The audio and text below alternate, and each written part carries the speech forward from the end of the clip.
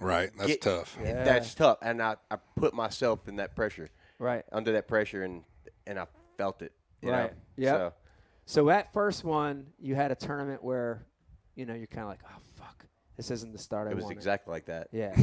How did you turn it around? How did you go from that, saying, fuck, to now you're sitting in a chair saying, I had a shot at AOY this year. I was a top 10 AOY. Yeah, dude, it's crazy. Like, it's really crazy. Seriously, all right, we'll go event by event. Dude, I went to Tennessee River. Yeah. We knew this was going to be a curveball in the event. It was going to be a very tough fishery, not known to have a ton of fish in it. Yeah. We were going at a weird time. It was going to be cold. It was drawing down, I think, not much in the water. And, dude, I had the worst practice anybody could ever have. Yeah. And I heard that from a lot of you guys during that practice, too. I heard that echoed. Where are we at now? Tennessee River. Oh, yeah. It's I heard tough. a lot it of was guys saying that. extremely tough. Yeah. We had a bunch of weather come through there, too. Yes. Yeah. Water was muddy. It was just a weird and tough event. What's up, dog? Hey, I just want to jump in real quick. So Tennessee River, Yep, that's where we're at. shit was getting real. Market. It was tough. It was tough. Just want to let everybody know we're now live on Facebook and YouTube. Oh, cool. I just redid mine. I think it worked. Yeah, so redo that. That's why I was on my phone, everybody. Oh, all okay. good. All right, Yeah, let's do a yeah. toast here real quick. Yeah. There we go. Let's do a toast. Get that out of the way. First of all, I want to toast you guys for coming into the studio. Yeah. Thank Dude, you, Mike. And Thanks I want for to having me. also toast Brian the Carpenter and Rizzo for making plays. And Jason on that back end. And giving Jason us on the back support. end. Crying Thank you. baby in the background. Thank you. Surviving Stingray Yeah. thing. By the way, we are Get to that. toasting to Tin Cup Yeah. Rye tonight. We're drinking the rye. The rye? Cheers, guys. I'll take it. Good job, guys. Oh, that's good. Oh, that's good. All right, Smooth. Brian, we waited for you. We're going to talk about the Sharks here in a second. We waited. for you. We stopped. we got all night. But Right. All right. So second tournament, and you're having a shitty practice. Shitty practice. Dude, I'm talking bad. Like, Yeah. put it this way. I had no idea what I was going to do the first day of the tournament. And this is where, like, good team partners come in, dude. Me and Lee work well together. Dude said, literally, you need to go here. It's the warmest water I found. It's got shad. It's got a bunch of bait. I know it's going to go down back here. Yeah. I said, dude, I got nothing else. Like, seriously, I just had the worst practice ever. Went back there the first day, caught 2 fish. But I was at the cut line. Like, I had a good one. Right. Caught That's 2 bass. that's how tough it was. That's how tough it Yeah. was. So I said, all right, I know what I need to do tomorrow. Just going to hunker down in that warmer water and just grind it out. Caught a little bag and, like, shot all the way up to, like, long story short, top 20 in the event. Finished, Wow. like, 19th or something. Yeah. I'm like, all right. Now, that 86th place finish is a Yeah. wash. Yeah. You know, top 20, washed it out with that top 20. Now, That's my, like a- now that's my like season's a, fresh. That's like a turnaround tournament for you. That's exactly and what it came was. at a good time. Yes. Second tournament in. Yes, dude. Let me stop you for a second, because I want to ask Lee about this. Is having a bad practice sometimes better than having a good practice? Because what you said right there reminded me, in my career, a lot of my very best finishes happened when I had that same thing that you were talking about, where I'm like, shit, I ain't on anything. I'm not. And I talked to Ish or talked to Johnny Cruz, who I was rooming with at the time, and I said, well, I'm not really on anything, but I got a couple bites doing this, and you just go off that. Is having a bad practice sometimes okay? You never want a bad practice, though. That's what, Right. Yeah. That's just like You saying, don't I don't feel- want to fish at my home body of water. Right. You know, it's the Right. same thing. Right. But you'd be surprised how many times a bad practice ends up to being a good tournament. Yep. Right. And even the stuff I gave Caleb, wasn't my best stuff. We worked Yeah. together, but obviously I'm not going to say, hey, there's 25 pounds on this rock right here. Go Right. smash them Yeah. before I get there, But I had a little area that the water was warm. I didn't know why. There's some kind of hot water discharge there. I didn't know where it was coming from. Yeah. There's bait everywhere. I caught some fish, and I was like, hey, dude, because I had enough elsewhere. I said, Yeah. go in here, grind. You're going to catch them. He was confident in me, and he went in there, and he figured out more than I did when I was in there, Yep. So sometimes just fishing, Yep. just grinding it out with a little bit of confidence is the way to do it after a bad practice, I think, and some of those are your best outcomes because you don't know too much. You're had it free-minded. happen. You're free-minded. You're not Yeah. clued in on something, trying to ride Right. a dying pattern or Yeah, something. you might So see a it's- shad skip out, then you throw out there and Yep. catch one, and Right. practice you did it 10 times, didn't catch one, Yeah. know. So Yeah. it's one of those deals that confidence, once the ball gets rolling, is huge. Yeah. So you've got momentum now. Yep. You got a turnaround tournament at Tennessee River. Yep. What happens next? Where we go next? Pickwick? Yeah. You caught him at Pickwick. Pickwick. Yeah. Yep. That was a. I really liked that tournament Boy, caught him all year. because we were fishing flooded conditions and it was like a brand new lake. Yeah. It was like. I got a great story. All right, I need to erase off of everything because this is Dyke Live. I didn't think about that. I did too. I did just now. Literally, this is the type of weather we had blow through Pickwick. Tornado siren. Day 3 of practice. Everybody's normally off the water, doing their tackle, getting everything ready. We had a bad storm coming. It was no secret. This was projected to hit. Tornadoes. Creepy horn sirens going off in the background. Like bad. There were. That stuff's crazy. Straight red band. I can never get used to that shit. It was. I hate that. Yo, stuff. it's eerie. It's like It you're is in a eerie. movie or something. Dude, this is exactly what it was. But we knew a day before. So everybody, be off the water at 3. Everybody. Literally. Everybody Get off the lake. Literally go back to the hotel, start calling him. I'm like, yo, dog, it's coming. I see it. And I know he's on that far end of the lake where you don't have much service. Yeah. I'm like, all right, nothing. Next thing you know, I'm going back. I do all my tackle. I get out my stuff cinched down before the weather hits. I'm ready to go. Everybody's blowing me up. They have a tornado siren start going off at the takeoff. A what? Tornado siren. Straight up Alabama tornado alley is going down. Stuff's for real. crazy. Tornado. And I knew I watched the news. I'm like, oh God, dude, I think Lee's on that side of the lake. And I'm watching where the tornado's coming from, and my phone starts blowing up, and it's everybody at the campground that are in the shelter. Oh, yeah. They're having to evacuate. They're like, dude, Lee's truck's still in the parking lot. Where is he? I'm like, I don't know. I've called him, but he ain't answering. Lisa's calling me, the tournament director for Bass. She's like, do we need to call Coast Guard? What do we need to? I'm like, I'll go put my boat in the water because it had just passed. Yeah. Literally, I go uncinch my boat, put my boat in the water, and it's still black. And it's 3 hours before dark. And it is prime, twilight, daylight. Yeah. Take off down the lake. I'm like, I guess I'm going to run to the bridge, the Natchez Trace Bridge. And, dude, I get down there, and it's raining. It's pretty bad. And I'm like, I'm going to look for Lee. Dude might be dead or floating up on a bank or something. Oh, my God. This is really what might be going down. Up to this point, he has not answered his phone. It was bad. The whole Elite Series was calling because my truck and trailer were the only ones left in the parking lot. Let me say this, dude. I'm on. My fiance was calling, freaking out. Everybody. Lisa, the tournament director, they were all Yeah. looking for him. So, they were all calling me, and I'm like, I don't know. All right, I'm going to go look for him. I'm on the north end of the lake, and I see one boat. And I'm like, that's Lee. Turned my boat, and I went straight to him. I just couldn't see nothing. I just knew I just needed to let that boat see me because I knew he was too fast. I was hauling ass. Yeah, you too. were going. I was You doing were 80. I know. I said I just got to get in front of him so he sees me. I literally just cut right in front of him, shut down. I'm like, oh my God, you're alive. So my side of the story is. So wait a minute. So you were still out there practicing? Yeah, well, the lake went up 8 foot, right? 4 foot. solid Okay. 4 foot. 4 to 6 foot, whatever. So I saw this coming, and I'd never been to Pickwick, and I was on them. Everybody was on them really good. True. So I'm sitting there going, I've seen this a million times. The lake's about to jump up 5 foot, and because it was drawn down, Right. so it's about to go to full pool. Yeah, they And a do- little bit. yeah. And a little bit of both. It's about to go full pool in a day. I Right. said, dude, I don't know what Caleb knows, Canterbury knows, whoever is the local. I said, man, I got to stay out here in this stuff. Hide from it. And when it gets to the tip at the end of the day, I got to be there the last second and know what pond I can jump into, Right. what cypress trees I can reach, and what reeds and stuff like that. So I went to the other end to get away from it.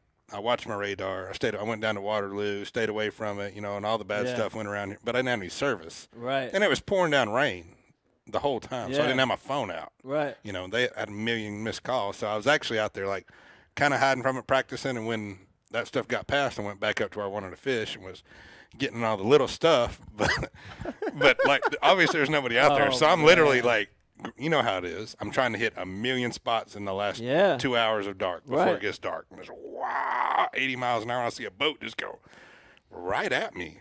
And I'm like, what the Who the hell's this asshole? No, I was pissed. Straight up. I was like, what the hell?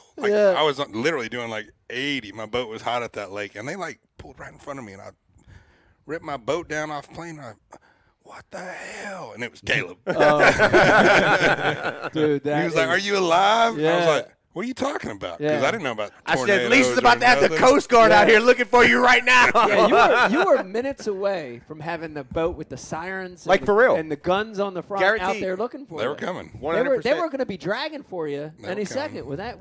with hooks and anchors. Yeah. It was a good story. Now, I want to know though, did that last minute practice pay off? It did. It did. Sure did. Okay. It did. Yeah. Not saying I caught all of them there, but the second day I caught 22 something where I figured out where I could get into. Wow. You know, the first day I, fished my stuff, and obviously everybody knew everything was changing, but I caught all my fish off of an area I'd already found. But it was that day, that morning. I'm talking about from that morning to the next morning was night and day. Right. You know, it did pay off. Yes, it did, big time. How many days did we postpone? 2 after that? I think 2. 2. Because And the flood, the parking lot flooded. Right. Kept It was- steady rising, Yep. rising. Dude, and it then was eventually floaters, it peaked and started and coming then back. it came down. It always pays off. Yeah. That's why you always practice till the end at the last day. Champlain, the same thing. Last day I practiced till the end, and Yep. I found some fish that he ended up doing really good with. Yep. Yep. I mean, you never know what you're going to find. You never know. I'm a big believer in that. You never know what you're going to find. I'm You never a know what you're going big to see. believer in practicing hard. Now, is the bass practice still set up 3 days with the day Yes. off? So we don't have the meetings anymore. No Right. day off. No day off. No day. Oh yeah, sorry about that. Okay. No day off. But so there's no meetings. So there's no half day. So Yeah. like normally you get off the water 2, 3 o'clock, go hit the meeting. There's no meeting Yeah, anymore. 3 full days. 3 full days of practice. That's nice. Yeah, it is. Yes. I like the day off, though. I do you too. did I have a day voted off for the at day off. We just re-voted on it Yeah. now. I voted for the day off. I think it probably won't get voted for, Yeah. but I like the day off. Yeah. Because I tear up too much stuff in practice I got to fix. I can tell you this. I just got back from Oneida, and I did 3 dark-to-dark days, and I was so exhausted. Like, I'm an old guy now, so I was so exhausted. If I didn't have that recovery day, I would have been toast when the tournament No, started. I'm for the off day. Yeah, I'd be for it. If Yeah. I ever came back, I'd be Well, for you just it, never but- know what you're going to tear up, or something might break in the last hour of practice that Yeah. you can't get fixed for the tournament the Yeah. next morning. It was my argument. Yeah. The other thing I used to lobby for the day off too, besides recovery, was like the fan stuff interaction. True. Right. So Good great thing. day to do that. You know, if, Yeah. if there's like appearances you got to do, or You could have like a corn dog eating contest. you could have or a corn something. dog eating Yeah. contest. Riz? Absolutely. Yeah. You ever did one of those? Yep. Yeah. Yep. Yeah, you win. Undefeated. Yeah, real quick. Let me re-remind No bites everybody. taken. Let me re-remind everybody, since I know we had some Facebook issues earlier. We have the Facebook like and share contest going on tonight. Please like and share the feed. If you do that, you're going to be entering a chance to win this amazing gift bag. Riz, we got any IMs coming through already? You wanna let a couple fly? Yeah. So actually, shout out to everybody on the IM board for helping us get through those little bit of technical difficulties with our audio there. But the first question that I have on here for is it's actually for you, Mike. Jesus. Burn from Deptford heard that you might be fishing in a kayak derb this weekend, and he wants to know how you're feeling about it. Are you excited to kind of change gears and get back into the kayak scene? Very excited. Who was it? Vern? Burn from Deptford. Burn. Okay, Burn. Very excited. Yes, a kayak tournament this coming Saturday. It's a Bassmaster kayak event on the Upper Chesapeake Bay. Here's the great thing. The winner of this tournament not only wins a nice little paycheck, but gets to go to the Kayak Classic Nice. in conjunction with the Bassmaster Classic. Really? So there's a chance if I win Saturday, That's what I'm talking I about. might see you guys at the Classic. It's this tough year. out there, man. Good luck. It is, isn't There's it? a lot of bait out there, though. Yeah, There's a lot of bait. A lot of All bait. right. Well, I feel good. I feel confident. I got a couple. I'm gonna sneak out there for a couple days of practice, so I will be out there fishing. Yes. Yeah. That'd be awesome. Awesome. Eddie Morvis, that's it. Well, That's it for right so, now. So what happens if you win St. Lawrence? If I win St. Lawrence, I'll make the Classic. Ooh. Yeah. Hey, good And what- And job. qualify both. for the elites. Yeah. I might qualify for the leads. I'm second in points right now. Really? I saw that. Tournament I saw it. Yeah. Hey, saw good it. job this week. No doubt. I know I not. appreciate Congrats. that. I appreciate that. Yeah. Thank you. Thank you. Good job, Mike. I like to win points. I've actually fished. I fished opens for a lot of years. I started fishing them when they were called invitationals. That's how long I've been fishing. Really? I like fishing the Yeah. opens. And so all those years, going on 30 years of fishing opens, my best year ever was a third place finish, and that happened in 2002. I ended up third in points that year. That's crazy how tough it is. It's tough. So to win points in the opens is actually really prestigious. It might. It's Dude, not- I'm with you. I mean, it's not as That's crazy. prestigious as that, but dude, opens are stout. You guys have fished opens. Yep. They're good fishermen. I like at the open opens. level. Yeah. Yeah. So And it's a gauntlet. You do just like They make you a better angler. dude, totally. yeah. Like you're gonna be on a tough fishery. It's Yeah. gonna be tough. You're not gonna be on a total whack fest like you were just saying, dude. You got to fish for a Lot of boats. A lot of boats, A dude. lot of locals. A lot of locals. You can't. Yeah. I mean, people aren't shaking fish off. You know, people are catching fish constantly, Yep. and chances are you're not going on the biggest lake in the world. Yeah. Well, tell us a little bit about this week. Yeah. doubt. No. Might as well. Yeah, no, a night it was good. It was the fishing sucked. You know, it was not good fishing. I fished off the beaten path stuff. That was the key. Y'all had some weather changes though, We had from weather. practice to the tournament, because y'all's first day of the tournament, I was leaving the St. Lawrence in Clayton and drove by y'all, and it was blowing sideways and raining, and I was thinking, I'm glad I'm not out there. During practice? No, the first day of their tournament. Yeah, it was challenging. The first 2 days, it was challenging. So But I think their practice was kind of glass where you catch them on top water. Practice was Maybe nice. I don't know. I was just talking to De Palma. practice he said you it could changed. get around. Yeah. First day of the tournament, it blew out of the east, 15 to 20. Second day of the tournament, it blew out of the northwest, 20 to 25. Ooh. Dude, that lake gets nasty. Nasty. Like, I would never It sets thought a up little very bitty lake would. unique. Like it's like this way. It's not weird. This way. Right. Dude, I've never seen storms brew on a lake, and like you go from like to oh shit, so many, so quick. Like, Now, what do you think causes that? Is it like a lot of the lakes up there run I'm being serious. run north and south, right? Like Yeah. like Champlain runs north and south. So like as a storm is as a front's coming through, generally you get a lot of east and west wind, right? Yeah. As the front's starting to make its way in. Is that what makes it so crazy? Is because like I don't know, you dude. Get those, I think those crosswinds, storms or- brew off the Great Lakes. Caleb, describe what the scientific process is with those noises you were making Right. earlier. Yeah. I'm down for All that. right, so I'm from South Louisiana. We talk with our hands and we talk with noises. Do this. You either know what I'm talking about or you don't. Just do it. That's just how it works. Kind of like the noises you were making last night after that eagle rage touched you. Ooh. Hey, can we hear about that? What's going on with your I finger? think Can it's we get an time because update? I'm like dying This to tell might it. be a good segue, Brian. I think so we're revisiting. Yeah, that. we already we going talked into it? about you guys had an amazing trip. You got to take these guys shark fishing with Johnny, which was cool. Johnny. I want to do Johnny. that. I want to do that trip It's a too. blast, dude. So, Brian, tell me, was it a smooth night? Did everything go good? You guys have caught a few sharks. Like butter. Like butter. Like the production of this show tonight. Okay. So it was good. It's outstanding. Okay. Did anything out of the ordinary happen? Well, a lot, you know. It was wild. They got to see a taste of the Jersey Shore. Jersey Shore. We were yeah. in Sea Isle. Yep. Did you see Snooki? Jim Tan Laundry. Yeah, she was Jim there. Town Laundry. The cabs, was the there. cabs were not there. There was no cabs. Yeah. No cabs and no cab Snooki? there. Come on, Brian. There's no cabs. Yeah, quit going around. You're beating around the beaten path right We'll now. get to that. I thought we were going to paint the picture of the All right, whole paint- evening. paint the picture. I'm it with was you. a good night. You know? Sorry. Got out there. Johnny's got the setup. You know, it was, he's a block off the beach, so he's got the cart, the whole deal. Yeah. 3 rods. Good neighbor. Yep. Yeah, great neighbor. He had the cut bait. What were we throwing? We had bunker, Bunker. kingfish, We were and missing- some ray. We were missing one key bait, though.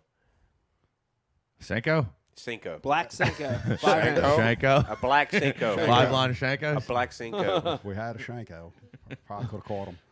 But Sharks. yeah, so we got into them, dude. It was dope. You know, Johnny casted some lines out, kayaked, one out, just trying to get a vibe for where they're at. And Yeah. they were in closer, I think. Yes. Yeah. Yes, because he did kayak one out there about 10 miles. Yeah, but that's the one that broke too. Wow. Yeah, that's true. True. Yeah. Huh. Keep rolling. Anyhow, yeah, we got into some sharks. Lee caught the first one. Caleb missed a couple. Couple. Did. Totally booted the hook set. I did. I did. Straight up. What is the hook set for a shark? You're right. So You grab the rod and run. he You sets just the run rod, towards the sand dunes? That's what I did. Yeah, he sets the rods in the holder with the drag all the way loose, right? Yeah. So you get the bite and you see the rod doing that. You pick the rod up. Now you got to tighten the drag up. Yeah.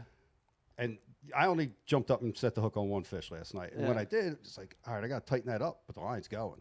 You know, Right. it was taking lines. Yeah. It was like, So you run towards the beach? so you're getting like half turns on it to tighten it up, kind of getting ready. Actually, I opened my bail up. That's what I did. Too. Yeah. So the line's coming off, so it's hard to turn the drag. Because Yeah. he was taking line. Yeah. So I tighten that drag up, kind of get ready and click it over. Just lean, Right. Caleb, he ran towards the one you did hook, or the ray. Yeah. The ray that you hooked. He ran towards the ocean. I had to coach him up on this one. Opened it up. He ran towards the ocean, locked it, and then just sprinted towards the beach, up Yeah. the dune, and set Right. the hook. But yeah. It's legit. It's awesome. sounds Dude, the fun. rod just loads up and line. Yeah. I feel like we're beating off the beaten path again. Yeah, I feel like we're trying to do a shark. Did any- video. I really think we are. Sorry. Is there I'm going anybody- to take this over. Well, here's what I want to know. Though. ahead, Is there get it. anybody out on the beach when all this is going on? There Are was you- like are a you couple people, some dogs rolled up. There's a lot of cops out there. A lot of cops walking lot around of the beach? Yeah. There's a marching band. A lot of cops. It's a marching band from Columbia. Okay. Yeah, they were actually out there. There's some people burning herbs up on the dunes. Yeah, there were some people burning something over there. Yeah. Smoking a little doobie up there? Yeah. I think they were. Burning leaves. I'm not sure. We shot some fireworks off. I don't Like know if at that's legal or not. 3:47 a.m. in the morning. Yeah. A box of TNT fireworks. TNT fireworks, straight up. Yeah. Shout out to TNT. Didn't even catch a shark. Just straight up said, "Let's light this box of fireworks." And they were donated from Bassmaster. So They thank were. you, They were. Bassmaster. Thank you. Appreciate Thanks, it. guys. But yeah, so Caleb caught a big cow nose ray, Big one. and that's prime bait to cut the arms off those things. So we Yeah. were sawing the arms off, and Johnny was in charge. No, John, he was in charge of the tail. Yeah. He had the tail with some pliers. He had the tail with some pliers, and something happened, and that tail got loose, and it touched me. Steve Irwin. Oh. Yeah. It touched you. Oh, it Eye touched me. on him. Did it get you? Or Dude, he behind was him. already missing an arm. I think the other arm was I sawed think, off. He had I a think knife. Caleb's hyped up enough that he should tell this story. Like for some seriously. Go ahead, you- get it. I am. reason. I feel like he's losing- not talking because he wants to tell this I story. am like I'm losing my mind right now. So many details are getting passed up on. Go ahead. Like I might have to get physical with this one. Yeah, So stand up. like seriously, Brian's like, I don't know if I should touch him, but give me the knife. So he's got the knife in his hand, and he gets to cutting these wings off. Liability. Straight up liability cutting. I was talking about you. Why? And he is like sawing. Yep, there you go. He was a straight up dude. He's sawing the He's arm. sawing. He's got one completely off. Yeah. He's got one off. He's home free. He's got the other one almost all the way off. Juan is just sitting there with the pliers holding the dang Juan. stingray Johnny. like this. Seriously, he's holding the tail like this. Yeah. Nothing else is happening. And Brian just goes, he's like, and he goes on the stingray, stinger, and he goes, ah! And what's his next reaction? Drops the knife and goes, punches the stingray in the forehead. Wait. So then it's like, dude, it's like blood everywhere. Yeah. Like, his arms are cut I'm off. like- He's got punched It got in him. the A head. stingray And I'm stung just- Brian. I'm The like, first thing I said is, I'm like over there. I'm like, oh my God, Steve Irwin died that way. Oh, yeah. Right Like- to the heart. Like, not Right. good. no, That's not good. I remember the first thing. So he nails me, right? And I didn't go leaning towards the tail, whatever. He attacked me. And He attacked me and jumped up out of nowhere. and I remember I jumped back and I'm like, oh, because it hurt, it stung a bit. And I said, oh no, they got the enzymes and these guys are already laughing at me because I got hit. And then I said, they got the enzymes, because I've been ganked by an intercoastal catfish that's got them things. Yeah. Oh, that hurts. Oh, yeah. The same hurt. Yeah. Yeah, they had the enzymes, but they loved it. For 2 hours. I die. They got the enzymes. I had So to go- what did, after you got Lot of after you got enzymes. hit, what did you do? Well, I got a tourniquet, wrapped it around my neck, and Your neck? no, I wrapped it up, but the burn just doesn't go away. It just gets worse and worse and Yeah. worse. No, he went up to Johnny's and Yeah. poured hot water on it for like 3 hours. He was gone the whole night. Hot water's right. That's Yeah. all you're Yeah. supposed He to do. peed out. Not He did cold, pee on hot. it too. Peed on it a couple He peed times. on it. Yeah. Like Lee That's a said, lie. That's correct. You No, gotta pee on it. hot's correct. It was hot pee. Yeah, but you don't pee on it though. That's no. a sting. Jelly- That's a jellyfish. jellyfish. You actually have to shit on it. Oh, God. Oh, no. Yeah, no, it took about 45 minutes to an hour of just running that water. Blood was just like spraying out Like- all over the bathroom. Yeah, kids. It was pretty bad. I felt bad for him a little bit. So then, like, the whole time he's throwing his little fit. Get out of here. Like, no, like, for real. Go ahead, Caleb. Keep going. That was a fit. I'm like, we're sitting in these chairs. Me and Lee are just sitting down listening to the beach and music, whatever. John Anderson. Like, straight up John Anderson playing on the phone, just watching rods. And Brian's like, He's like right here, like, and he don't like how much we're laughing, so he's like throwing a little fit again. And he sits down, and there has not been a wave. No, that's when he came back. no, no, it's it was before he went before. washing. Really? Yes. Okay. Trust me, I think. because I think it's when you came back. I don't know. It was when the tide was the highest. the waves had never been this high all night. Right. Now there's not been one wave come this close. And he just Proof. goes, and he rolls back On his back. on his back, and a wave just comes and Out just of nowhere. nowhere and just washes it. And then like, oh my God. Soaking wet. Takes him out, soaking wet, bleeding from his pinky. That's when I lost it. I could not catch my breath. I was laughing Because he so was hard. rolling back and he was too committed. And the wave just like got him. Oh, yeah. Swallowed him. Brian, you think Like it there was- was no stopping it. Do you think it was a wave from God? Like all the bad Straight things up. you've done over the years? Cleanse you. Third one in 24 hours. A wave from God. So, or came about on 27 Sunday. hours. So the night before, Yeah, you had a bad weekend, dude. I'm having a great weekend. I saw him almost die 3 Despite times. it, yeah. So the night before, I took him. Lee got in, and we shot down the Chessie. Yeah. Got out in the water, fished a bit, went back to Connor, Rich's buddy, Connor's place.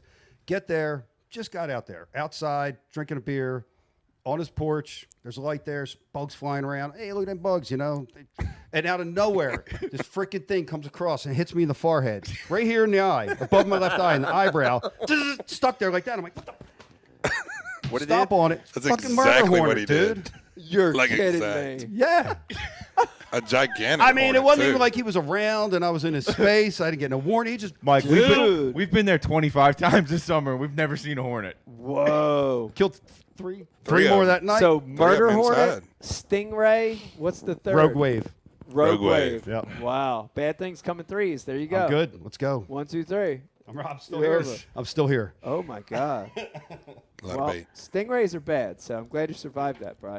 Oh God, I feel so much better now that I've got that out. Yeah. What kind of setup were you guys using for that deal for the Sharks? Like, how big was the rods and the line? 11-foot. Yeah, they're rods. probably 12-foot rods, 12-foot 50-pound braid, 200-pound mono, Okay. 4-ounce sinkers. Yeah, we got a few people on the board wondering about that. Like, Wow. how heavy's the weight and the line, all that stuff. Yeah, he had 4 to 6 ounce weights, 200-pound leader, so you can pull them in with a leader.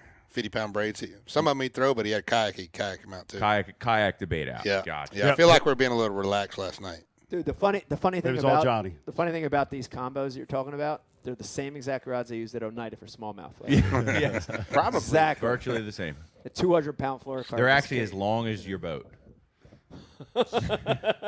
Yeah. Speaking of your boat, Ike's boat just chimed in on the message board and said, "I get my ass beat like a dominatrix every time I get launched with a new whip." All right. God. What? Go get your boat off the board. Yeah, Lee, your boat's on the message board too. Don't worry. That guy's they're Yeah. gonna wins a chime in. prize. I feel like we told Johnny to do the wrong thing last night. It may or may not be Juan. Oh my That God. sounds like drunk wood. I want to get back. Yeah. I want Right? to talk about. Yeah, let's talk get about back, serious Caleb. I want to stuff. talk about your season. So you got a great Tennessee event, and then it seemed like to me watching it, it springboarded for Yeah, there. dude. So you just I got on you the started momentum getting deal. on the wave.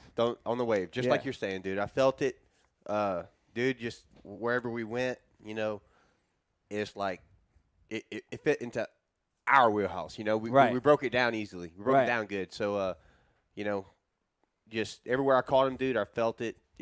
Like you said, last year that thing I was talking about where you just didn't feel it and you were just in a slump. Yeah. Like you said, Yeah. just that wave. Yeah. Got on the wave and rolled it out, dude. I lost a lot of fish this year though. So like Yeah, you did, dude. I'm holding myself to a standard. Got a lot of bites. like that, so that's the other side of the coin, dude. You keep telling yourself, dude, I'm doing what I got to do to get the right ones to bite.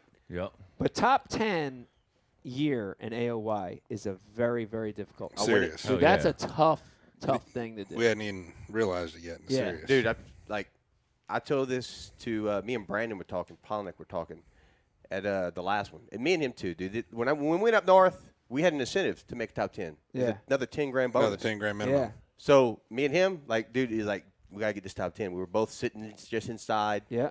We're gonna go to Champlain and St. Lawrence. Let's go get this top 10. Yeah. Go get this extra 10 grand. Yeah. Ball out. I was outside of it even, I think. Yeah. Yeah, you were like 14th. Like 13th, something Yep. like that. Yeah. Yep. So like, I said, let's go do it, dude. Let's go put in our work and to get it done. I wanted that bad. Yeah. And me and Brandon were talking. Like Brandon's like, I want to win. I'm like, Brandon, like, I don't think I'm on the fish to win, but I'm gonna go get this top 10. Yeah. And after that, Brandon's like, bro, you got it done, dude. He's like, that's a big deal. And Yeah. I cast, I saw him. He's like, dude, that's a big deal. It is a big deal. And like you're saying, we didn't realize it yet, dude. It's the truth, dude. Yeah. In my career, in fishing the elites, I think I've only did it 3 times. That's got crazy. To the top 10. That's Wow. insane. So you're talking about a 30-year career, not all of it in the elites, but a 30-year career, and only 3 times was able That's to break crazy. into that top 10. That tells So you how that's an hard it is. accomplishment. No shit. That's dude. a big accomplishment. That's crazy. To be there. I want to tell you this too, and I do want to put you on the spot for a second. All right. So we've got a lot of fishing homies in this area, big fishing community in South Jersey here, Yeah. Oh, yeah. and a lot of people that I talk to that are fans of Bassmaster. They're watching and they say, "Oh man, who's this Caleb guy? Man, he's good. Where'd he come from?" And they kind of forgot about your other years. They Right. think you're like new this year or whatever. And I had to sort of put them on the spot and say, hold on a second. You've worked your ass off to get to this point. I Right. want you to talk about that a little bit because I remember your rookie year because I was still fishing the elites your rookie year. And one of the things, and I've told Brian this before, that I'm really proud of you for this, which is, dude, a lot of guys get out there and they fail miserably. But I watched you your first year. You had struggles. I did. And you took it in stride. And I appreciate that, you dude. failed with pride. I appreciate that big I time, watched you taking those mistakes. That means a lot, dude. And learning from them. Like, you know what I'm saying? Like, Yeah. learning the hard way. Yeah. You know, like, nothing comes easy, right? So, like, I remember watching you having some tough events. Dude, the event would get over, and I could see you wanted to learn. You wanted to get better. You wanted to grind. You wanted to keep grinding. That means a lot, dude. Talk about that a little bit. Dude, Mindset. it's all mindset. Hey, Dude. kind of tell them when you started fishing too. When I say started fishing, like fishing tournaments. 2014. Caleb's raw. Yeah. In a good way. Say what? In a good way. Yeah. I bought my first bass Yeah. boat in 2000. That's where you need to start it with. 2013, I bought my first bass boat. 2013? Yes, sir. He's dangerous. Holy hell. Yeah, dude. Wow. Yeah, That's dude. crazy. That's like a That Rizzo sounds story. like this guy. That's a Rizzo story. Dude, don't get me wrong, I've always fished. My grandpa, my dad have always taken me fishing. Yeah. And my dad always liked to sockeye fish, crappie. Yeah. And my grandpa liked to bass fish, but I was always bass fishing, you know. And but dude, so like when I busted on the tournament scene, I had a couple buddies, Damian Clements and my uncle. He recently passed away. God bless his soul, dude. He got me into this big time. He said, "What you doing tomorrow?" This is how it started, and it was like, I don't know, dude. 2012. Didn't even have a boat. Yeah. He was like, "Come fish this tournament with me." Like, bet. I threw a green culprit 7-inch worm all day, and we caught 15 pounds and won. Like, on like an old school 70 Abu Garcia seat, Yeah. 5,500. 5,500, whatever it was. reel. Yeah, 5,500 straight up, seat. like straight up. Yeah. And I'm like, oh, man, this shit's easy, you know? Like, You're gonna pay me? like straight up. I'm Like, gonna get money to do this? Yeah. oh, yeah, I get, Wow. man, I've been hunting all my life, dude. Wow. But so then, you know, I'm like, all right, get a bass boat. Won a tournament back home, a big tournament back home, like a 250 boat tournament. 2 months after I bought my bass boat, and then that's when I got sick with it. Yeah. Like, I'm like, all right, It bit you. bad. Yeah. Like, literally spent all my winnings on running tournaments back, you know? Yeah. So lost my job. You know the whole story, dude. You know, I was fishing Nation, I was fishing the Open, just trying to see where I fit in. I wasn't really pursuing it hardcore. Yeah. Lost my job, qualified for Nation.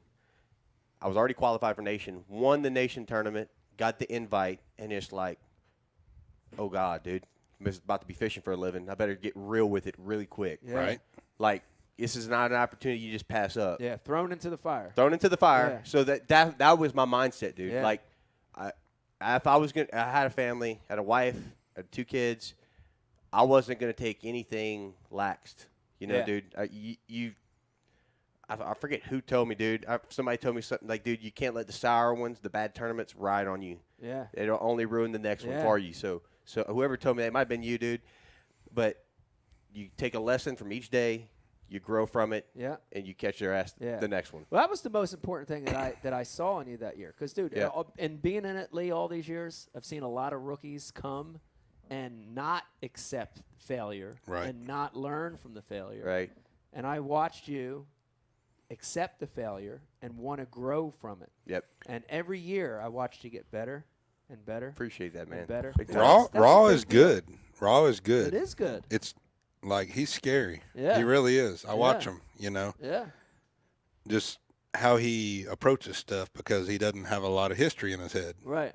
You know what I mean? Yep. Compared to me that have guided forever and done all, and like he'll do shit and I'll be like, why are you doing that? It's stupid Yeah. in my mind. Guess what? He goes and catches them, Yeah. you know? It's a youth. He'll have 20 rods out there. I'm like, why Yeah. you got all this stuff out there, dude? You know? Yeah. And he's like, well, this, and this. I'm Yeah. like, you know. Well, That- guess what? He's going to do 50 times more than me. Yep. And at the end of the day, like he kind of practices like you. You're Yep. like that, you know. Oh, yeah. Me and Brian talked about that. You know, Yeah. your stuff's on high 24/7. Yeah, I don't stop. Yeah. and you know it is what it is. The more stuff Yeah. you try, guess what? The more stuff you're going to figure Yeah. out too. So he's a raw angler in my mind, in a good way. Yeah, that you raw know? mindset. I think He's dangerous. It's important. Like the Appreciate best that, homie. analogy I No have doubt. is with we've talked about it before. My son Vegas. He's 10, and he is as raw as you I can love get. it. I love and that he dude. analyzes. He looks Yep. at stuff different than because he's That's what he not, does. He's Right. not jaded. You know Yeah. what I mean? He's Yep. not jaded at all. And it's good. Open-minded in the truest sense. Like, He's not scared to go over there and flip one green mat that's 1,000 yards over there because he's from South Louisiana. There's one green mat over there. Guess what he's going to do? He's going to go over there and bloop. They got a Yeah. bass in it. Put me, I'd be like, that's not worth my time. I'm here. That's not the deal, Yeah. Yeah. So that's his deal Yep. in my mind. He's dangerous because he thinks outside the box a little Yeah. bit. Yeah. Appreciate that, dude. It's awesome. Yeah, Riz, I know you got some IMs coming through. What do you got? Yeah, so Frank in Michigan, it kind of ties into, what we're talking about here. Like, Caleb, you had a rough couple years, and now you've kind of broke through. Obviously, there's some guys that have had a few rough years in a row. And, Yes. and this year, the elites, they're going to be doing a cut. Guys aren't going to be getting the invite back next year to fish. Frank in Michigan, want you guys to talk a little bit about that, how you guys feel about it. Are they cutting too many, not cutting enough? Going Yeah, on and that a little bit. that's not all finalized yet. is We true. we just all voted 2 days ago. We got our survey, I think 3 Yep. days maybe, and we have till the 4th to do it. And we got different levels of survey questionnaires that we got to do 80, 90, or 100 anglers. Right. And I think I think we're gonna be at 100 anglers still. Okay. Who knows who all voted, but I think we'll be back at 100. So some of those guys are going to stay in that were getting cut. We were cutting 23 this year was the deal. Wow. Which is a lot. Yeah. That's a lot. So that none of that's finalized yet. It's a quarter of your field, man. It is, Yeah. dude. It's hard to go to 80 and cut that many people every 3 years. Right. Or, every year. Yeah. But, a new person coming in every 3 years, so to speak. Yeah. So it makes it tough for like the current crop or like the current group of anglers to really grow. You know what I mean? Because like, how many years does it take as a professional fisherman to really get comfortable 4. on the tournament scene, being used to the travel, being used to the time away from home? If you're turning that many guys over every year, like Yeah. Well, even there's there's a different clause in there. If you've been in the elites for 5 years, it's your worst. You know what I mean? Yeah. Like me, Right. Yeah, It's so there's just a lot into I've it. only been in it 3 years, so that's all I got. Yeah. right. You know, I was gonna say that question right there, Rich. I mean, how many years does it take? You got a guy that's been in it 3 years and 4, There you go. right? Yep. Dude, it's a process, and he'll tell you the same thing, dude. From the minute you leave your house to a week before you leave your house, the tackle prep, the homework that you do, it's Yep. a process. It's a learning process and it's not necessarily what you think you have to do. It's what works best for you. that's Right. the best statement ever because me and Caleb are like night and day. Straight up. And we're yeah. best friends. He'll be out there doing tackle, respooling every reel, like 40 of them every night. I'll use the same floor I used 5 years ago on a reel. Brian and Seriously. Carpenter. With the same. I will. Seriously. We top 10 Gunnersville a couple years ago together. 19. Hell, that was 19. 19. My first year. And I was catching a lot of them on a 3/4 ounce white swim jig out in deep eelgrass. And I hadn't retied the knot from the first day of the tournament. We were in the 4th day of the tournament. And he was freaking out on me like, "You're not gonna put any line?" It was like a half a spool of line. Yeah, I was like, it's like half a spool line. no, Like, dude, it's 20-pound test. It's not gonna break. that's you know? awesome. So everybody's different.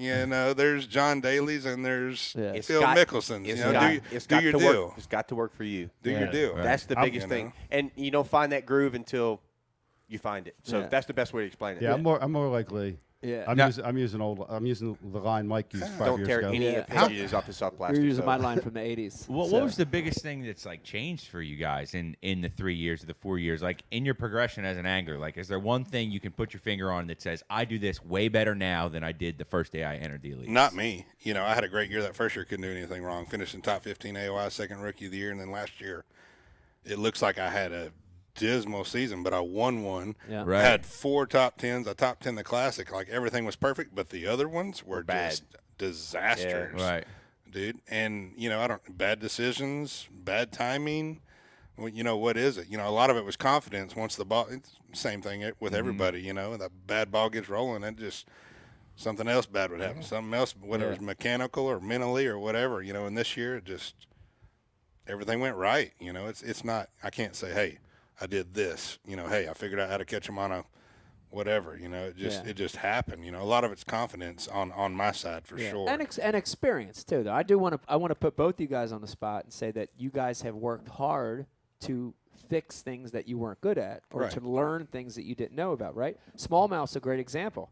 I know both you guys went out of your way Yep. in years prior to learn smallmouth. Yeah, I stayed up there last year for 2 weeks. Stayed up just there like last this. year. Caleb, I know I would you've go been up working. early. You're right. I would go up early. That was You'd my go deal. up early. Yep.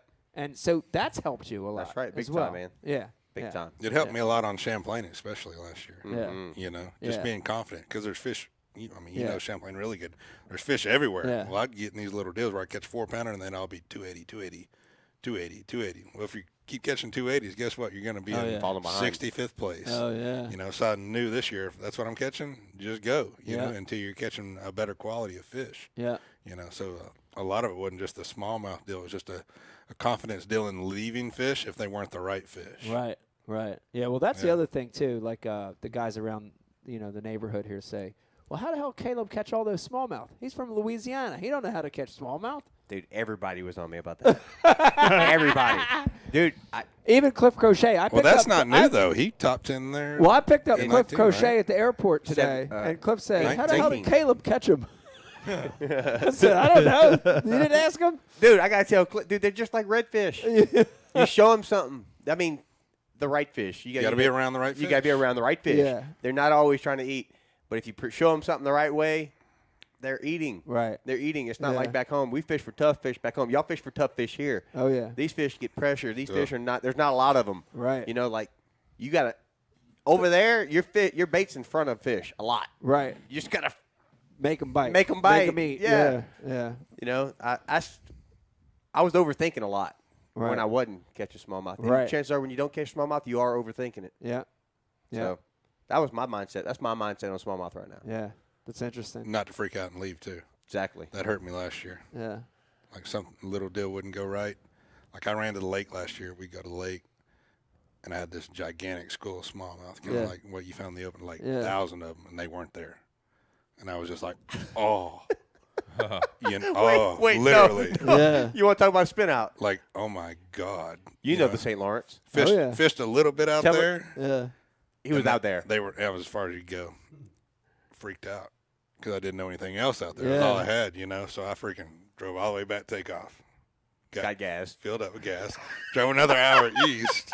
Whoa. Hey, And I caught him. wait. Caught like 19 pounds in like 45 minutes. Boom. Hey, it was awesome. dude. It was 12 o'clock, Wow. and we blasted off. He went left, and I went right. Yeah. I went to Brockville, Moorestown area. Yeah.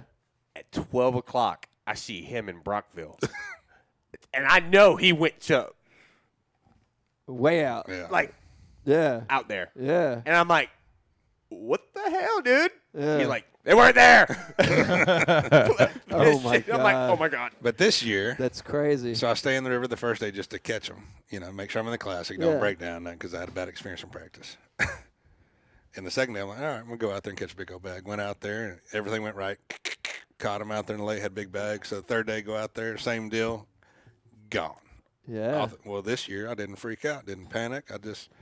I fished till 11, couldn't find nothing. Said, all right, let's go to a point I'd never even fished out Yeah. there. Pulled up on it and, used my Humminbird live, literally for like 15 minutes, nothing, didn't freak out. Boom, found a big old school of them, caught 21 pounds almost again in 45 minutes. Wow. And cruised back in, just a confidence deal that, Yeah. hey, man, they live out here, just keep looking. You're going to Yeah. find it, whether it's shallow, deep, So They a lot do of move it's just a lot. confidence. They move Yeah. a lot out there. They yeah. move a lot. Yeah. Yeah. I mean, you hit it on the head right there with like what one of your progressions as an angler. Yep. The year before, you freak out and leave. This year, you say, all right, That was they it. can't have gone that far. Dude. Where'd they go? That was my biggest deal my first year, dude. It was about making a cut, about making that 10 grand. Because Yeah. it was Yeah. so strapped. Didn't Yeah. know how to make it work. Yeah. I'd catch a decent bag on day one, put myself right around the cut line. In day two, the pressure would just like take over, dude. Ugh, And I would like a freak out, and freaking spin blanket. out, spin out. Yeah. And seriously, I'm boys with Charles Bohr, and we were at St. Lawrence River my first year, and I literally rolled up on him day two at 9:30 in the morning. I said, I got 17 pounds, and I got no more spots. I'm freaking out. And I know I needed. This was the tournament that I had 20 pounds on day one, and I was tied in a three-way tie for 50th. So, like, everybody had 20 pounds. So I knew Yeah. I needed over 20. Yeah. And I was, like, out of fish, out of spots, And, dude, like, he's like, you can't catch him if you're running around. He said that. I'm like, damn, it makes a lot of sense. So he didn't take you on a Uber ride through what city were we in? We were in Anderson. Atlantic City. Hartwell, wherever we were for Hartwell. I got to go fix this bilge pump real quick. Let's get a build problem. Sounds like my old boat. The bill just keeps running and running, never shuts off. No Nonstop. doubt. Oh, Yeah, the okay. float switch is stuck. Yeah. Oh, what's There's this like about? a fucking Senko stuck in there, Yeah. and the float switch. Well, while he's emptying the boat, it's a great time to take a commercial break. Come back. Yeah, let's take a little commercial break. Let's get the AOI. I like that. I like that. Been a good show so far. I hope you're enjoying it. Hang in there with us, dude. We got a lot of show left. When we come back, we're going to be cornering Lee on some stuff. In the third segment, we've got the one and only Seth Feider joining us. Got a lot more coming. Plus, we're giving away some great prizes. Hang in there with us. When we come back, more Ike Live.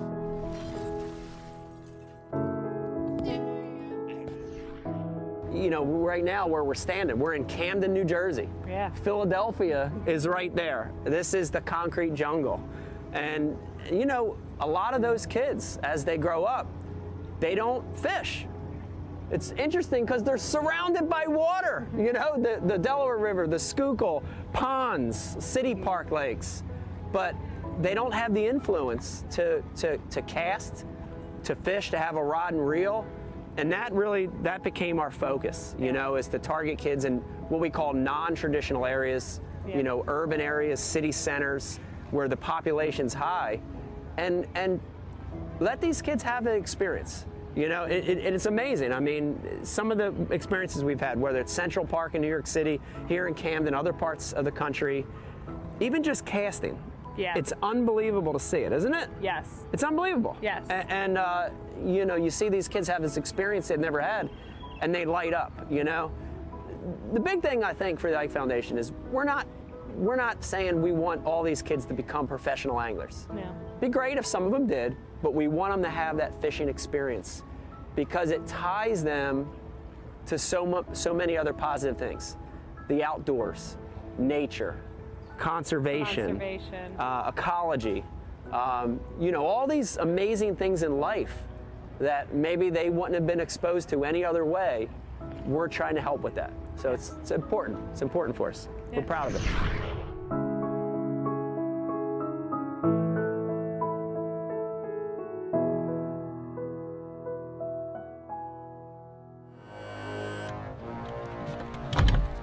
TH Marine has been producing top-of-the-line marine accessories to rig boats from transom to trolling motor for decades. From jack plates to fish care to LEDs, TH Marine has you covered.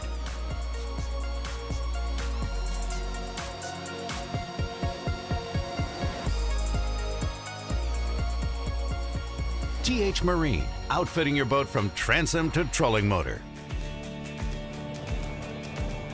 At Founders Brewing, we asked ourselves, what if we brewed a beer perfect for any occasion?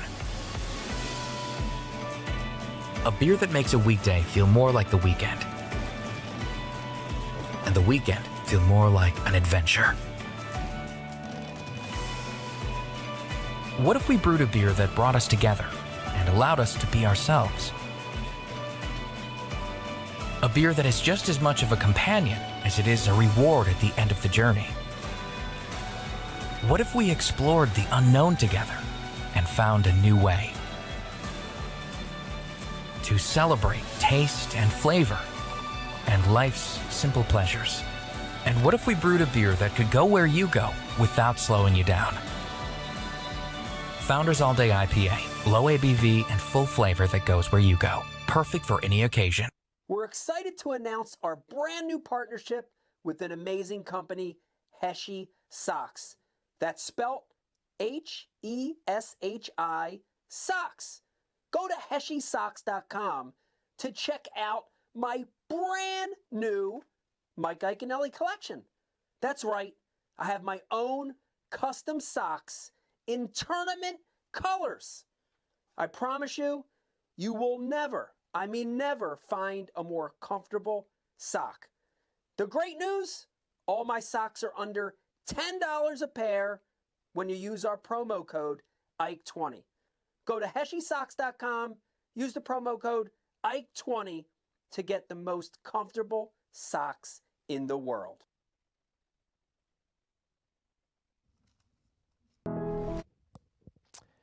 Hey everybody, welcome back to a brand new Ike Live. I hope you're having a wonderful Sunday. I know we are. We're having a good time.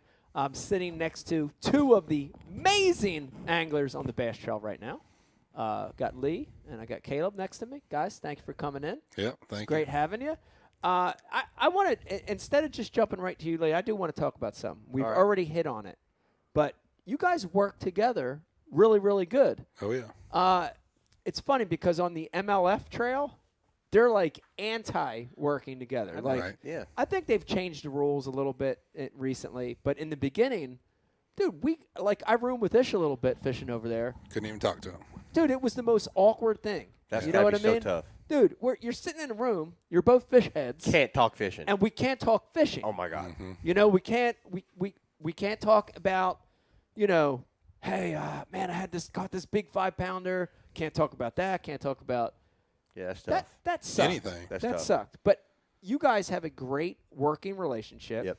Talk a little bit more about that. Lee, talk about Well, that. we're not just, you know, a lot of people think, oh, they're just giving each other waypoints to No. everything. Yeah. That's not how it goes Never. down. You know. Sometimes, Never. yeah. I mean, Yeah. you know, sometimes it is. Okay. You know, and a lot of it's, hey, if he shows up and says, hey, dude, third day of practice, I ain't caught a bass. Yeah. Guess what? I'm going to say, hey, go here. You're going to survive kind of Right. deal, you Yeah. know, like Yeah. we talked about. And that's happened a couple times on both of our sides, you know, Right. not just him, me too. So, you know, a lot of it's just, you know, we'll call each other, whatever it is, an hour in, 5 hours in, whatever it is, and say, hey, man, I caught one on a buzz bait on a cypress tree, or hey, I caught one on the incoming tide, you know, in a canal, not in the pond, or stuff like that, just like the Sabine. Yep, We that ended was- up literally like fishing each other's water almost. Right. Some of it, you know, Yeah. like we both had areas that we did good in. You know, like I was fishing Taylor's and he was fishing the Natchez. And we both kind of said, hey, man, I caught him here in the Natchez. I was here at, like, I caught some fish in a pond in the Natchez that I Right. could just kind of barely get into a canal that was sketchy to get into.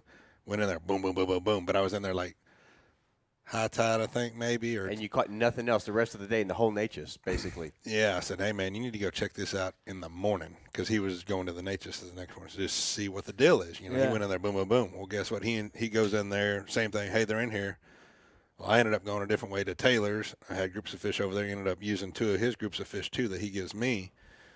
But he took what I told him and what he'd found and turned it into, the fish had moved into the canal. He can tell you more about it. Yeah. Like the fish had moved, or he couldn't catch it. His tide was different, whatever.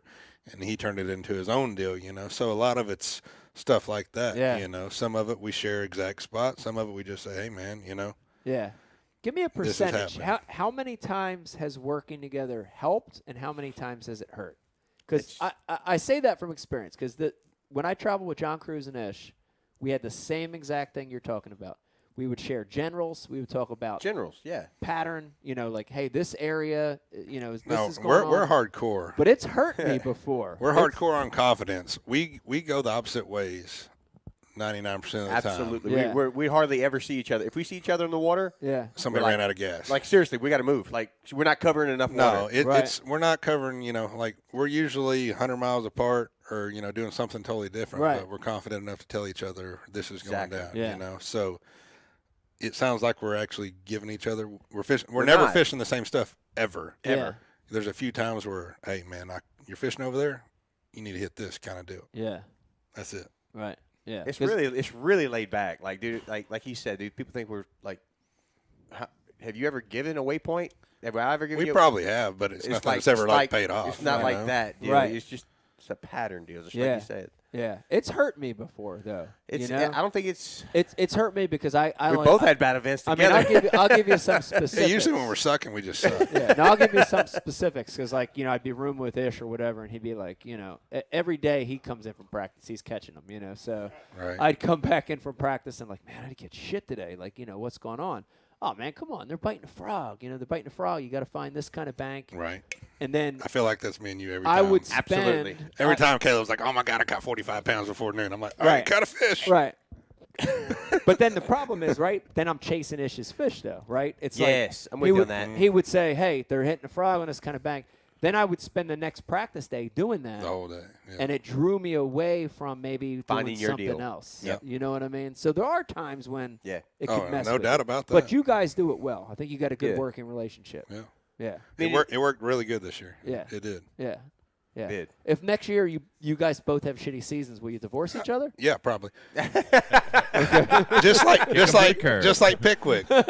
He could catch him behind the dam at Pickwick in that current. Yeah. And I tried every day. Yeah. Every single day. Every single day I Caleb, went up to that unique dam. strategy And behind I that tried, dam, and I didn't could not catch them. Wow. And he just said, "No, man, just stay up here. You know it's going to happen. I'm catching." I said, "Dude, no, I can't catch him up here." I knew there was donks there. Whoa, gone that way. So you got to know when to tell them no. Yeah. Lee, did you try throwing an anchor up there? Oh God, I hate you.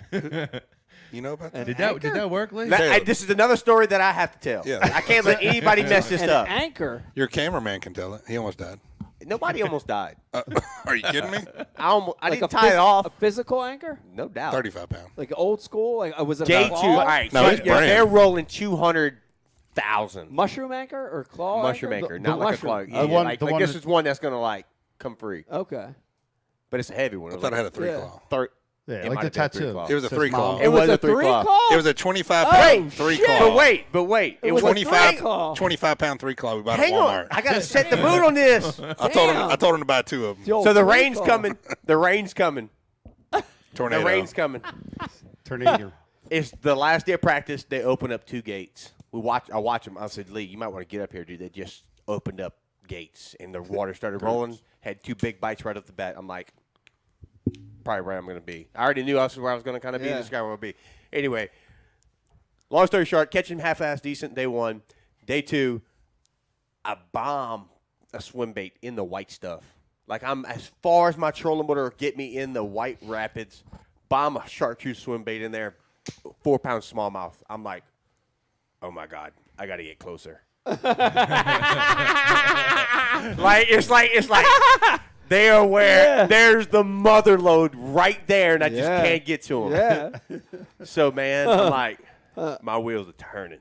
I'm like, my trolling motor's on 10, and I'm just like, man, if I just had an anchor, I could just throw out and just,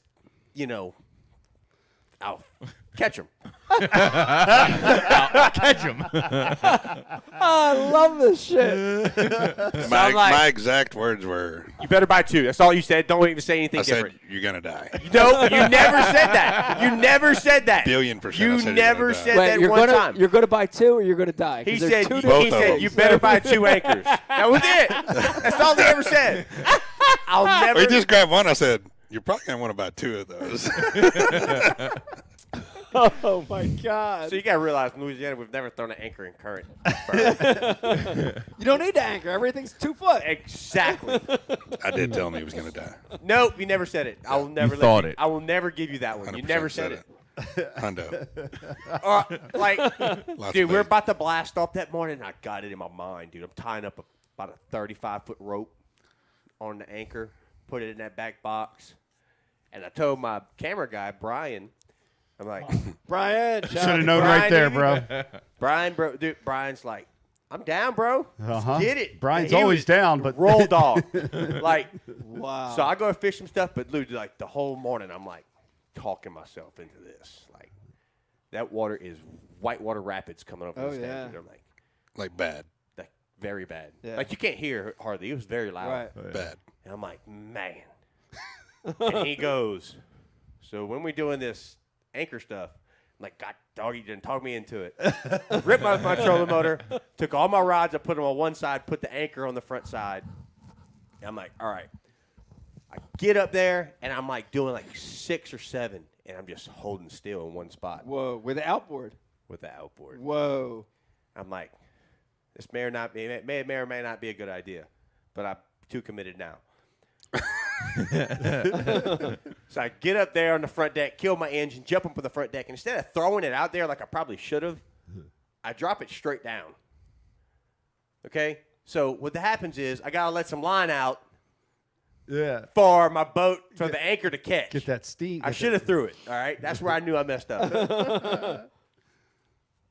It starts ticking the bottom, and before I realize it, my boat's going 5 mile an hour backwards already. Yeah. Like, I'm like, oh, God. Bouncing on the bottom, and then it bites. And it's not tied off or nothing, but shit, the rope's in my hand. Thank God. Thank was God not it wasn't tied tied off. We had a DT 21. Whatever your boat is, 21 Express.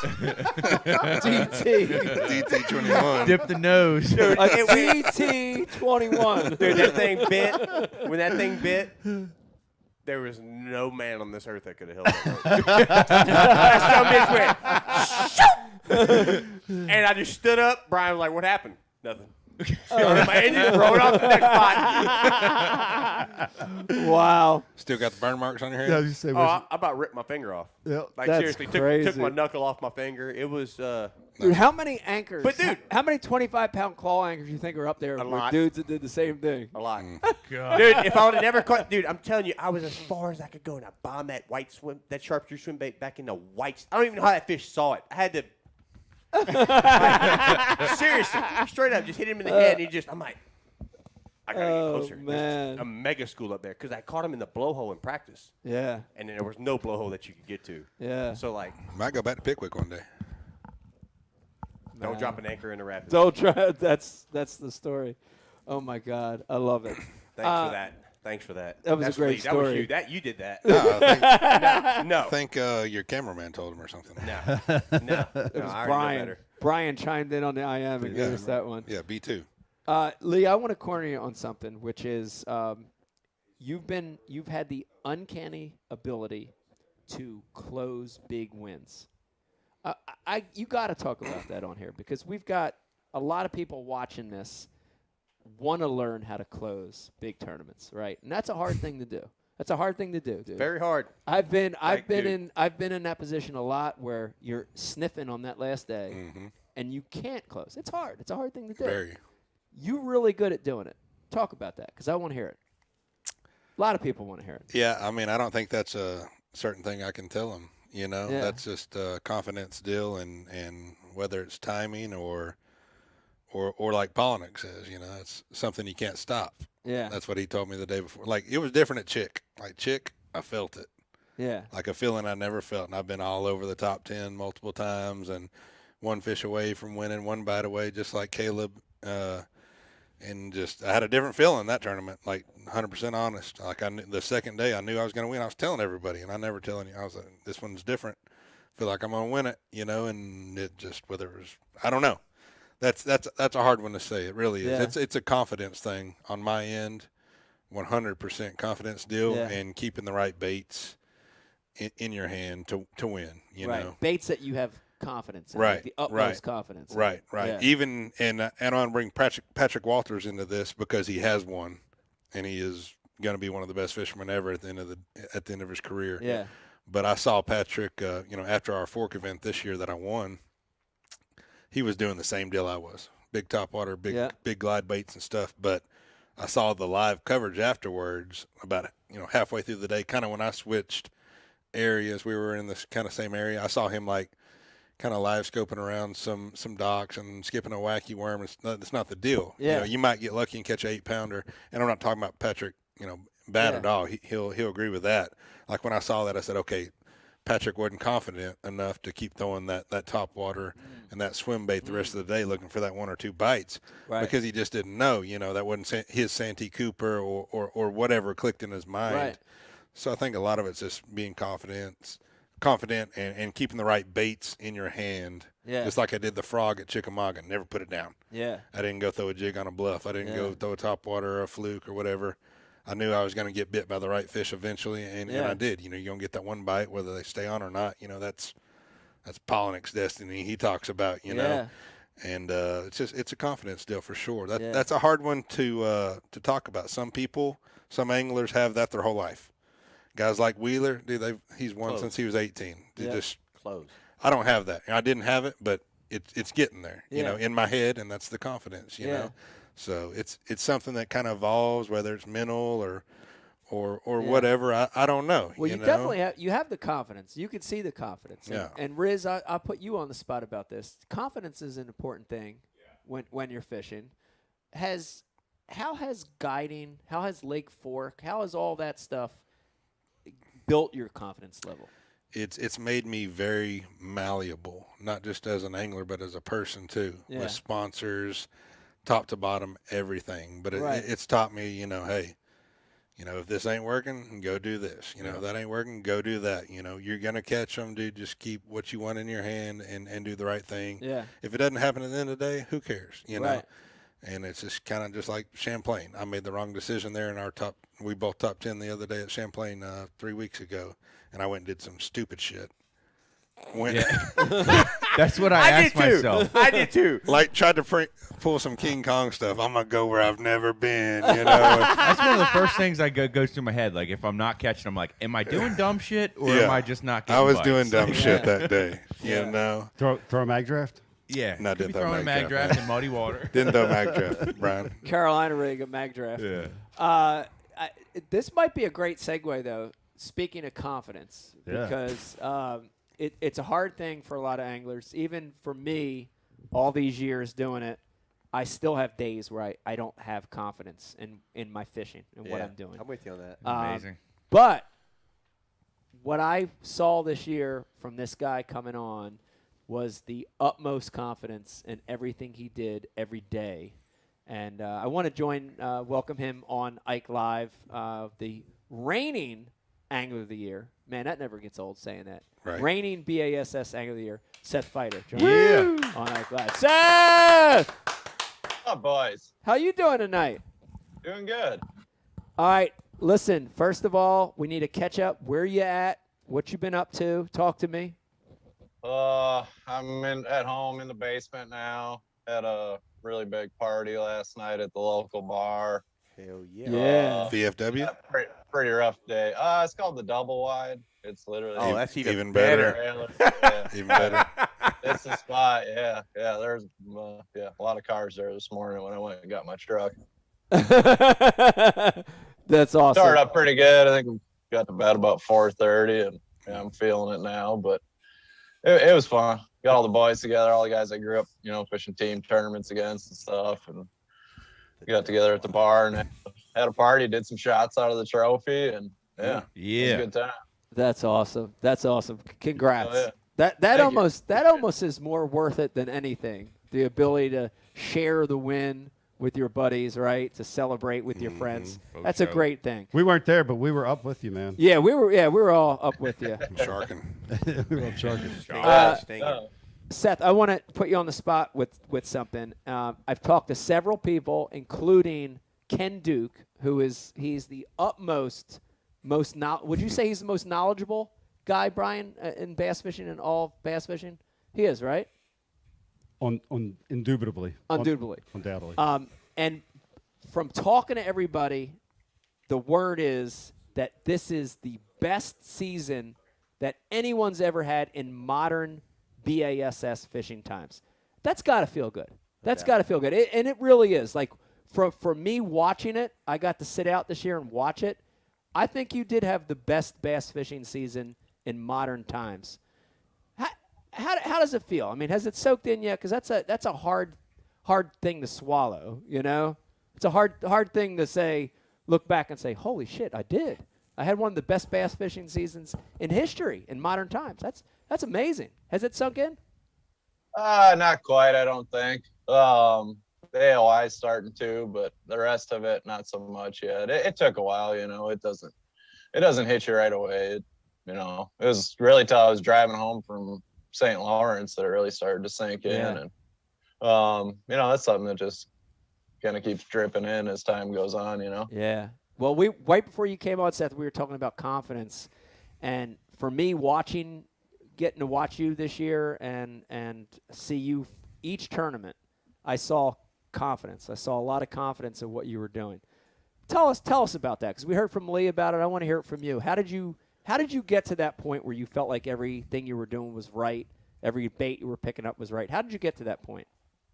That's just from the beginning as soon as you start fishing, just built up over the years and stuff. And I used to suck down south, and I was always questioning, what I was doing, and have to refish through areas with different baits just because I didn't know what, I wasn't confident that I was covering the water right. You know what I mean? And now I'm starting to get a lot more confident down south. Not quite to the point like when we go to a Champlain or something like that, but definitely a lot better. I know I used to try to complicate it too much and oh, this is a bait I got to throw. This is what all the locals catch them on, you know. And it's like, I realistically, there's a dozen baits I throw that I feel good about, I'm confident in, and I know they'll catch bass down south, and just kind of fish the thing I noticed most about this year is like I fished how I wanted to fish every single event versus, you know, doing what should be the deal on paper. You know, you look at a certain tournament in a certain place at a certain date and you're like, oh, it's going to be, you know, like Gunnersville, for example, that should have been a full-on ledge tournament. No doubt. Big crank, spoons, swim baits, all that crap. I get there the first hour or two I'm there, noticed there was quite a bit more milfoil than I'd ever seen in the lake. Picked up a flipping stick, and it wasn't my best finish, but I had a good finish. I got flipped grass the entire time instead of, you know, chasing around beat up ledge schools with a drop shot or a Ned rig or spoon or however you could catch a couple of them out of it. I got to fish all by myself, you know, didn't see another boat, had all my areas to myself and fished exactly how I wanted to versus, you know, playing musical chairs on, you know, half a dozen ledge spots hoping they fire when you get there, you know. Yeah. What the thing I'm curious about, Seth, and we talked earlier with Caleb about it, is I got to watch you from the beginning, from your rookie season.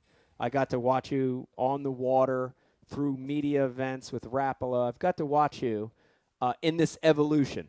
We call it the evolution of Seth, right? How did you get to this point? Because we've got, dude, a lot of young anglers are watching this. They're going to watch it. They're watching it live. They're going to watch the replay, and they're saying, holy shit, I want to be this guy. They want to be you. How did you get to that point? Because your early career in bass, you weren't making those same decisions. You didn't have that same confidence. How did you get to this point?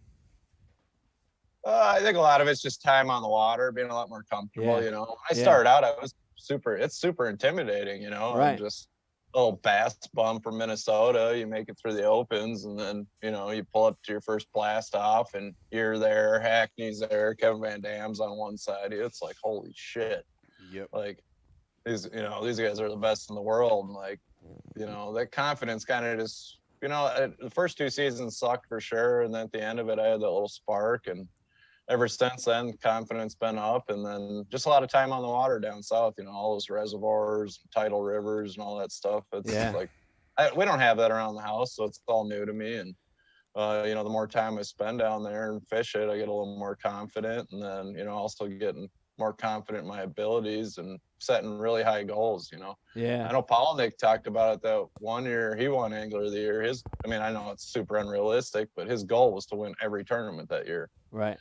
And my goal had always been to win a tournament, you know, or before that, the first couple of years, it was to get 50th place, you know, get your 10 grand check. That was the goal. And now this year I said, I knew it was, you know, never going to happen and unrealistic, but my goal this year was to win 3 tournaments. Obviously we didn't win any, but it's, you know, shoot for the star or shoot for the moon, aim for the moon, land in the stars kind of deal. You know, you're never going to hit right where you aim, but you know, just setting unobtainable, you know, goals that seem astronomical and crazy and trying to do that, and then you end up doing something really good, you know? Yeah. And I'm curious, this is a question for me. Has the way you approached practice changed as your career has evolved? And if absolutely. It has, tell us about how it's changed. A ton. Like, I used to, like, want to see, like, the entire lake. You know, really, and it really just gets you in trouble in practice because, you know, you spend one day on the upper end, one day in the middle, one day on the bottom, and then it's like you got a couple good spots on the upper end, a couple good spots in the middle, a couple at the bottom, and then it's like you're gonna spend half your day running trying to fish all that stuff. And now I kind of just pick a section of the lake I think fits me the best. And really, now I spend like all 3 days of my practice kind of in you know, a third or a half or a quarter of the lake, whatever it may be, just to try to, you know, I want like 20 good spots I can fish in one day, or maybe not good spots, but I had a bite here or something, you know, that looked good. I'd go through that again kind of deal. And then also, like, not getting bit doesn't bother me near as much as it used to. Like, I used to And looking back, like a couple of the tournaments where I've had like the best practices where it's like I'm gonna smash them end up being really bad tournaments. And a lot of the tournaments that I've had really good results at, I've had pretty mediocre practices, you know, a couple bites in one area, like it's kind of all I got. I'm going to stay in there all day and make it work. And, you know, like learning the areas during the tournament more so than like really trying to like practice everything in an area. You know, if you go on like one little creek arm and you flip every lay down, every dock, and you really get stuck into what happened in practice. You know what I mean? It's like I got bit on that dock and I got bit on that dock, and like you go there and you pull up and you fish that dock and you don't get a bite, and it's like you fly to the next one where you had a bite, you shook off or whatever, try to catch that, don't get it, and it's like, well, you know, maybe it's not as sunny as it was the other day. Now they're just on these laydowns in between the docks. Yeah. Where if you just get in an area that you like and, you know, you've committed, you're going to fish in there, you fish it with more of an open mind. And like, you know, you might catch one on like a square bill just going down the bank versus, you know, trying to go back to every bite you had. And it just changes too much to like count on like exact spots. Especially down south, it seems like up north's a little more consistent, I think. But Yeah. You get on them reservoirs down south, those fish just get too much pressure to just Smart. Yeah. Yeah. Now sit on one lay down for a week. You know what I mean? they have an apartment there for a week, sublet for a week.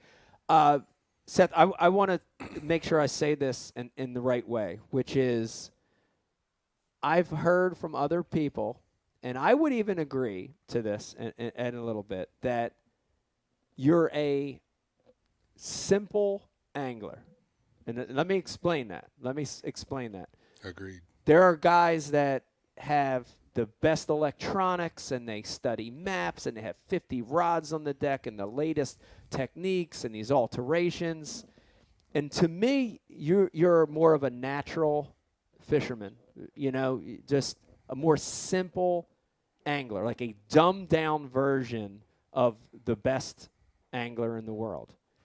Would you agree with that? Would you agree with that analogy about you? Absolutely. I think there's a lot of truth to that. I think you saw that this year with the AOI race. I'm not that old, but I feel like I'm kind of an old school fisherman versus, you know, Walters. He was kind of the guy I was duking it out with all year, you know. Yeah. He's got his head glued to the graph, staring at Panoptics 24/7, like chasing fish around. And like, I pretty much did all my work with, you know, a pair of sunglasses, a trolling motor, and a, you know, flipping stick. And I keep things simple. There was multiple times this year when I saw Seth fishing head. a spot Yeah. that he did good off of. Different tournaments where I just said, oh my God, why didn't I fish that? Yeah. It's not saying it's obvious, but like stuff that I knew or stuff that they should have been on that he did really good off of that I just never even looked at. So. Right. Yeah. A lot of visual stuff, you know, not a little rock or something I found with my side scan way out in the middle of nowhere. Right. Just like, you know, obvious stuff I've seen with my eyes, you know, running down the river. Oh, that looks good. Like, you gotta look at the bank. You gotta look at the angle of the bank. You gotta look at the rock on the bank. Yeah. You know, stuff like that. So you're not talking about like pre-tournament visualizations? No, you're talking about what he sees on the riding down the Right. Right. Yeah. Okay. Just not the other kind of visuals. You know, throwing 3 pompadours, that kind of visualizing where the fish may be or something. Oh, no. No, That's probably just like Logan fishing. Martin or something. It's different. I mean, I think the trend now with all the technology, like everybody wants to fish offshore. Like I feel like ledge fishing's about dead on the Tennessee River and stuff, just because everyone can find those fish so easy, and like the bank's becoming a lot less pressured. You know what I mean? There's always going to be fish on the bank, and as far as like keeping it simple, I don't have like, I think all that other stuff just makes it's more stuff to think about. You know what I mean? I got 3 colors of baits in my boat, and that's it. I'm not, oh, you gotta have this flake or this little strand of this. It's a white jig, a black and blue jig, and a green pumpkin jig. And like that's it. Like if the water's right for that color, you throw that. I mean, So it's possible then to overthink fishing, right, Seth? Like you can overthink stuff.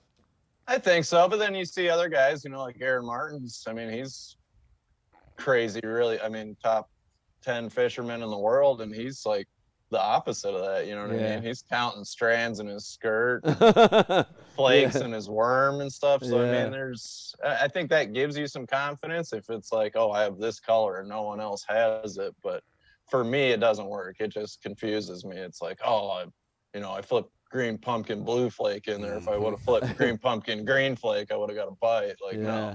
It is true that you are picky about your plastics, though. You don't like bent plastics. No, oh no, I hate bent plastics. You don't mess with bent plastics. That's why I throw away so much stuff. It's ridiculous. Let me remind everybody watching. We got a brand new Ike Live tonight. If you have any questions or comments, if you got questions for Seth, please hit us up. Riz is over here on the IMs, manning it. Riz, what you got for us right now? Yeah. Can't hear you. Hold on. Can't hear you. Bri. C. Bartlett over there, Mike. C. Bartlett wants to know, Seth, was there anything different you did this year as far as knowing when to put certain baits down and going back to what works really well for you? Like, was there a specific thing you did to keep yourself in your comfort zone while you were fishing? Oh yeah, just simplified my options. I didn't have anything on the deck that I wasn't super confident in. Didn't have anything in my boat that I wasn't, like I said, I pretty much fished the whole year on a dozen baits, and limit. I didn't have the options in the boat to do anything different. But as far as like picking up a rod at the right time, that just kind of comes with time on the water and just fishing the cover as it comes, versus locking one thing in your hand, And Anthony Geist wants to know, after your recent AOY win, have you been reached out to yet by Herbal Essences possibly for commercial time? Yeah. Oh, no, I got no shampoo deals. I don't know what's going on. That's coming next, the shampoo deals. Probably next. Yeah. And Wawa Hoagie Lady wants to know, does your hair need a perm or is it just so naturally luscious and flowing? Oh, it needs a lot of work. It's pretty ratty back there. Pretty randy. I don't know. I get some dreadlocks, so I got that going every once in a while. But yeah, if you got long hair, you pretty much have to either wear a hood or a ponytail when you run, or you'll straight up have dreadlocks at the end of the day. Dude, you look dope in dreadlocks. Yeah, it would be cool. Yeah, I could try it. Yeah. Now I got to tell you, so Seth, Brian and I and Riz, the whole crew here, huge fans of Bass and the Elites, and we got to watch you all year, and we follow your social media. We got to watch that the whole year as you competed, and more than your success on the water, what made Brian and I more happy was your social media post throughout the year. That every day you had a decent day and you had to do it again tomorrow. I swear, like every time that would pop up, if me and Bri were together, we would just start smiling and you would make us happy. Yeah. So I don't know if that was your idea or if it was your wife's, or if you have a genius social media coordinator. But thank you. Thank you for those amazing posts all year. Keeping it simple, man. Yeah, keeping it simple. No problem. Yeah. You had a lot of decent days. So. A decent bag. Got to do it again tomorrow. See you out there, guys. Yeah. It's just I don't know what else to say. It worked. It was great. Oh, yeah, it works. It made me super happy. Do not change it. Now, I bet you, I would say, did Seth have a camera guy in his boat more than anybody this year? Everybody. More than everybody. Every single day. He's like, oh, Seth got a camera guy. Okay. How many days you had EK this year? I think it was like 19 days, I think. Oh, Wow. That's impressive. That says something. I mean, leading AOI, catching them that good in the tournament to have a camera in your boat, dude. Yeah. 19 out of 36 days, pretty much. Wow. Yep. That's pretty crazy. Now, was That's a EK stat. with you every time, or did you have different camera guys? I pretty much had EK the whole time. One tournament, he was having some health issues, so I had another guy fill in. Actually, two different tournaments, I had a different guy, but I think one of them, because they don't like switching, if you get a guy that starts with EK and then was with him the whole time. I think I had Jake one time and another guy. That's a good like sub. the first tournament of the year. But yeah, Jake's awesome cameraman too. EK's a lot of fun. I like Russ too. Jake from State Farm, or Jake Lynch, yes. Jake from Colorado. Dude, Jake have his Latondres. camera going right here, his cell phone right here, GoPro off his foot. Wow. Straight up. While you're catching a bass. Wow. And posting it on his Instagram before you even realize Jake's what got the skills. He's a game rooster. insane He skills. is a He's game legit. Yeah. He is legit. Insane skills. Yeah. Now, Seth, I want to. Did EK win Cameraman of the Year? He should have. That's what Richard Dick Duckett wants to know. He's I not don't- rated, I don't- I don't know He's if there's AOI no- version of Cameraman of the Year. he's not rated E for everyone. He'll get you in trouble It too. gets you in trouble with will. classic, He will. like you said.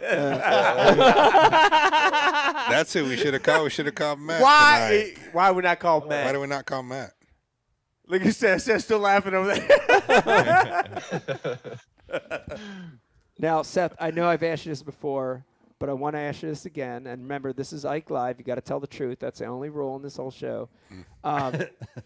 When the whole MLF thing happened, you were very adamant about staying with Bass, and we actually, I remember, back when all that was going down, we had some honest conversations. I tried to shoot you straight, and you made a decision to stay at Bass. That was an amazing decision for you.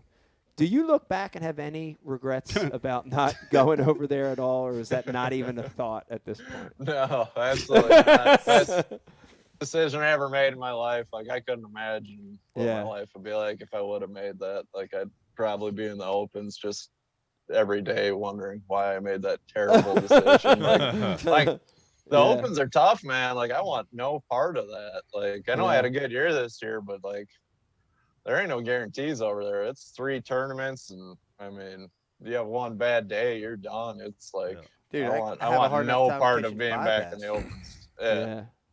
Seriously, I have a It's hard enough time terrible. catching 5 bass. When you tell me I gotta go catch 30 to do good over there? Yeah. Or maybe 40. 40? Yeah. Yeah, dude. Like, seriously, that's tough. Yeah. I feel It's that. a different game. It's a different almost, game. almost like a different game. It is a different game. Yeah, it's a different game. Well, I can tell you, I think you made a great decision, Seth, with staying with Bass. And, the AOY title is something that not a lot of people have. It's very prestigious, and I can tell you the one thing it does, and this is another hard thing that you got to grasp. It's hard, which is this solidifies your place in professional bass fishing. When you were a kid, did you ever dream about winning an AOY or a classic? Was that ever a dream for you? Yeah, more so a classic. I mean, that's kind of the one you always dream about winning. I never really thought much about winning AOI. I never really thought I was the caliber of angler to do it until, like maybe halfway through this year, it started to become a reality. But yeah, I think growing up, like, the dream was always to win the classic. That was always the big, Yeah. that's the only thing I ever envisioned, as a little kid or whatever, grabbing that trophy and seeing the confetti fall and all that. But Yeah. the AOI is no doubt harder to win, in my opinion, Yeah. just because the classic's 3 days, you get on some good stuff, you can win it. But I kind of always dreamed more about classic wins than an AOI win. But yeah, no, super happy to have it. And, I mean, that's something never take away from me, Yeah, well, it does solidify your place in bass fishing. I know it's going to change your career and life in the long term, but talk to us about the short term. Has anything changed in the short term for you and the family? Yeah. I mean, super busy the last couple weeks and stuff with the sponsor game. Like, Yeah. it got really good after that. I mean, I'd always kind of never really like ask for raises and kind of just let them do what they were going to do with me or whatever. But now I kind of got in the position where it was like, time to pay up, boys. As it should be. No doubt. As it should be. And what a great time to ask for a raise. They've never sold more fucking fishing tackle than in the last 12 to 24 months. So they're making a lot of money. So it's a good time to ask for a raise. And you do a great job for all your sponsors, Seth. I got to tell you, you do a really good job. Decent.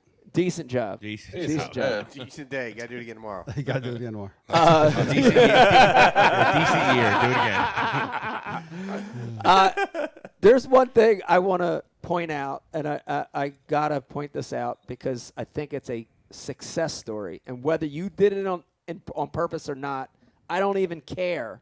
But I want our viewers and listeners to know this, which is in this sport, having a brand is very important, right? It's very important to have a brand and separate yourself from the other millions of guys trying to do this. And you've created a brand that is very authentic to who you are because it is who you are, right?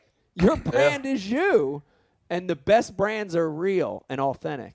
Right. Is that something you worked on, Seth, or did you just say, look, this is fucking me, I'm doing what I do, and did the brand create itself, or did you plan all this out on paper years and years ago?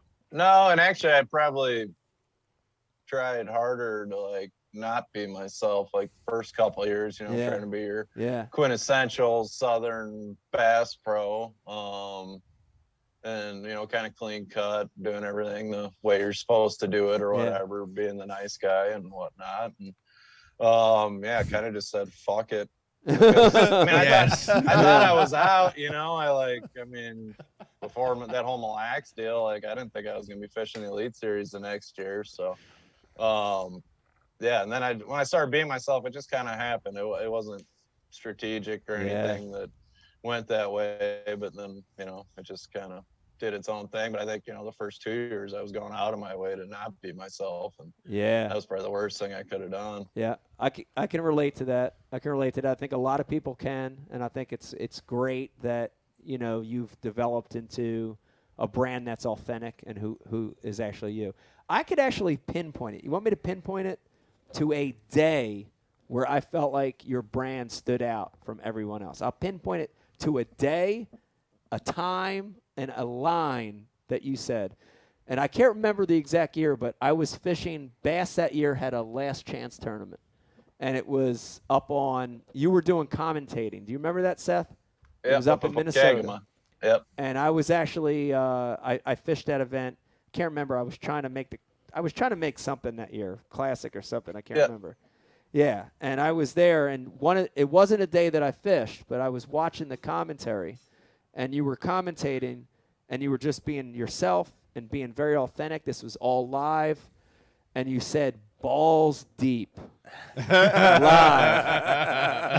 Seth, at that very moment, I knew, to me, that was the moment that defined your brand. And I said, holy shit, this is all going to happen for Seth. And as you said it, I was like, it's all going to happen. You remember that? I do. Yeah. I think Ish was like hooked one in the reeds or something. He was like digging up to his armpits to like get it. And then Mercer's like, if you had one hooked up and the classic was on the line, how deep? He set me up for it. Yeah. He's like, how deep would you go in the water? And there's only one answer to that. Deep. Yeah. Then ESPN called like 2 minutes later and informed us that you cannot say balls deep on the No? That was awesome, man. That is awesome. That's awesome. Hell You yeah. should be able to say that on ESPN. There's nothing wrong with that. Damn right. I would Sports think channel. so. It's only natural. Yeah. You could be talking about any kind of Basketball Way deep. natural. Yeah. Basketball, Deep ball. golf ball. I mean, yeah, it's all about balls. Yeah. Same sports. I'm with you on it. Yeah. I'm with you on it, Seth. Yeah. Had your back. Yeah. Good job, Appreciate Seth. I got a question from YouTube. Scott Easel wants to. What was it, Rich? Scott Easel. Scott Easel wants you to tell about your boy Matt Robertson's math skills and his amazing skills in his head. He's like amazingly smart for how dumb he looks. Yeah,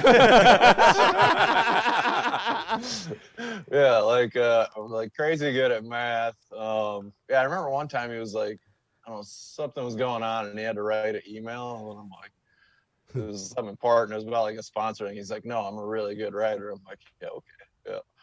And then he writes the email and read it back to me, and I'm like, it sounded like a college professor rather than like words I've not, like I would pay money, like I would bet money that he didn't know the definition to he was using and stuff. He's like sneaky smart for how dumb he sounds and looks. No, Matt's smart. Yeah, Matt's legit. yeah. That's that funny. guy. That's funny. So is anybody checking his math, or is he just blurting out answers? But I think everybody's too scared to second guess him. Yeah, I'm not smart enough. Because I mean, if you come with confidence with something, you can. He might be selling it. I mean, he's throwing out decimal points and stuff. You start rattling off that numbers. It sounds right to me. Yeah. Divided by pi, All right, Seth, I'm checking the Instagram. We've got one coming through from Bob Ott. And Bob Ott wants to know, Seth, would you ever cut off your hair? And does your hair give you power? Absolutely gives me power. Will never. I mean, I trim it, but it's always going to be long. Yeah. And that kind of started with a weird superstition, like back in just fishing the team stuff around the house. I always like buzz my head in the winter and then just never cut my hair throughout the entire fishing season. It seemed like, kind of August, September, October, I'd start having better tournaments and stuff. So I always caught them better with long hair. And now I don't start short. I just keep it long the whole time. No mustache and no long hair. I won't catch anything. Yeah, double zeros.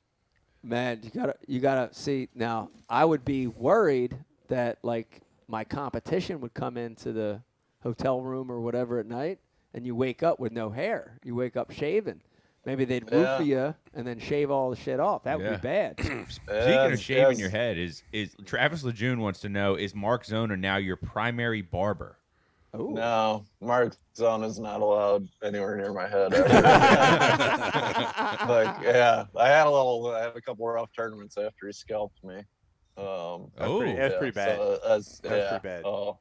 Yeah. Like he didn't even do a good job. No, it was horrible. It took me like straight 2 up hours butcher to job. clean it up. There'd just be like he like buzzed it, but like every inch there'd be like a full long hair. I had to like go back and trim. It was like he pretty much jackassed you. Remember Jackass? He'd run around He's the worst hair cutter on planet Earth. Seth, this is another question from me. A lot of times when you win something like this, like for me, it was when I won Angler of the Year Classic. You've accomplished these goals that you have. You say to yourself, "What's next?" And I'm sure a lot of people are asking that as well. What is next? What's next for you, and what are your goals now leading into the next season? Same as always. I want to win a regular season elite event. I got 2, but they're both AOI tournaments, which are kind of BS tournaments. They're not the same deal. Yeah. I mean, I'd want to win a classic always, and then another AOI would be really, really cool. I mean, those are the goals now. Yeah. They're good. They're good goals. I am curious too.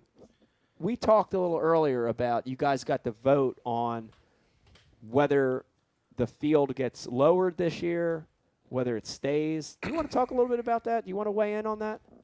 Yeah.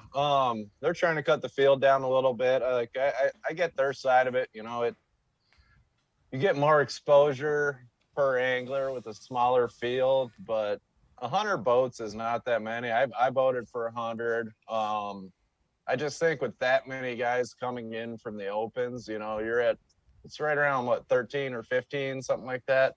13. To be down to like a 80 boat field with 13 new guys every year, I think you're better off at 100. You're going to get to a point where you're going to, people finishing outside of the top 50 are going to be on the chopping block and points. And that's really, it's not a good year, but it's not, it's not like you're 90 something getting cut. You know what I mean? I'd like to see the 100 boat field stay. Even at 100 boats, it's pretty rare that on the lakes we go to, I pull up somewhere and can't fish where I want to fish. You know what I mean? Yeah.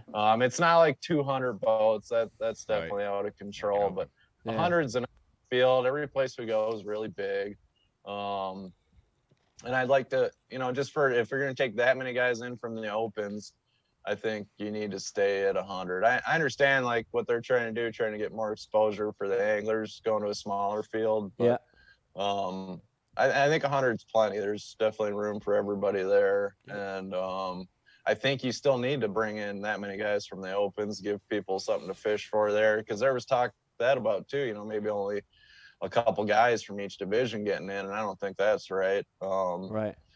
So I'd like to see that many people keep coming in every year, but I think we need to stay at 100 in order to do that. Because you get down to 80, and then you got almost 15 guys coming in. After every 2 years, 30 of them guys are going to be first year or second year guys, and then I mean, you could disappear really quick. I mean, if I started with if there was only 80 boats when I started, I probably wouldn't be here right now. Right. That's a good point.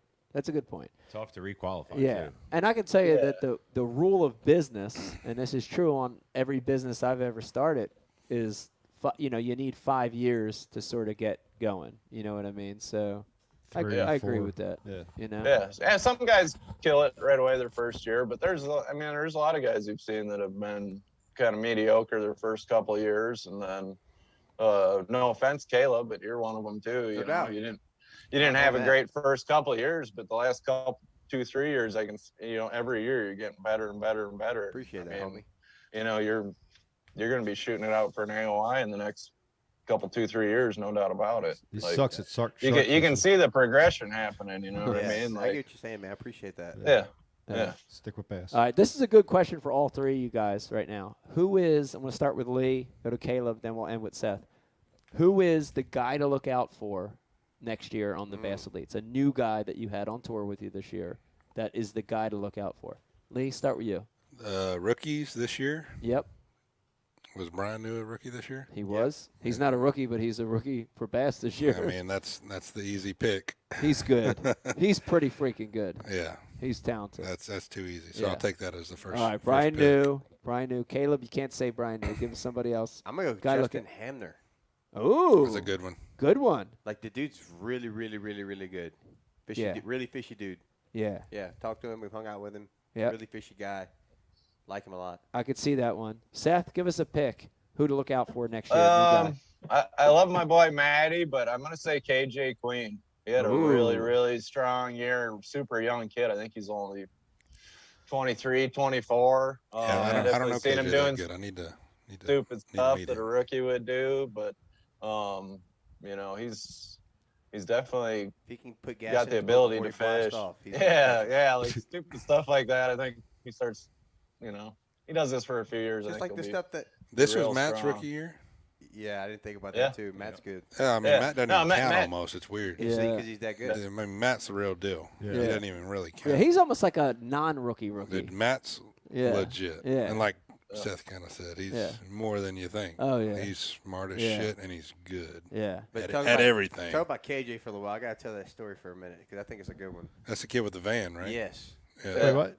But he's got a white van. A white working He's van. got the molester Panel van? A white Panel Astro van. van. A white panel van? Work, like, it might be a 2500.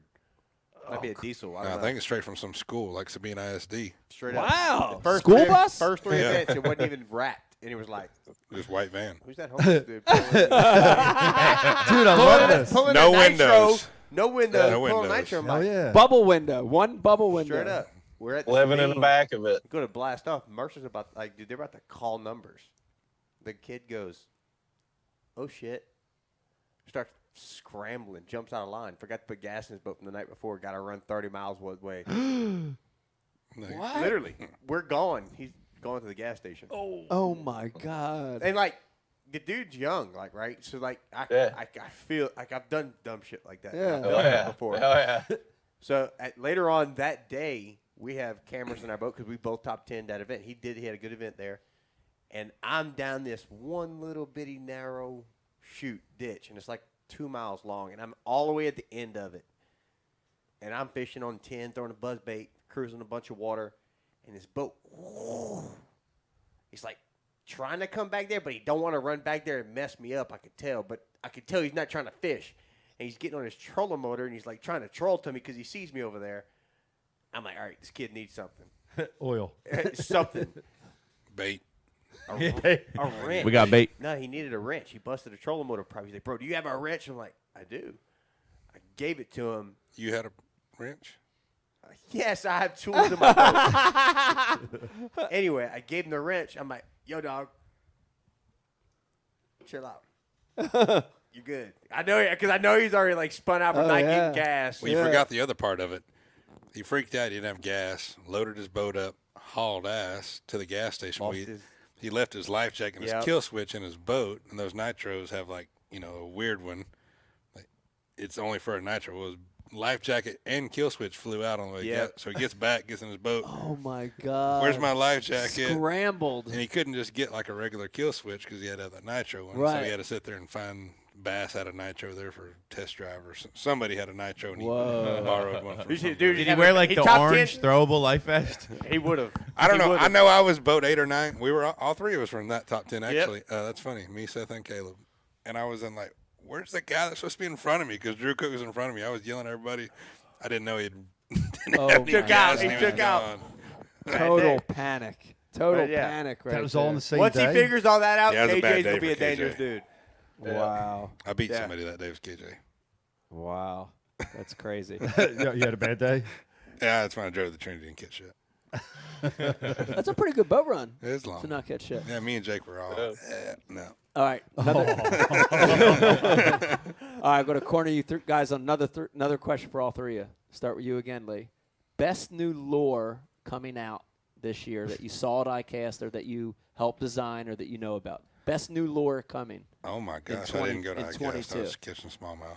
Best new lure. It could be something you're involved in, too. Something you're designing or something you're using. What did I see at ICAST? No, I'm not trying to do anything that's with me. Skip and go to Caleb. I'm about to say, I was about to take it from you, dude. Real talk. Yeah, I didn't go to ICAST. I don't know. Dude, your little Ike's mini swim jig is a bad little dude. That's a bad dude. Bad dude. Compact swim jig. With the missile-based D-chunk, Yeah. like, I might have a box of just them. It's pretty Straight awesome. Up, straight up. There's definitely time and place Dude. when a compact swim jig is going to outperform a big one. I'm not promise even you. going to say the place where, but I know we're going to end up going there, and I know where I'm going to catch them. There you go. There you go. Seth, best new bait, new lure, something you're seeing or have been using coming out in 22? Yeah. I got a couple, and they're nothing crazy. They're not like way outside of the box or anything, but like straight up fish catchers. One's that DT8. Yeah. That will be a player. That's a good plug. And then Z-Man's got a new chatterbait, a big bladed chatterbait. Yeah, tell me about coming out. It's just a big oversized blade on it, just a ton of vibration. But you get in them situations where you get a bunch of rain the night before or something, stuff gets real muddy. Or I think it's gonna shine in like chocolate milk, off color water, hard to get a bite. Yeah. Just That's crazy Drift, though, vibration. Bombs, right? Yeah. Yeah, he's just been. I think it's his. Yeah, he helped I design it. Yeah. Yeah. Wow. I think it'll be a dirty water killer for sure. Have you fished that one yet, Seth? A little bit. Not. I haven't got it where I need it. You know what I mean? Yeah. I got it real late. I mean, Yeah. we were up north. Like, ain't no place for that up there. But Yeah. like I could see it. Like what happened to us at Pickwick this year. Where we got the big rain and the water came up. I could see it shining in situations like that when you get that curveball and everything you've been fishing just gets blown out. But you can't. I mean, it's not like they're gonna swim 100 miles. Yeah. Yeah, that one I liked. That one I saw at ICAST, and I was like, ooh. Little mini max could be good too. Yeah. A Yeah. little bit smaller one. Yep. Yeah. I could say that being good for spotted bass, smallmouth stuff. Yep. Finesse. A little more finessey. Riz. Hold yeah. on. Yeah. What do you got, Brian? Lee, Oh, yeah. Lee, did you think of something? Oh no, And it not really. But Lee, It doesn't even have to be a lure. Mike It could wants you be, to say- We weren't at ICAST number 6 since has new glide bait coming out. Oh, okay. That's the right size. Yeah. And the deal. That's A two joint? Yeah, it's kind of like an S waver. Yeah. A little bit bigger, Yeah. which is what I wanted from the 200 S Yeah. waver. Yeah. The 200 S waver is a little bit small. It's kind of that same profile and size. I think that's going to be a deal. But I saw some baits in the bottom of Brian's garage in the mud and stuff. What was that little gill? It's something you've been. That was posting the about. gilly. That was The gilly. That looked legit too. Oh, yeah. You know? Like straight Gilly will up. be a good one. Is that Catch new? him on that one. Yeah. When That's they're on new? when they're on the bluegill bite, that's going to be that a one. big That one best in show. Yeah. Yeah. Did win best of show. Like of all baits, didn't it? This is Yeah. the first it's Overall. The, I like it's the that. first That's gonna be a actual- good bed fishing bait. Yeah. Yeah, it's the first lure that's ever won overall best First in show. soft lure. Interesting. It is the first. There actual other lures have won, but they're hard baits. Oh, like the tarantula or whatever. yeah. Yeah. Squirrel. Baby bird. Dog. Baby Squirrel bird. was legit. Yeah. All right. Stingray. Chipmunk. Stingray. Dragonfly. Yeah. Yep.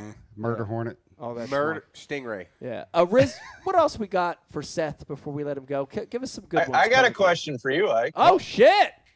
Oh, Here yeah. it comes. Hold on. Here it comes. Hold on. We Tee like- it up. We already know. Go. Okay. All right. We fished you fished the James River Open, had a good derby. You went to Oneida and Here it killed comes. it. Yeah. So I mean, we got one open left. You're Yes. sitting in a pretty good spot. Are we going to the St. Lawrence? Yes. Okay. Yes.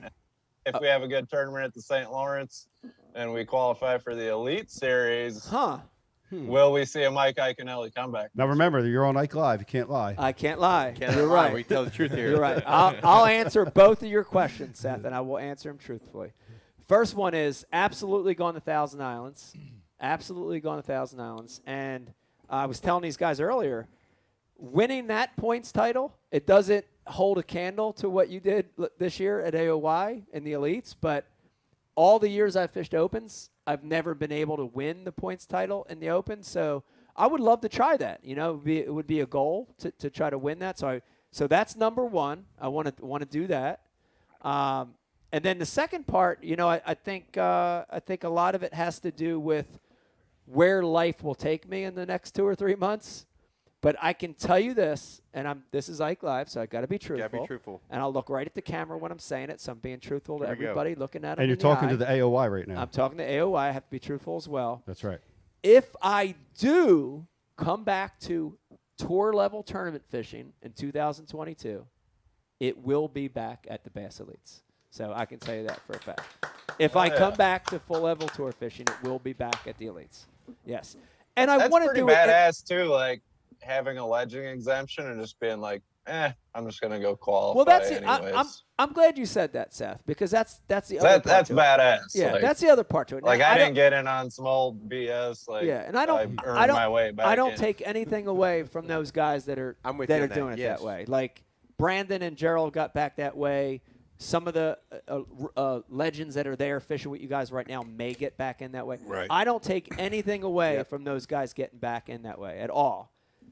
But it does mean something more to me to say that I came up and did it again. Qualified. I qualified again after a semi-retirement. So, you know, I'd be proud of it even if I didn't accept the invitation. You know, so it does mean a lot.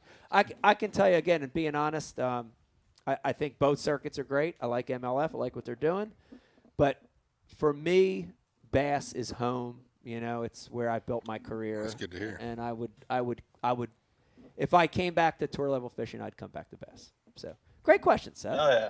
Yeah. So 1 year off is a semi-retirement? You can't even call it that. Yeah. I mean, that's like you put the power poles down. Yeah. It legit doesn't even last the Mike, whole yeah, cast. How many things did you do in that? Mike year is where like you're a- semi-retired? I imagine Mike like a fighter. Like he's gonna retire like 7 times Yeah. before he's actually Oh yeah. going to retirement. Oh, coming back! Ike's coming back. Everybody loses their mind. Well, back. you retire, you try other things. No too. doubt. I'm with you on I'm, that. I'm fiddling in other arenas. There's nothing wrong with that. I'm doing the kayak. If I could win a kayak tournament, I might become a professional kayak tournament Never know. fisherman. No doubt. But I can't win a damn kayak tournament to save my life. What's going on here? It's because the boat doesn't go 8. I suck. That's the problem. Imagine paddling. The kayak money won't keep Becky No. and Gucci, bro. No, but you know, they're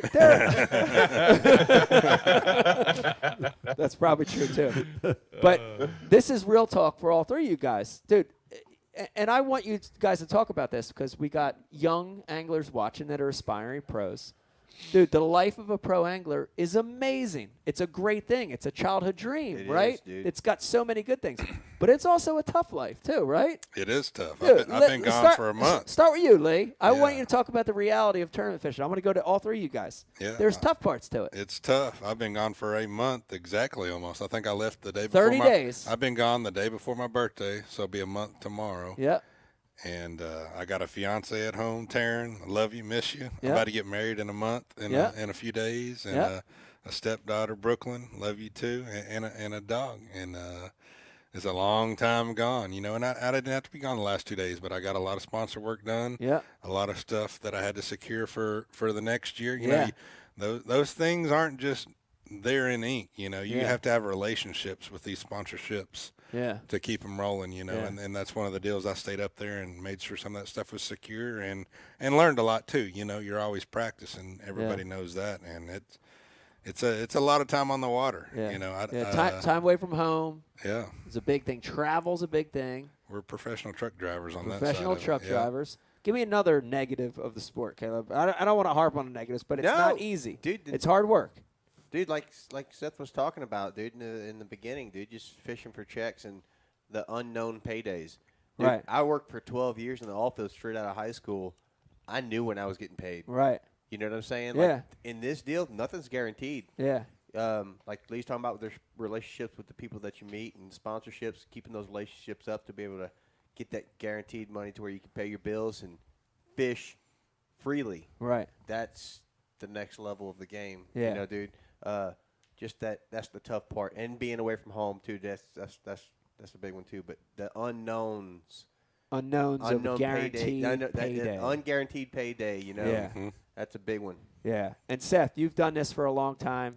You made this year look glamorous because you succeeded every time you fished, but you've had tough years too. It's a hard sport, isn't it? It is. Dude. Oh yeah. Emotional roller coaster. Yeah.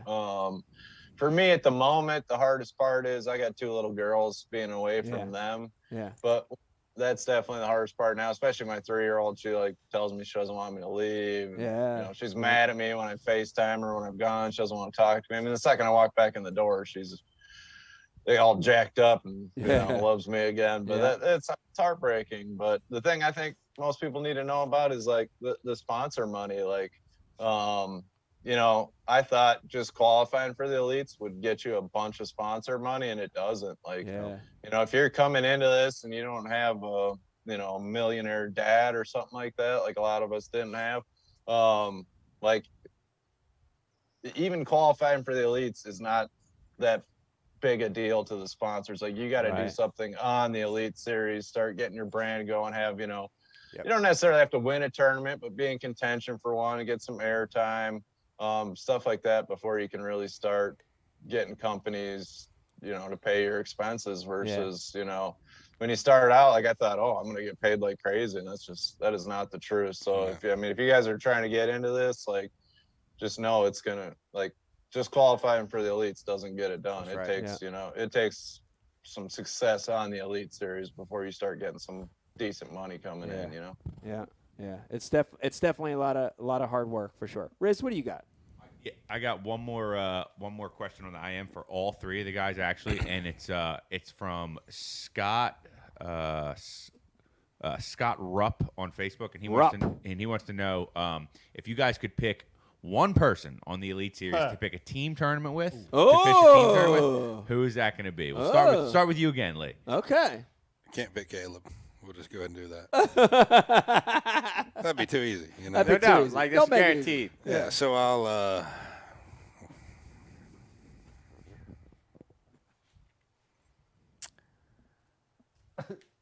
somebody has got to let you have the trolling motor at some point in the day. Right, I couldn't do that with somebody. Bob Soley. That's a good question. I'd probably roll with Big Frank Talley. Frank Talley. Frank the Tank. Yeah, that's a good one. Can I jump in this too? Yeah. Oh yeah. 100%. You sure? Absolutely. Okay. Yep. Rick Clunn. Ooh. Rick Clunn. Just because. Yes. Dude, who doesn't want to fish with Rick Clunn? I'm with you on that. I mean, I want to. That's a goal. That's a life goal of mine, is to share the boat with Rick Clunn. That's right. Rick's cool. Yeah. We had that conversation today. Yeah. He's awesome. Yeah. Caleb? Dude, I got to go Matt Robinson. I'm going to steal your partner. Oh, Seth! I got you. Seth got stolen there. I'm going to go with Matt. Yeah. He's Matty pretty Ice. good. He's pretty good. I like Matt. Yeah. Yeah, that's a good pick. Yeah. You know, I'd say, you know, maybe like just to watch him fish. I'd like to fish with like a Hackney or a Danny Brower, but I've actually fished team tournaments, maybe just one with them, but me and Gussie fish really, really good together. Yeah. If it'd be a smallmouth tournament, Gussie'd be my partner for sure. Yeah. But we fish really good together. We're both easy going and don't get too high or too low, and we're not gonna fight over nothing. You know what I mean? Like, I could see me and Maddie getting in some fights. Like, you know, he wants to go fish out in the middle of the lake, and I want to fish the bank, and yeah, we'd be arguing. No doubt. There'd be a fight in our boat for sure then. There would. Guys, before we let Seth go, Yes. there is one thing we have to do. We already did a toast, Brian. Dude, you're reading We my need mind. another Okay. one. We already did a toast, Seth, at the beginning of the show. Yeah, I was just texting you this. Yeah, we have to do another one. Absolutely. Seth, would you do a toast with us? I know you've probably got some tin cup hanging around there too. If you do, I got a or beer. if you I have got a all beer, rolling. if you have a beer, I can't do any whiskey tonight. okay, any more whiskey? Give us Still a second breathing here. it. We're gonna pour a little tin cup for you. I guess I go through that line there or what? That's perfect. I want to hear about had the bottle way, of lemonade. Way too much of that last Seth. night. Yo, Seth, talk to us about Like an that. Arnie Palmer with whiskey. Yeah. Half 3 parts, 1 part lemonade, 1 part iced tea, 1 part tin cup whiskey. It's delicious. Oh, I like that one. We had a Brian, lot you of those. covered Yeah, we had a lot of those last night too. Yeah. I had that. I at the need a day Classic. off the whiskey. Yeah. it. That sounds like a good like summertime. Yeah. It's Beverage, a nice too. little, Good beach nice little beverage. treat. Yeah, I like that. All right, you guys pour it up. I encourage us to drink that in Okay. the future. Seth, this is to you. Amazing season. It was so fun to watch you. Congratulations and wish you a lot of success in the future. To you, Seth. Congrats. Cheers, dog. Woo. Cheers. Thanks, boys. That was good. That was good. Call Pete. I'm gonna move the time back in the morning. That's some dangerous. Somebody good call stuff. Pete. It's dangerous. Yeah. Somebody call Pete Glusick. We're moving the start time back to noon. 1 p.m. Yeah, tell Pete I'm gonna be about 3. 1 p.m. Seth, can't thank you enough for coming on the show. Thanks for carving out Thanks some for having time me. for us. Bro, listen, season's over. Enjoy it. Have a good time. Spend some time with your family. Congratulations, man. Awesome year. Thanks, man. boys. Thanks for having me. We'll see you next year, Ike. First derby of the year. I'll see you there. Seth's predicting the future here, guys. A lot All of right, people like to boys. say it. We'll see you. That's awesome. Later, man. There you have it, everybody. Seth Feider. Wow, what a year. You guys got to watch it. You guys both had great years on your own. But was that was pretty special what It happened? was. Yeah. Yeah. Was there anything that stood out about what he was doing that you were like, Yeah. wow, I need Yeah. to what stood out to you? Stay close to the ramp every event. Straight up. It seemed It'll- like it it'll in a take- lot of them, Well, right? Simplify. Yeah. Simplify in natural Seth Feider specs, dude. Like, Right. I mean, dude. I mean, it wasn't every event, right? Yeah. But the grinder events, when we brought 600 bass to the ramp, Yeah. why not fish for him again? Right. I mean, that's kind of like seemed like that wasn't his main deal, Yeah. but like he had stuff to tie into Yeah. that to fish for. So that's good. Yeah. That's really good, dude. He's good. He's good. Stays in his own lane and catches them. Every Yeah. day. Yeah. He the does. Yep. He Sticks does to- what he sticks does. to his That's his deal. guns. Yeah. Does what he Yeah, does. Don't matter. Yeah. Yeah. I remember Dudley had an AOY year on FLW that reminded me a lot of Seth's year, where he fished around the ramp. Wacky rig. Wacky rig and shaky head Yep. for him that year. Yep. Like he dumbed everything down Just caught him. and dominated over at FLW for a year, and it reminded me of that kind of win, which was also. I'm happy for Seth. Heck like yeah, I said, man. I didn't want to bring this up while he was on, but like I remember his like rookie year where guys were already like starting to like write him off. You know what I mean? And that's like the worst fucking thing. You know, where Yeah. guys are like writing dudes off their first year. How fucking horrible is Yeah, that? that's pretty bad. You know, and like, oh, why is the company sponsoring him and he ain't gone any? And I'm just like, what are you talking Yeah. about? Like, this is a guy that qualified through the opens. He's working Right. his way Right. up. Why would you know what I mean? So, Turns out some guys you might not want that to get back to. Yeah, You know what I mean? yeah. Like He developed. Yeah. yeah. So He it's developed. Yeah, it's take- nice. It's so- a yeah, good there's- story. There's a learning curve. He Yeah. developed. Yeah. Who? yeah. I meant to ask this when you guys were talking about, best new guys coming up. How did Walters finish in his rookie year? Does anyone know? Blew it out the water. No, he was a rookie when I was a rookie. He did well. Yeah, but who won it? Drew Cook won. I got second. Patrick had to have gotten third. Yeah, I'm saying he fourth. did well. Okay. Yeah. Well, yeah. I thought you meant like one Oh. rookie of the year. All that- Patrick's legit. He's real deal.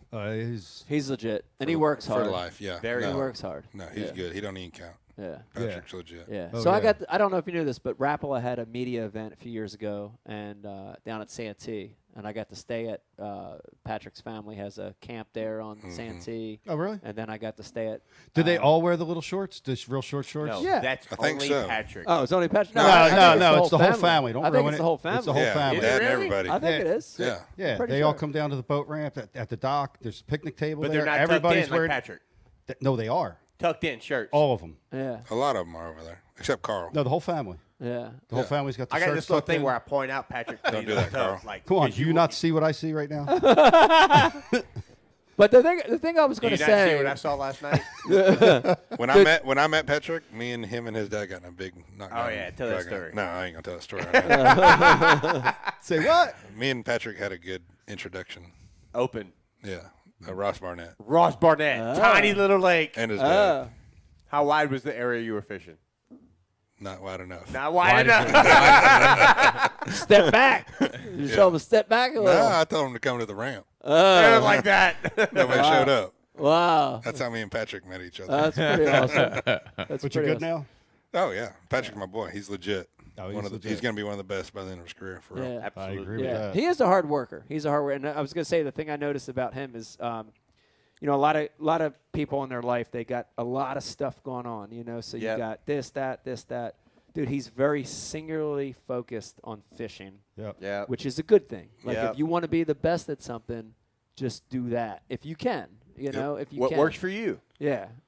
Yeah. That's my thing. He's a real deal. But he Real deal. Yep. pretty much fishes and fishes. Yep. Fishes and fishes. No extra pant material slowing him down. Right. right. Breaking news from Anthony Geist. Patrick Walters just signed a Biffle Short sponsorship Whoa! after the recent Ike Live segment. Congrats, Patrick.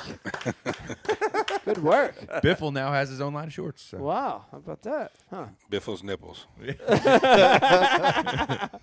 Brian, let's take a break. Let's do that. Let's take a break. When we come back, we're going to open an MTB, and then maybe I think we should do. We wanna got to do- talk to him. Yeah. Let's do some. Want to bring some callers in, or what we want to do? You talk to IM people. What do you Yeah. want to We better Something talk like about catching 43 pounds of topwater. do? Ooh. Huh? That's pretty good top. I don't know how we Wow. passed that one up so far. Oh. Yeah, we Yeah. didn't even get to the end of that. Yeah, No. so we got a lot to go. I know we do have a lot to go. All right, hang in there with us. We got a little more commercials coming for you. When we come back, more Ike Live. 4.5-inch drop shot worm, Bama bug. Finesse jig, PB&J, give me something hard. Hey, KVD here. Now, I didn't always know this much about fishing. 4-aught EWG worm hook. In fact, there was a time when I couldn't tell the difference between a jerkbait and a stickbait.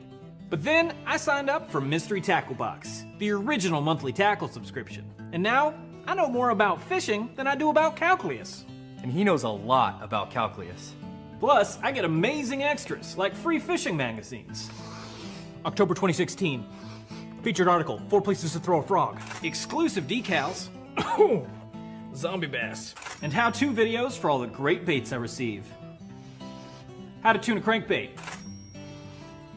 Is that underwater footage I smell? I got goosebumps. So if you're looking to develop enhanced fishing abilities like me, or you just like getting new tackle every month, go to mysterytacklebox.com and get your box today.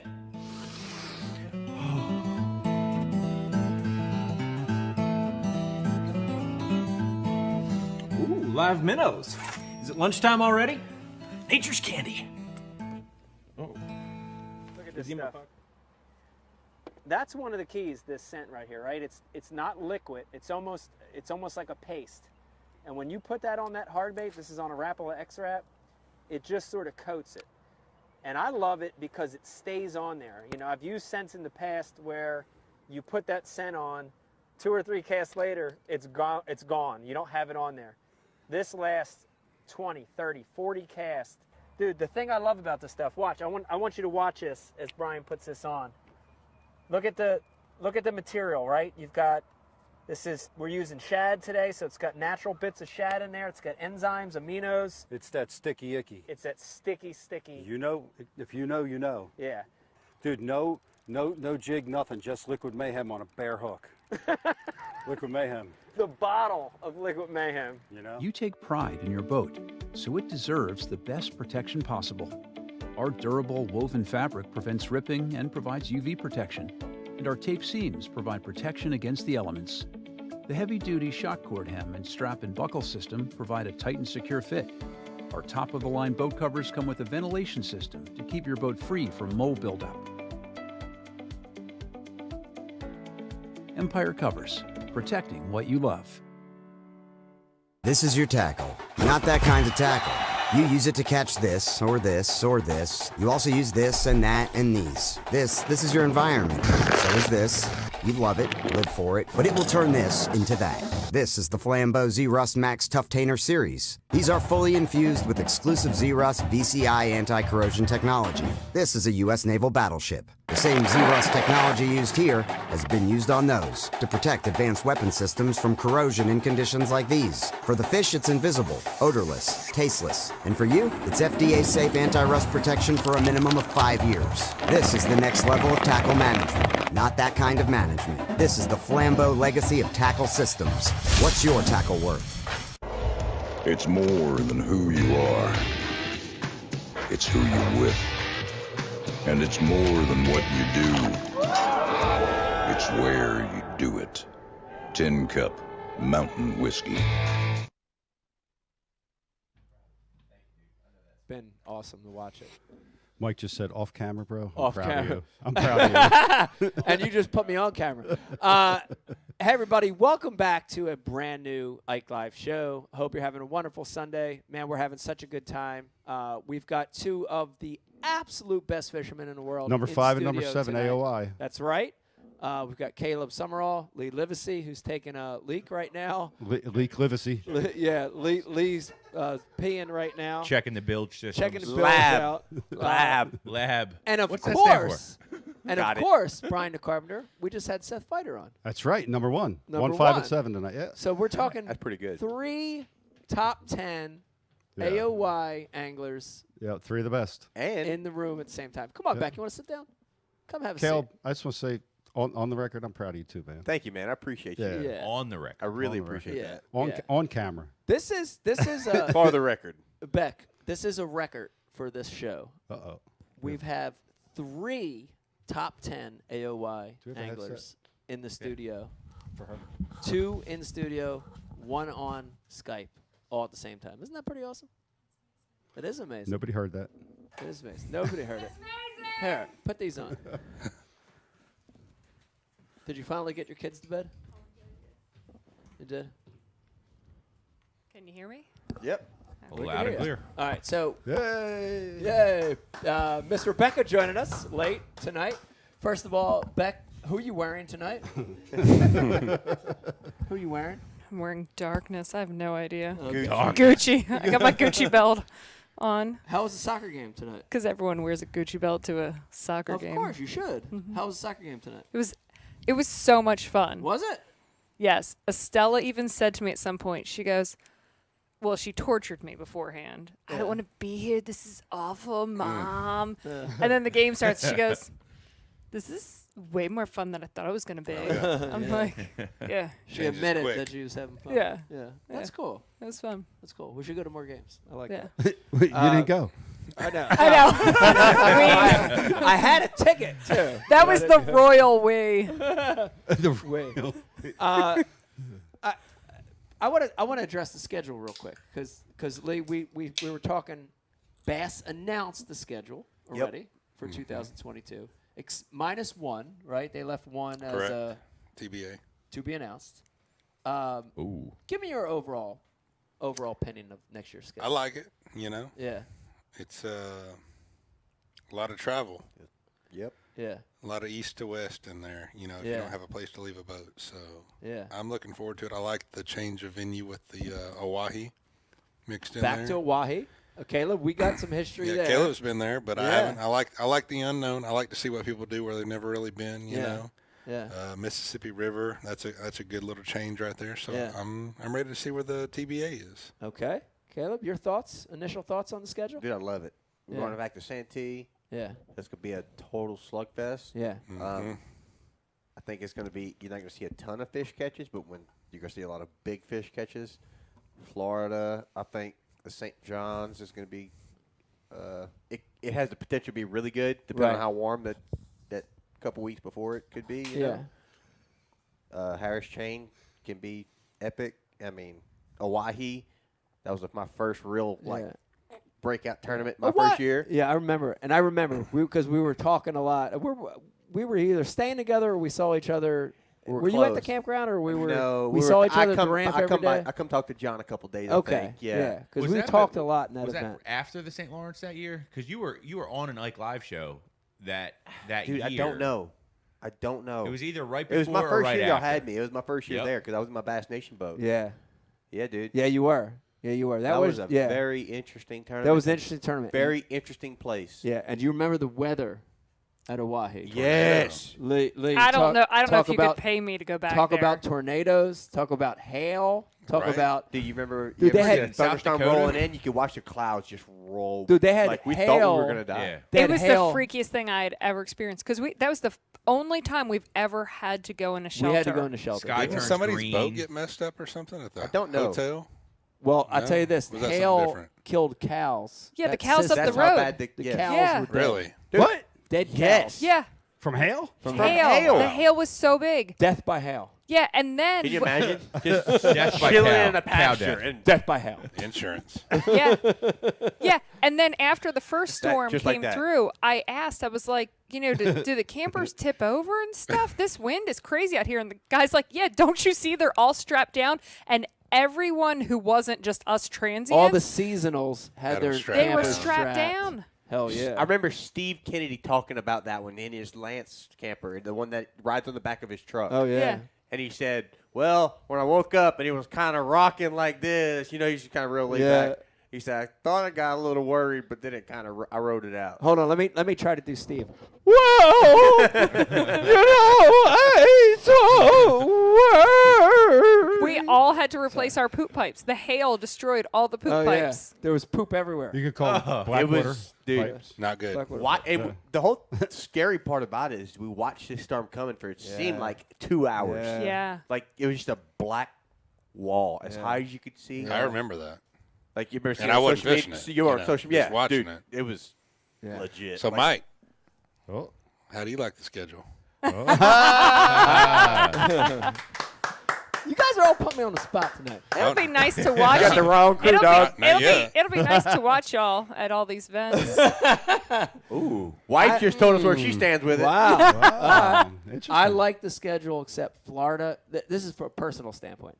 Florida has been my nemesis. For Right. I'm with 30 you on that for one, dog. 30 years. So I what about like the St. schedule. John's though, Mike? Because it's tidal. That's I like know, your but still, it's like the Florida strain bass in Florida has my number. It always has. So I like them all. except Power for Pole's that. got to stay down for But- 2 casts, Mike. I know. 2 casts. I can't stop. You want to watch? I can't stop. I'll tell you what I think. Yeah. I think I got to figure it out this year, and I'm going to try this.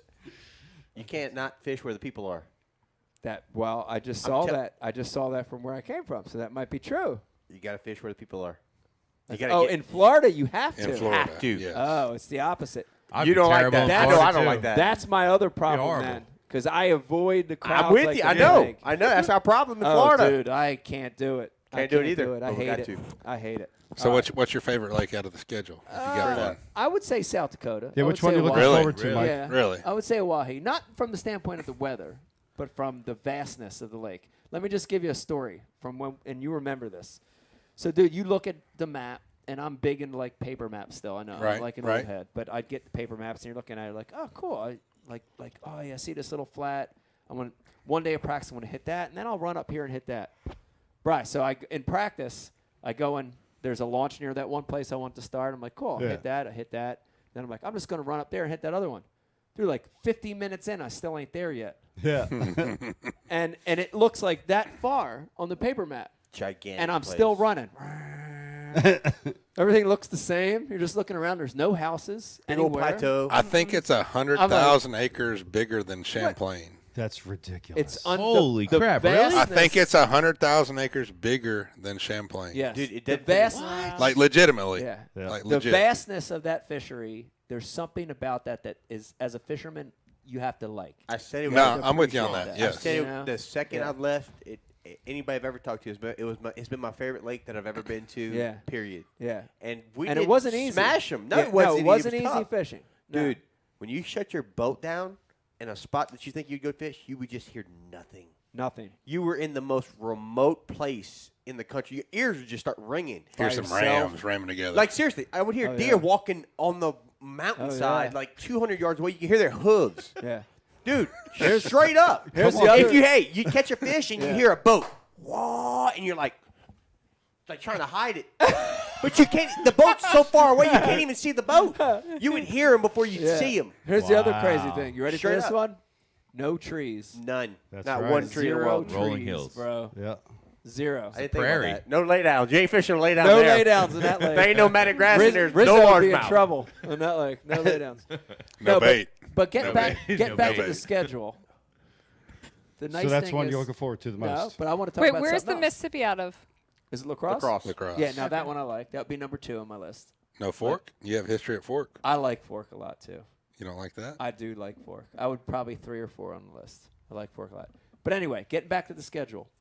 Since I'm not fishing with bass right now, I can do real talk right now, which is my big complaint. And I'll be honest, and I want you guys to chime in. Go ahead. You're fishing for bass. If you get a $500 fine, who gives a shit? Could I'll be pay a it for you. setup. Oh, yeah. Oh, we about to get called out. I'll pay About it to for get you. called out. I'll pay it for you. It doesn't matter. I am still dissatisfied that the anglers don't have more input into where the tournament locations are. I'm still dissatisfied You in gonna the say it? sport of fishing. Hold on a second. That our wishes and needs are 4 or 5 or 6 down the line, right? It's a business. It's a business. I hate that. I It hate is that. what it is. I hate Just like your that. business is like my And business, like his I business. hate the fact that We just they did a keep- survey. I hate the fact that they keep say revisiting it. the same places over. We and just over. did a survey I hate it. for our 5 favorite, 5 least favorite, and the 5 we want to go to. Everybody had a vote. Whether they go to them or not, Right. nobody will ever know. Right. Right. You know. Yeah. It is what it is. Right. But at the end of the day, it's a business, and they need to go to where they can make the most money. Yep. So that at the end of the day, they can give us the most money. Yeah. Now, It's unfortunate though. I like the struggles. I like Yeah. seeing you win on the Delaware Yeah. or the Sabine or wherever. You Yep. know, it's not all about catching the biggest and the It's- easiest I feel and like- the most fun. There needs to be struggle in there. I like watching the good. tournaments To that are that point, that are tough. NPFL put up a Facebook post like, hey, working on their schedule. Where would you guys like to see us next year? Right. The suggestion with the absolute most likes was Pittsburgh. Three Rivers. People like to see a struggle. Y'all- Struggle's good. I don't want to see you catch 101 pounders. I don't want to see. St. I want to Lawrence see get- somebody struggle to catch 5, and then boom, in the last hour they figure something out. Bam, bam, catch whether they're a pound or whatever. A I want to see. 2-pounder. I want Well, to see a struggle. Yeah. Well, Beck, we talk about this all the time. I want to see the pro tournament circuits go to more unknown places. I'm down for I that. agree with that. I want to 100%. see them go to, and there are a lot of them out there. Like We need to Right. go out west. I want to see a year that's unjaded, right? How many times can you go to fucking Gunnersville? A lot of and those- How many times can you go to yeah. St. John's? A lot For of those crying tournaments will fucking give out St. loud. John, the St. Can we not go to St. John's in February for one fucking year? Hey, bro, I'm with But you can go to Listen, Disney when you're down there. we Well, are that's true. played out in St. John's. Yeah. That one year in 19, when you caught them, I didn't because I don't know Florida fish that well, obviously. But that was like the perfect stars aligned St. John's River Right. tournament. But Yeah. now we're going there for the 4th time in a row. Right. It's like it's played out. But my point is too is like, at what point does history boggle down the pureness of the sport? Yes. Right. And because Like, like do when you the elites wanna- came to the river, the crowd was fucking huge. Yeah. Like because was because new. it blew our minds. Like, oh my God, Bassmaster's coming here. This has never happened before. Right. Think about all the places in the country that you could go and have a tournament where the people that live in that area, they've never experienced a new. Bassmaster or Yeah. any event, Yeah. so they're gonna show up because Yeah. there's people that fish everywhere. Any lakes in Compton? I don't think they're big enough. Yeah, there is. Oh, I'm saying. I mean, I don't Yeah. think they're big enough. Lake Mead, there you go. I don't know. I just threw it out there. Vegas is kind of I like want you Compton. to.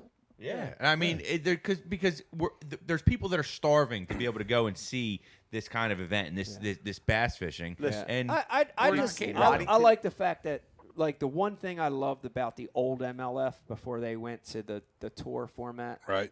is I loved. We talked about that last night, Brian. I loved Yes, we going did. to a fishery We just talked about this. that no one's ever been to, Yes. where Yep. there was no history, Yep. there was Yep. no practice. Yes. You just went out and fished a moment. I had ones that I kicked ass. I had ones that I bombed.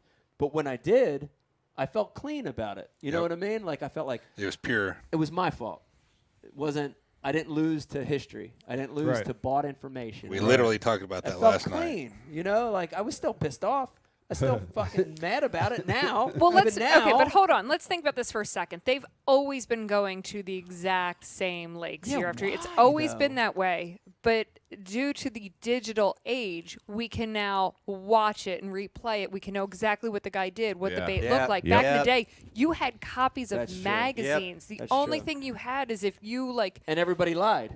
Everybody lied. No right. more there's no more secrets in bass If there fishing. was so many secrets, it didn't matter if you went to the same place over and over again. There was no actual proof of how it was done, except for what you stood on stage and said. But there was it didn't. Well, this is a good topic. I'm glad we got on this, and I want to hear. I'm gonna survey everybody in this room. Start with Lee. We start with Lee all night. We're gonna keep with us. They give us one lake in Texas that could accept an elite.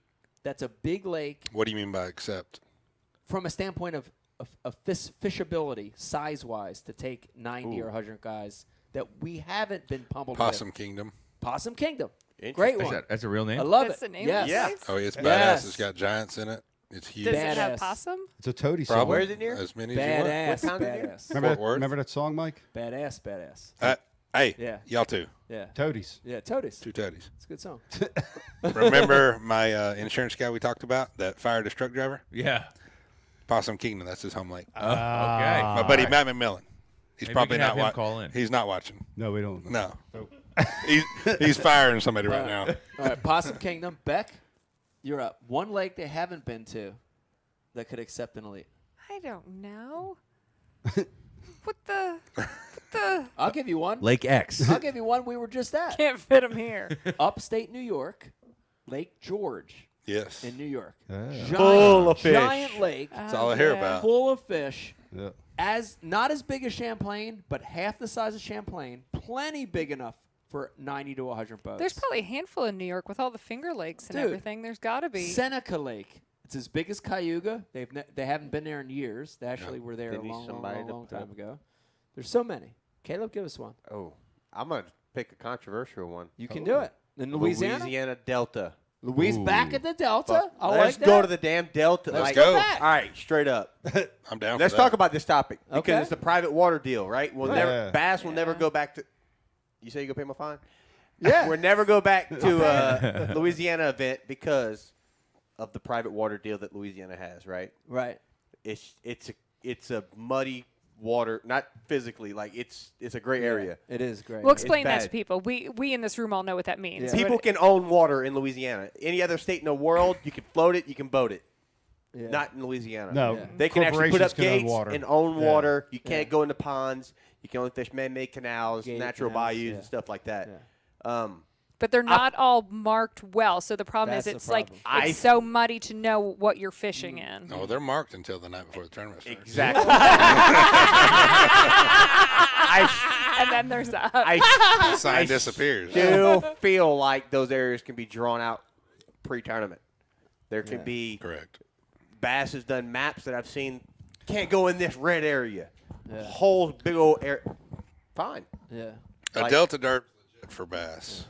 With, Very with much where so. with where you can run. Yeah. Everywhere. To Black, it's to a, Venice, It's a whole staying world. around there. The Yeah. whole Well, world. what about launching out of New Orleans and having? That's what I'm talking about going out Yeah, of. but what about launching New Orleans and letting everybody fish the Delta, putting Bayou Black and all that, put all that west shit off? The same. You have to go down to the Delta. The 'Cause same not a- shit's down in the Delta. Is it down there? Not, Like that? not as much. Not as much. Not but as it's down much. there. But it's not down as much. Really? There. Oh yeah. You can, dude. You can cut it all out. You can simply, like the same way they cut out marinas. Yeah. You can cut it out. And Yeah. call me partial, call me biased because I live there, but Yeah. I see it I'm down for that right now. Let's like sign it up. straight up. Let's go. All right. Mm-hmm. All right. Keep going. Rizzo. I mean, honestly, I'm going to piggyback off of what Brian said with the Three Rivers, a Pittsburgh event. I would love to see that just because I know how tough that fishery has been People over like the the years. struggle. Yeah, and like it's something that as a fisherman I can relate to. Like Right. it's we live in a tough fishing area. 8 pounds, big bag. Yeah. 8 pounds is a big bag. I mean, yeah, and I would love to go see now what with the technology that we have now, and how far fishing has come. Yeah. It seems to every year the technology gets better. Yeah. What is there something that's untapped on a place like that maybe we could see get unveiled? Well, now you could see Jimmy Hoffa's body underwater. Exactly with on the active side target. scan. You can see it my on live, God. like all that stuff. So Look! I would go that direction. I want to see more swimming tough with the tournaments. fishes. Yeah. Brian Carpenter? He took mine. Okay. I said it first. I'll say Yeah. I'll say one for you. My vote is to go back west as well. Yeah. Do you take your words out? So Go Bass back had west. Tri-Cities, Washington, Yeah. Columbia River. Columbia River, Columbia in River would be Washington. awesome. We're gonna go there That would be eventually. awesome. No doubt. That would be awesome. I would. Yeah. Like Yep. I know it's a drive, but dude, that's like that Hawaii stuff, dude. The West Yeah, Coast but events we were used cool. to always do a West Coast swing once Yeah. every 3 years. Every 3 years. It's, we But would it's do off it. our it's schedule. coming. Yeah. But It's coming. it stopped. I mean, They in were 15 fun, years, I dude. went to Havasu once. They were fun. It's coming. Yeah. The Delta my we went a couple prediction- The times. Delta was awesome. Screenshot Clear this. Lake was awesome. Next year. Screenshot this. Delta Havasu Columbia Delta River will have be a back pretty quick. Why you had to do that to me? What? Because I told him that 2 days ago. Got a couple people on the message I board saying that didn't they say want to see Tri-Cities, Toledo but I Bend said come Delta back. and Havasu. No, don't do that. Toledo Bend? Don't do that. Don't do it. What you said? There's some people on the message board saying they'd like to see Toledo Bend. Probably come Darryl back on. Gleason. Probably Daryl. Yeah. I love Daryl that. Gleason. on the Gleason message and 4 board. fake accounts. We've done a lot of Toledo Listen, Bend. we have. I'm a lot. guide on Toledo Bend. I used to be as much, but not as much anymore. But it's on a decline right bait. now, dude. Yeah. It's bad. Mansu They- got That's out of town because just in time. Man Dave Sue left. Yeah, They killed all the grass too. It's one of them deals. What happened to the Man, Dave Sue. the lakes on the Mexican border? Ooh. Yeah. They're Amistad, insane. Falcon. You got to go. The water's so low. You got to go somewhere that's going to pay you. It's a business. True. Yeah. Yeah, but the water's so low there too. Doesn't It's- Zapata or sometimes Del it's Rio good when the only water's have? low, though. I think they only had one ramp though that was open. Byron's got a business Amistad there, went right? through like a 5-year suck. But And now it's it's getting, got it's getting hydrilla better. back. It's Got getting hydrilla better. back. Ray's catching a lot of fish down there right now. Hydrilla. Yeah. King. Stingray? Hydrilla. No, is Ray king. Hanselman. Oh, okay. Stingray. Ah! He got scared.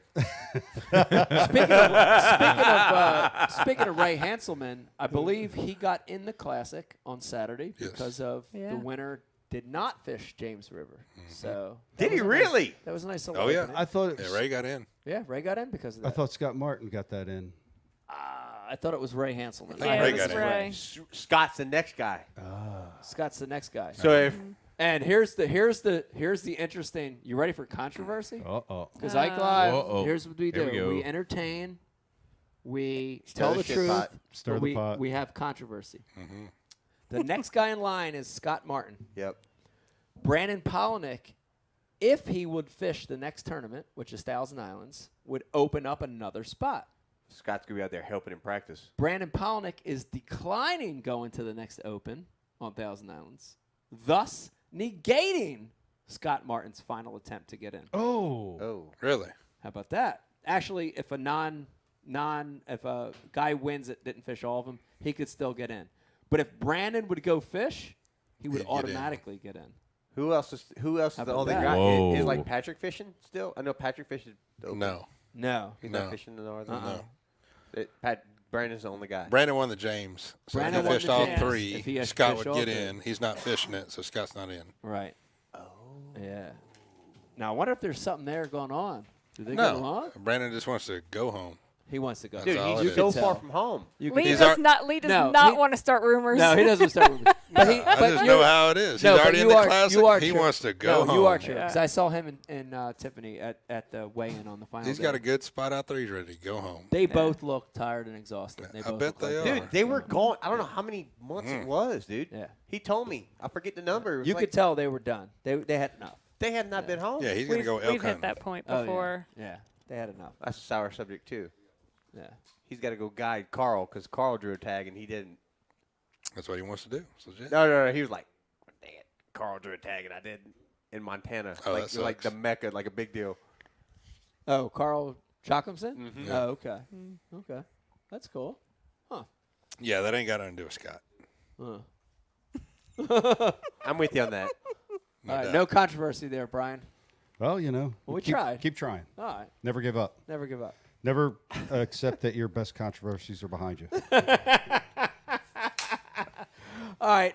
Real quick, since we're we're probably at the halfway point of this last segment. Let me remind you, if you're watching over Halfway on point of the Facebook, show. yes, this is your this is your last chance to like and like and share the feed. Riz, you tell them. I can't tell them anymore. What do I got to do to this? All you got to do to win the Ike Live gift bag, the amazing, what do we call it, 18 and a half 18 pounds? and a I half. think I heard that from Caleb the other said room. 18 and a half. 18 and a half pound Ike Live gift bag is like and share tonight's feed on Facebook. You got a chance to win And it. at the end of the show, There's we're a going chance it might show up, but might after not. last show, 2 guys already sent us a message. Yeah. They're confused. yeah, there's a chance it'll get there. But yeah, like and share tonight's feed on Facebook, guys. And at the end of the show, we're randomly going to pick a winner for that Ike Live gift bag. And if you don't share it, Come on, Cindy. there's not a chance. Everything not a has a chance, price. right. I think Cindy's going to win it. All right, here we go. What do you think, Caleb? Cindy? I think Oh, and Cindy's if you gonna get win it. if you He's get got Carolina. if you get a mystery tackle box in the mail, it did not come from the Bash University. I'm just going to clear that up, okay? All right. Speaking of mystery tackle box, let's do this too real quick. This is a fun thing. By the way, you know this if you're a fan of the show. We are the only live podcast that opens up a mystery tackle box live. Right, Brian the Carpenter? Yeah, that's right. All right, so this is my favorite part. We're going to open this seal. Look at this. You see it, Lee? I see Confirm it. this. It's closed. Good tape. Okay. We're going to – there you go. We're going to pop that seal. And one of the great things about Mystery Tackle Box, it puts lures in your fingertips at your doorstep once a month that you might not normally get on your own. So, Lee, here's how this works. We're going to start with you. You pick one thing out of that box that appeals to you, something that catches your eye, something you say, oh, this is kind of cool, and then pass the box over, and we'll all take a bait, and we'll check something out. NetBait's got some stuff I don't even know about. Wow, look at that. Look at that. Huh. All right. Justin, why didn't you tell me about these lizards? dude? Wow. New stuff. I didn't even know about that. Brian, look at this. This is great testimony right here. What, Take a look you at don't Oh, know you what cannot not pick that. You can't I not. already got it. All right. I'm just seeing what else is in here before I you pass got- it on. Come in Junebug Red.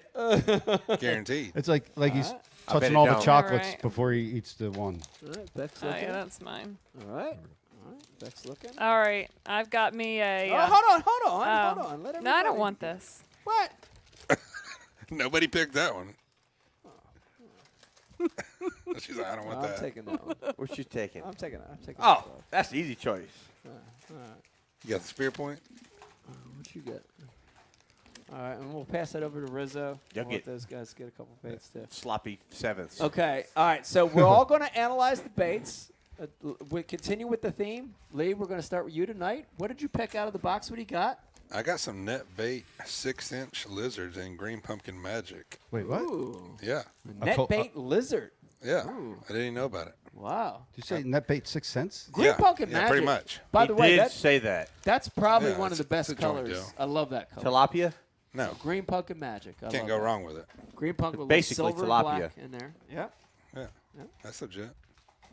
Okay. It's a good bait. 6-inch lizard, net bait. Beck, what do you got? So I have a Reaction Strike Ranger. It's this little baby crankbait Ooh. in a green shad color. Dives 2 to 4 feet. Wow. Bri? Crappie crankbait size, old school. Really? Little Rick Clunn crankbait. Yeah. He would throw back in the day.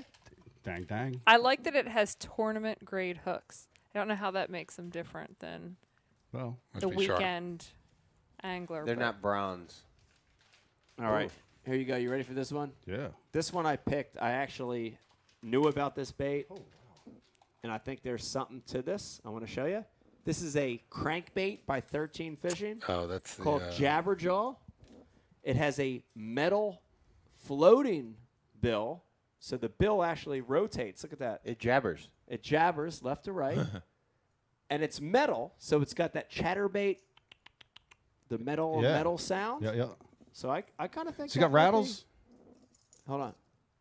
No rattles. All right, so they went silent crankbait, but chatter and lip. Chatter and lip. That don't make no damn sense. Well, that's so you can hear the That is a Jabberjaw. very interesting concept, Brian. I mean, like I- seriously, that is interesting. Like I cool. never It's would a have thought of that. I mean, like, Like we're for gonna- real talk. Yeah. Like why wouldn't?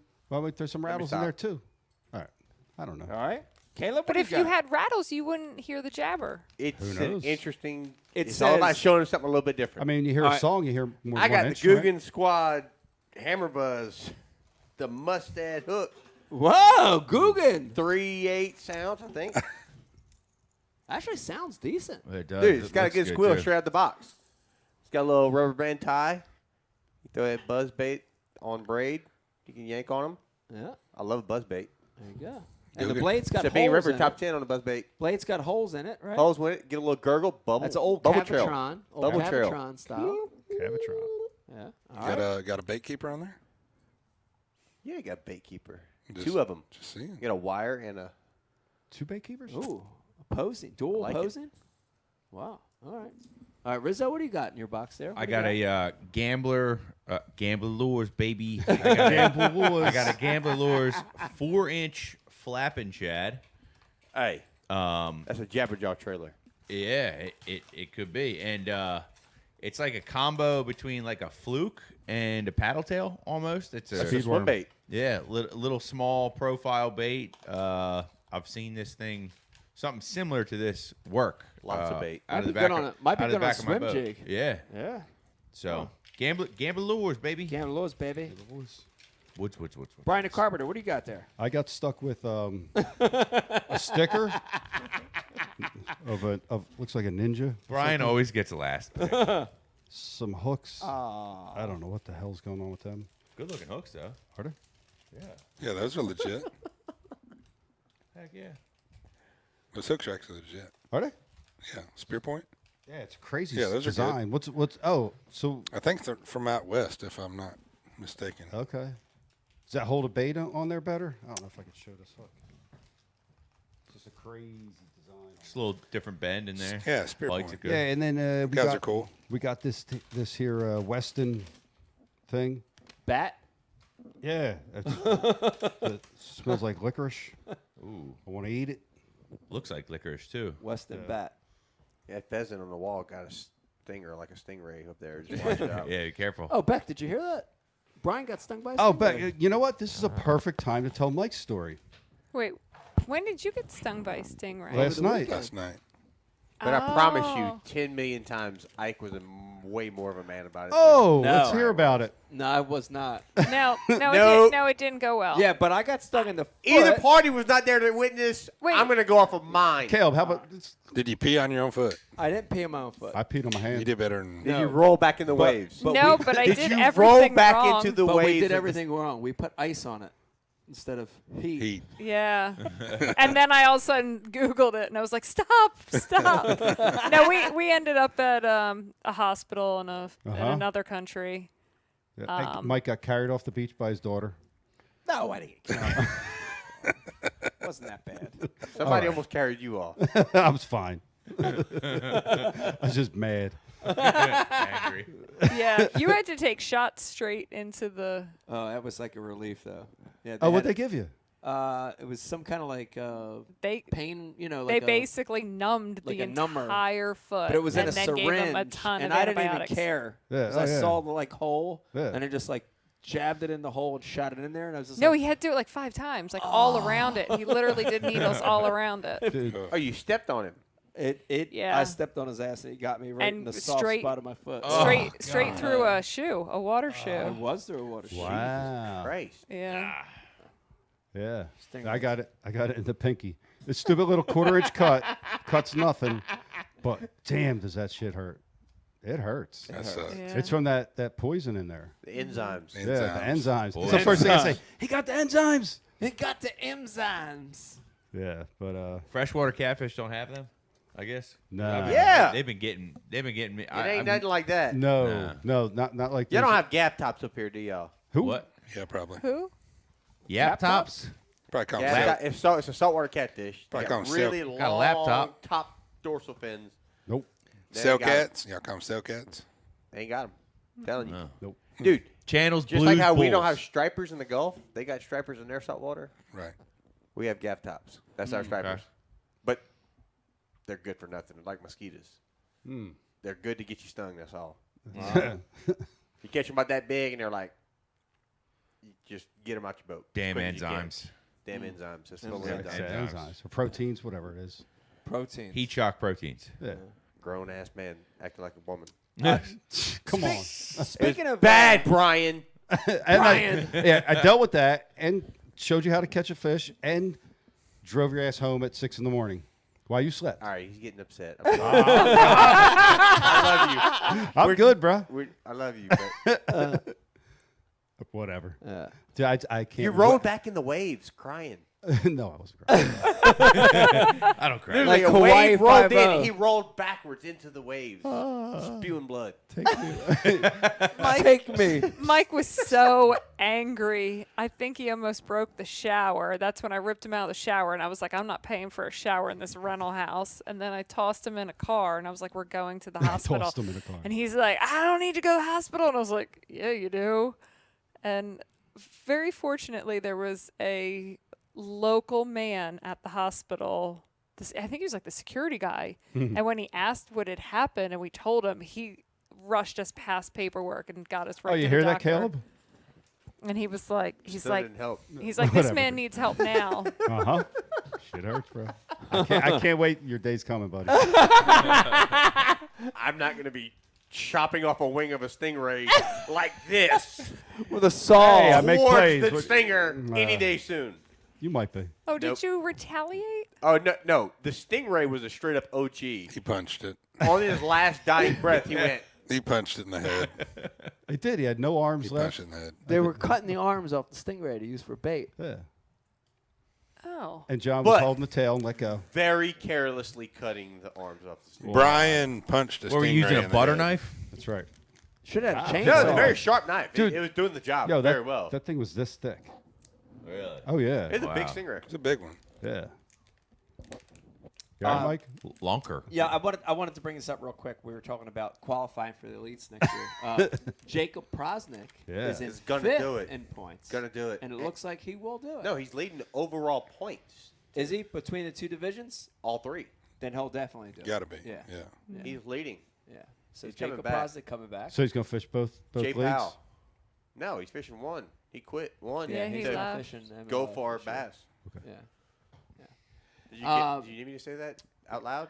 Jacob's good. He's one of the best. Yeah, he's pretty good. Here's the other thing you guys were mentioning earlier, and I want to talk about this while Beck's here, which is how weird is it that Trip Weldon is not the tournament director anymore? Very. Like I know you guys have had Lisa. Is it Lisa is so legit. She's so awesome. good. She's so good. She seems awesome. No bullshit. You've had her for a few years. She's had huge decisions to make, like Yeah. fog and flood and Right. stuff. Pickwick, all this year. So straight respect for Right. me with her. She's cool. Yeah, but to me, it's like a weird thing. No doubt. Just because of the history with Trip that I have, Yep. that he's not the tournament director anymore. Yeah. You know, it's a strange thing. They did a good job know? this year with that transition. Lisa did an amazing job. Yeah. Put under pressure. We've made some changes this year where anglers are blowing her phone up, being little kids about stuff, and just not knowing what to do. You know, stuff. Stuff a tournament director would have to deal with. Yeah. And she's done amazing. It's awesome. She's done an amazing job. That's awesome. And she's a woman, Beck, which is cool. Power to the woman. Power to the woman. It is weird to just not have Chuck and Trip. It is weird.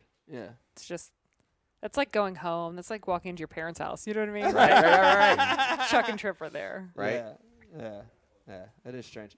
Brian Carpenter, what do you think here? Do you want to take a couple? What do you got here? What do you think? We were just talking about Did you guys do everything that Miss Janet told you to do? We were just talking about that. We got something really cool going on right now, guys. Our good friends over at MTB is running a contest right now to celebrate Seth's Angler of the Year win. Wow. We just had him on the show, and the winner of this contest is going to get a 6-month subscription to Mystery Tackle Box. It's real simple. They're going to come out with a post. All you got to do is like the post, follow the MTB Instagram page, and comment on that post the either llama emoji or the goat emoji, and you're entered in for a chance to win 6 months to the Mystery Tackle Box subscription. Wow. They actually have a Simple. really funny Instagram page. They do. Yeah. It's a good. They have good great social page. media. They really have a good page. Yeah. Indeed, they do. Are we? What do you want to do, man? Yes, You wanna Get some people on. Yeah, let's put a couple people on. All right. Some reason our Zoom just shut down. Oh, here it goes. All right. Well, let me Goes get downhill now, guys. Cindy, call in. Cindy, call in. Come on, Cindy. Don't worry, Brian won't be able to put him through. He's probably like in Egypt selling a car or something random. Abu Harris. Thanks, Beck. Literally in Egypt. We're still here. 7 years. It's whatever it is. Still as shitty as day one.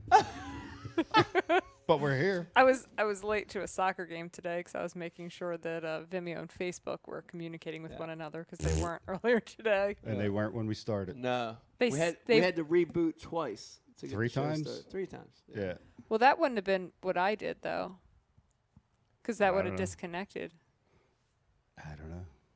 I know we need another shot. Yeah. Shot. Let's celebrate the soccer team that won. Yeah, Who who won? won? Nobody won. It was a tie. That's soccer. Even better. Typical soccer game. Oh my God. Right there. Man, those guys are so in shape. Are they? Majority of Yeah, they run. the field Yeah.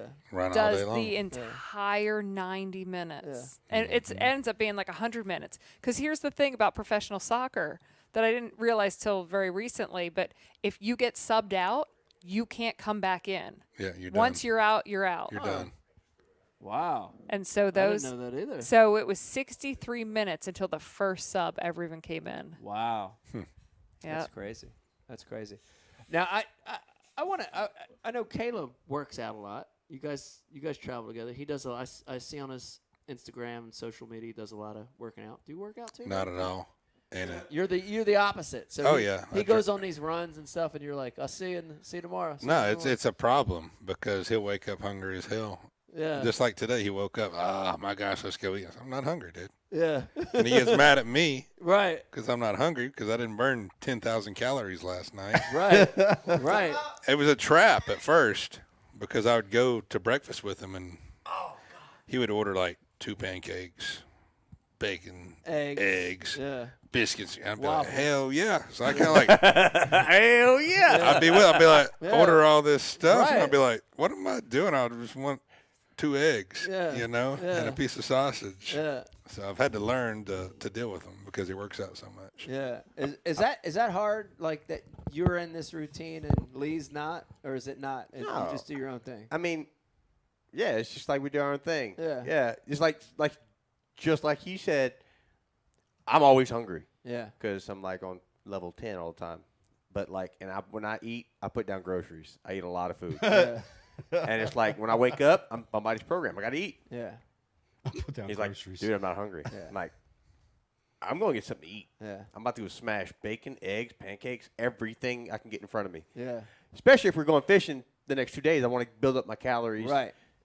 Just to where I'm always fueled up. Yep. Get to a starting point before it Yeah. starts. Yeah. Yeah. Here's the thing. I'm envious of you, and like Johnny Cruz is really good about it too. Like I Yeah. could never.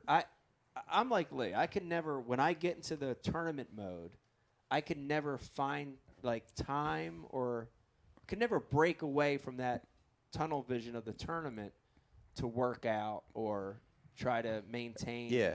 How do you do that? I don't mess around in the tournaments. When it's tournament time, it's tournament time. Okay. I save that energy for the tournament. Yeah. If I have an off day, I might go for a run. Yeah. Might go for a little light workout. Yeah. But tournament energy is tournament energy. Okay. You get what I'm saying? Yeah. I don't Yeah. push that limit. Yeah. Yeah. That's but, good. But the weeks before, like, yeah, I'm running, I'm working out, trying to build my endurance for days on the water, hours on the water. Yeah. I'm envious of that. I can Aaron never Martin's quite the only figure that out. person that I know that could still run 7 miles after he got off the water at like 8 o'clock at Aaron night. could do that. I remember him doing that when we were in the campgrounds. Yeah, and Johnny would work out on off days and Yeah. days Same convo, though. John Daly's and Phil Mickelson's. Straight up. You got Prosnick out there balling out. Yep. And you got dudes running 50 miles. Dude, Yep. stay in your own lane. What worked for Yep. you? Yep. That's right. Stay in your own lane. That's right. I'm still looking for what works for me. Me and you went for, Probably mag draft. we went for I find a lot of things that don't work. we went for a run one night. Yeah, I ran for a while that night, actually. Run out of gas? No. Nope. Yeah, that too. That's awesome. Brian, what do you got there? Oh, Rich? We're working on getting somebody on. We got the Zoom links out there. So, okay. guys, if you want to come hang with us on the show tonight, we got the Zoom links out there. Just hop in there. Cinny, I will die. Pretty sure we know how Straight to up, Skype him in. You cannot just get him on the phone. Yeah. If anybody's still out there. There's no way. They're watching like hardcore right now. I just checked my phone. There's no way Him, Cindy's David watching. Reynolds, they're all watching. All right. We'll see what happens. Hi, here. everyone. Hi. While we're doing that, let's wrap up a couple things. Yeah, one question keeps coming through the board for Lee and Caleb. If you could have one angler from Bassmaster to trade over to MLF for one angler at MLF that you could get back to Stirring Bassmaster. the shit pot. Hold on. Oh, wow. Huh? Come again? They want to trade one angler from Bass to MLF to get one angler from MLF back to Bass. Wow, that's a great question. It's been coming up all night. All right. It is not. Oh, yeah. What do you got? Well, I'd like to hear the answer to this. Let me think about it. Huh. I would want back probably Lucas. I like Justin Lucas. He's cool. Okay, yeah. I'd want him back. Give me a second to think about who I'd want to get rid of. Who's not going to get pissed. Oh, God! Oh, God! Look who's calling in. He's calling my phone. He's calling my phone. He doesn't know how to do He's it. calling the wrong number. What's your number? All right. Oh, hold on. I wouldn't put that on speakerphone. The whole world's going to get his number. Who is this?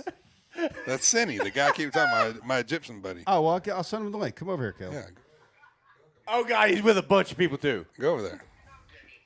Oh, my God. Yeah, we're getting technical. Hang on. Oh, no.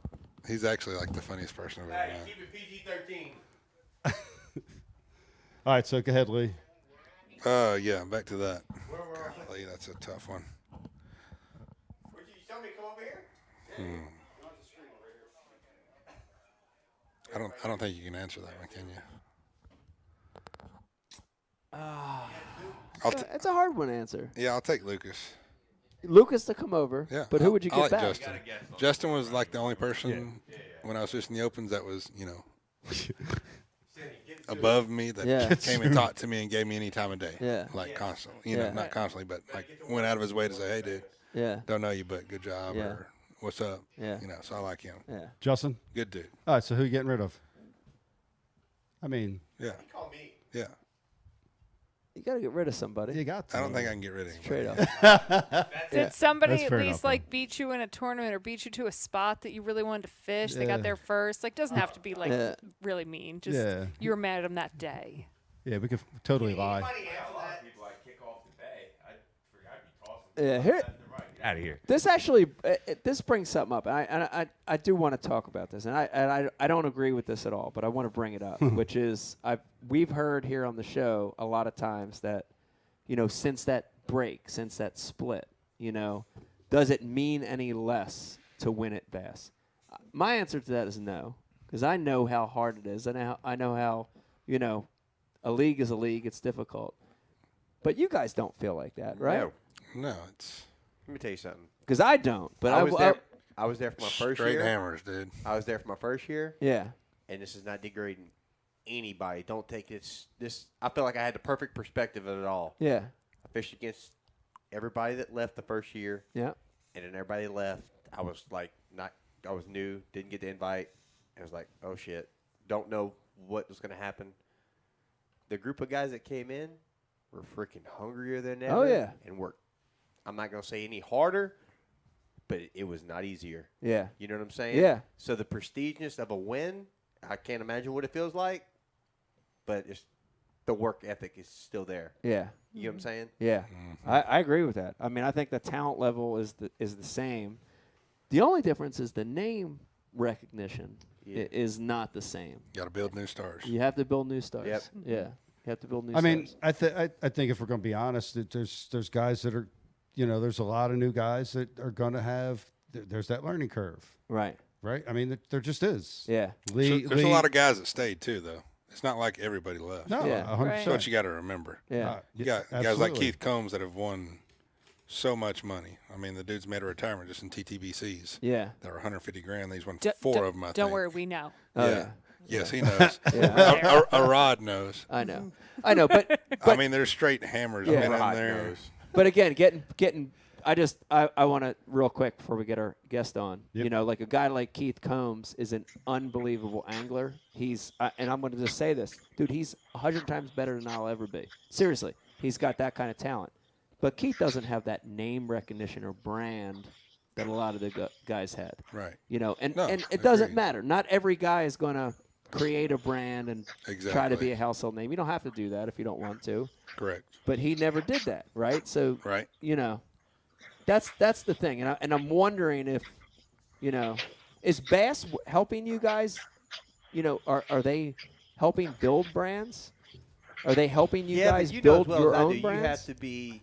It's a lot of personal attributes that fall into a brand. Yeah. Like Seth's, you know. Yeah, but So like Bass. Yeah, you know, if it comes to. I mean, I can tell you this real quick before you say that. Like when I won the Classic in 2003, Bass put into my lap all the tools I needed to help build my brand. They were lining up interviews, putting me on magazines, radio shows, web shows. Like Go ahead. I didn't stop.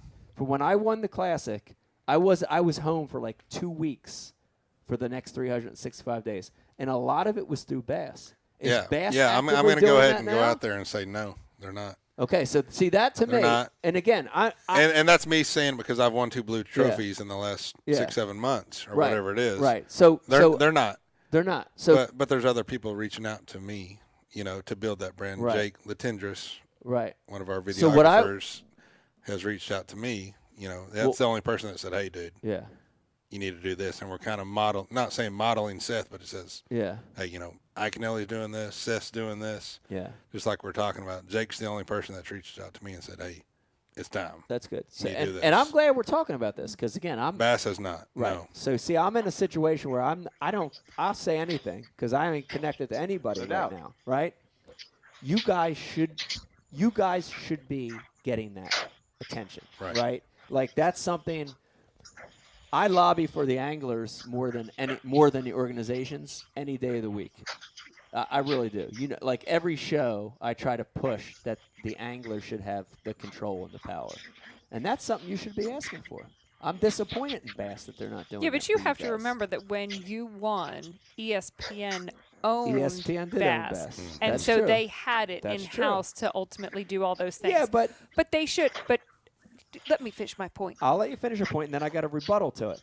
Woo! Relax. Okay. So the other side of that is Yeah. Bass in-house doesn't have the means like ESPN did, but Bass as an organization to grow their organization and to ultimately grow their anglers, which goes hand in hand, should have somebody that they work with, Okay. a PR agency or marketing company that helps do all these things for them and the anglers. I agree with the second part that they should be doing it. I disagree with the first part because ESPN and the Andersons are very similar in their ability to spend money and promote.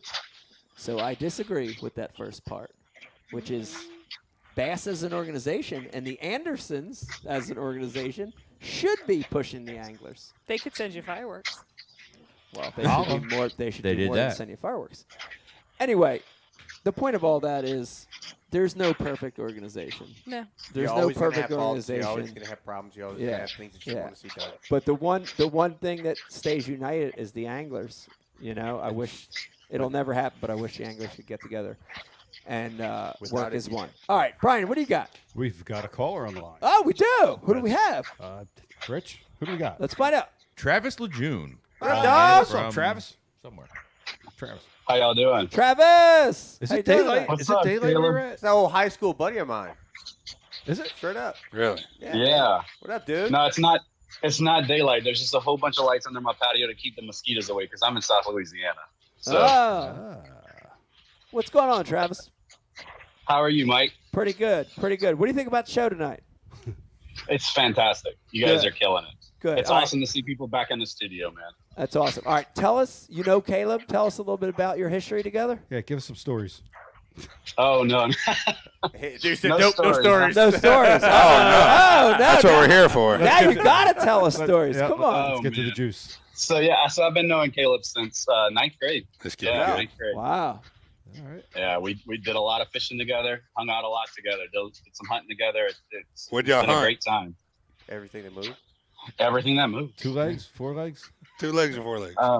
Mostly 4 legs. We'll keep it on the show. 4 legs. Okay. All right. Now, did you have any inclination back in 9th grade that Caleb would go on to be a professional bass angler? You know what? I'm gonna say yes, and I'm not just saying that on the show, but I'm gonna say that because I tell that to everybody.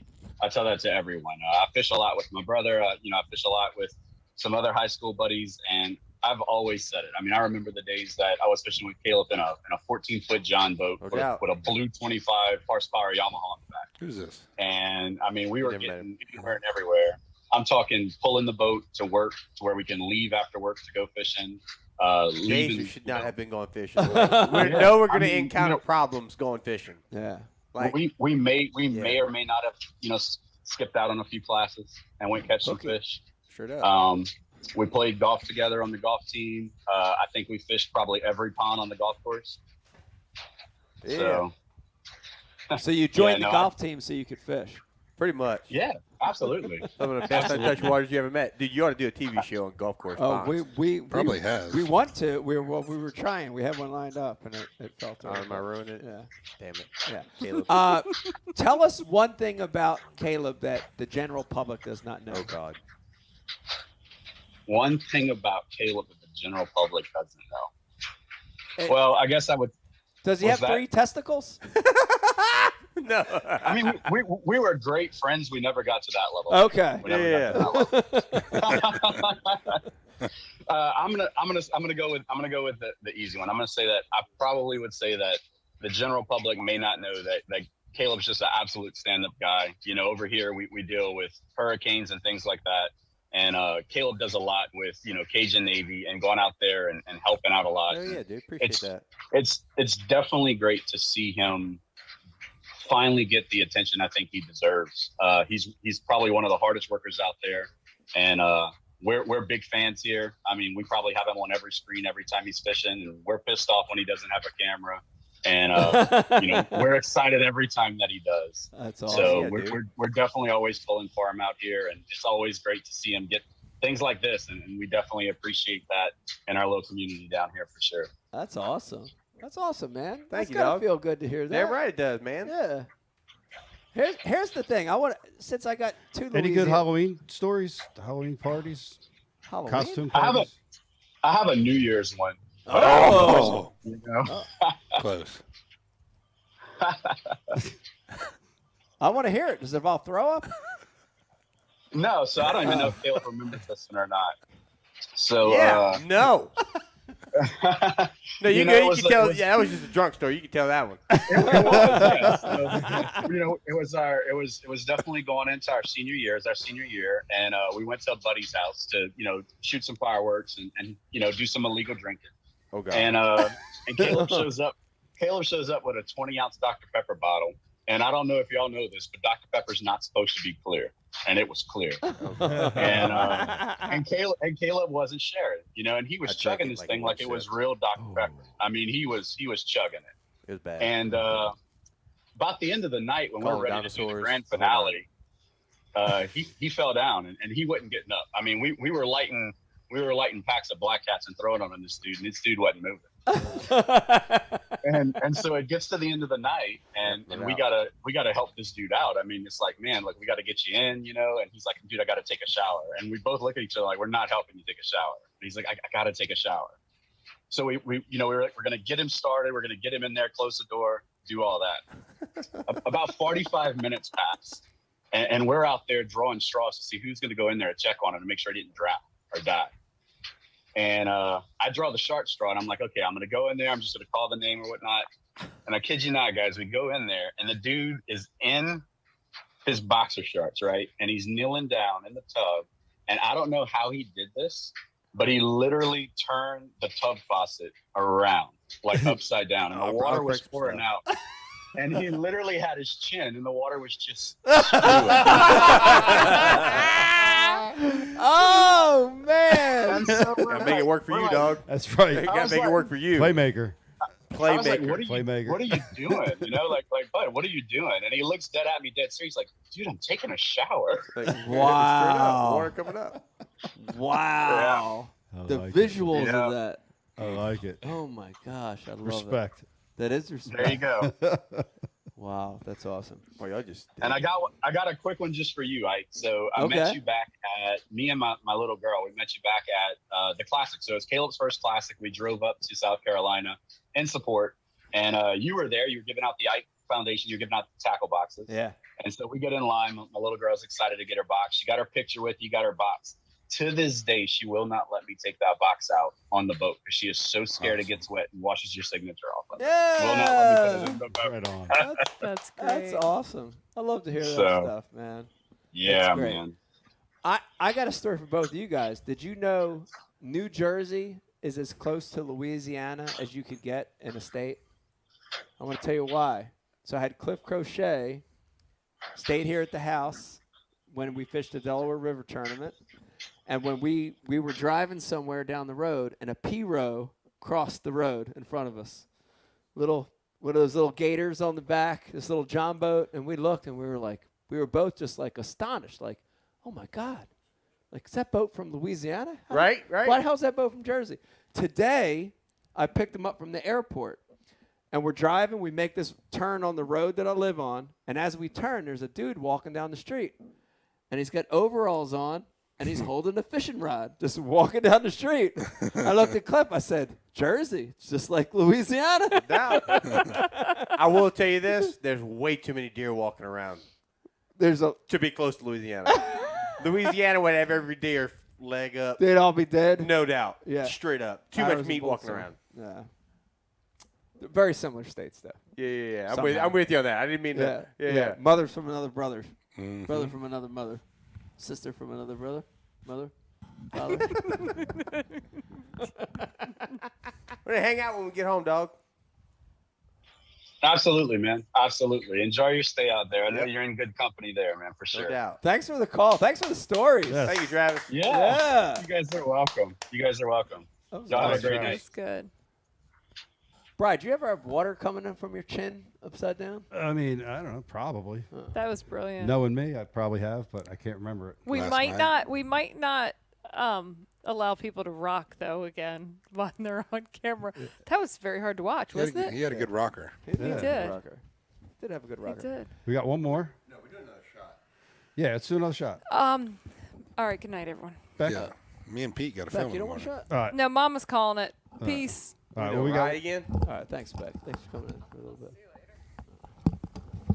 Let me shot that. Yeah, while we're doing the shot, I did want to talk about one other thing. Okay. That I had. Your crankbait? No, I had something else I want to talk about. Heshy socks? No, Heshy socks. I got my Heshy socks on tonight. I got the real low ones on tonight, though. The real low ones? The super low ones? The Bill Lowen. The Bill Lowen. I The thought Bill that's what he Lowen. was getting at. Yeah, those are Bill Lowen Signature Series. Oh, dude, I love Bill Lowen. I think he's a great fisherman. but But- why? What's up with that shriek? Every time Bill weighs That's the Scream team, right? That's his wife. Is that what it's called? Yeah, Team Scream. that scares Team the Scream. shit out of me every Team time I hear Scream. it. Oh, she goes all in. She's awesome. God, it's crazy. You'll see his son on the Elite Series one day. Wow. Who's Is that? that hardcore? Fishy kid. He's Wow, not like just your kid. Cool. he's Dude. not hardcore. He won't talk to you if he's fishing. He's that hardcore. Wow. That's pretty Hardcore. awesome. Like he'll be there one day. No Wow, doubt. That's cool. He's legit. It's good to see it. Yeah, we're It's good. good to see it. Well, I'm in. Yeah, what do you Yeah. got, Bri? Oh, it's shot? Oh, shot. I wanted to mention something real quick as we get to the end here, which is, dude, a lot of guys that fish on tour are very. You mentioned Bill Lowen, might be a great example. Dude, they're super hardcore. They fish. They kind of stick to themselves. They do their own thing. But you guys have a good. It seems like you guys have a good time on the road as well. Like We you're, do. you're all business when you're fishing a tournament. That's why I always say the John Daly field mixing deal. Yeah, you guys have a good time, and it should be like that. I think it should be. Yeah. You should be able to have. Handle, enjoy handle yourself. your business, do your work. Yeah. Yeah, When I think it's we good. when we leave out in the morning, it's game on. All right. Cheers, guys. Cheers. Great show tonight. Yeah. Appreciate you guys coming. Yeah. What's my name? Skip. Lots of bait. A lot of bait. Woo! Oh, Lot of yeah, bait. that was warm. That was warm. That was really warm. All right, Riz, let's give this. You want to do the Facebook like and share winner? Let's do that. Let's announce a winner here real quick. Yeah, we're gonna get to that in a sec, Mike. Oh, okay. We'll get on that. We have a guy on here. We have a guest on. Oh, yes, we do. Okay. Sorry, we got one more. Please. Okay. We're gonna do that. Please. And Rich we're dealing with a Give me one too. a spam situation on YouTube in the comments. So whoever that dude is, I wish death upon you. Stingrays to your rectum. Oh, stingrays to rectum. Yeah, just blowing it up. Man, I'll find them. that sounds painful. I'm gonna fucking kill you. Good Lord. Wow. So this guy's ready to go. Okay. We got another guest popping on Ike Live tonight. Call. Is this? Should I say caller? What do I say? for Zoomer. Zoomer. Oh, Zoomer. Zoomer. What's your name and where are you zooming from? Bri? Yeah, boss. You there? Ron? All right. Boss? No audio. Let's try Audrey. Audrey? Yep. All right. Oh, there you have it. Bring them all in at one time. Yeah. Group chat. What is that? AOL. Caller, what's your name? Where you come from? Can you hear Zoomer. us? No, Zoomer. Zoomer, name's- what's your name? Where you zooming from? Is the correct. Is that Chris Johnson? That's Chris Johnson. Go ahead, Chris. How you doing, buddy? Chris, how you doing tonight? Good job, Bri. Are you talking to me? Yes, sir. Go ahead, buddy. Sam calling from Connecticut. Oh, Sam. Sam, how you doing tonight? Good, man. I wanted to ask Ike about Oneida. Yes. Should Yes. talk about that more. Yeah, we should talk about Yeah, let's fucking talk- Lee's So- 85-pound bags. Y'all Let's left stop that it. out. That's your fault. Yeah. I've tried to team y'all up on it. Yeah. Now I can hear you guys. Okay. First off, I was up at Oneida co-angler. Usually it's a little easier than that. Yeah. It wasn't. I still got on them. Yeah. Just wondering. What was the ticket? Spots from the 90s or what? Oh, this guy's technical. I like it. He's I like it. technical. It was spots from the 90s. I actually put on my acid wash jeans, my No, I jabonis, didn't mean it like that. I mean like my cross colors. I had my Right. cross colors sweatshirt on, and I had Kangol? my Kangol. Yeah.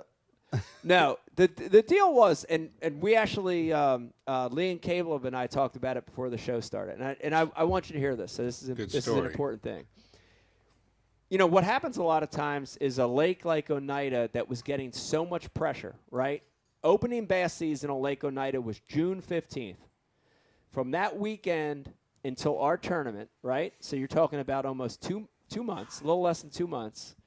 Every Saturday, you had a 200-boat tournament that went out of Oneida Shores, okay? Mm-hmm.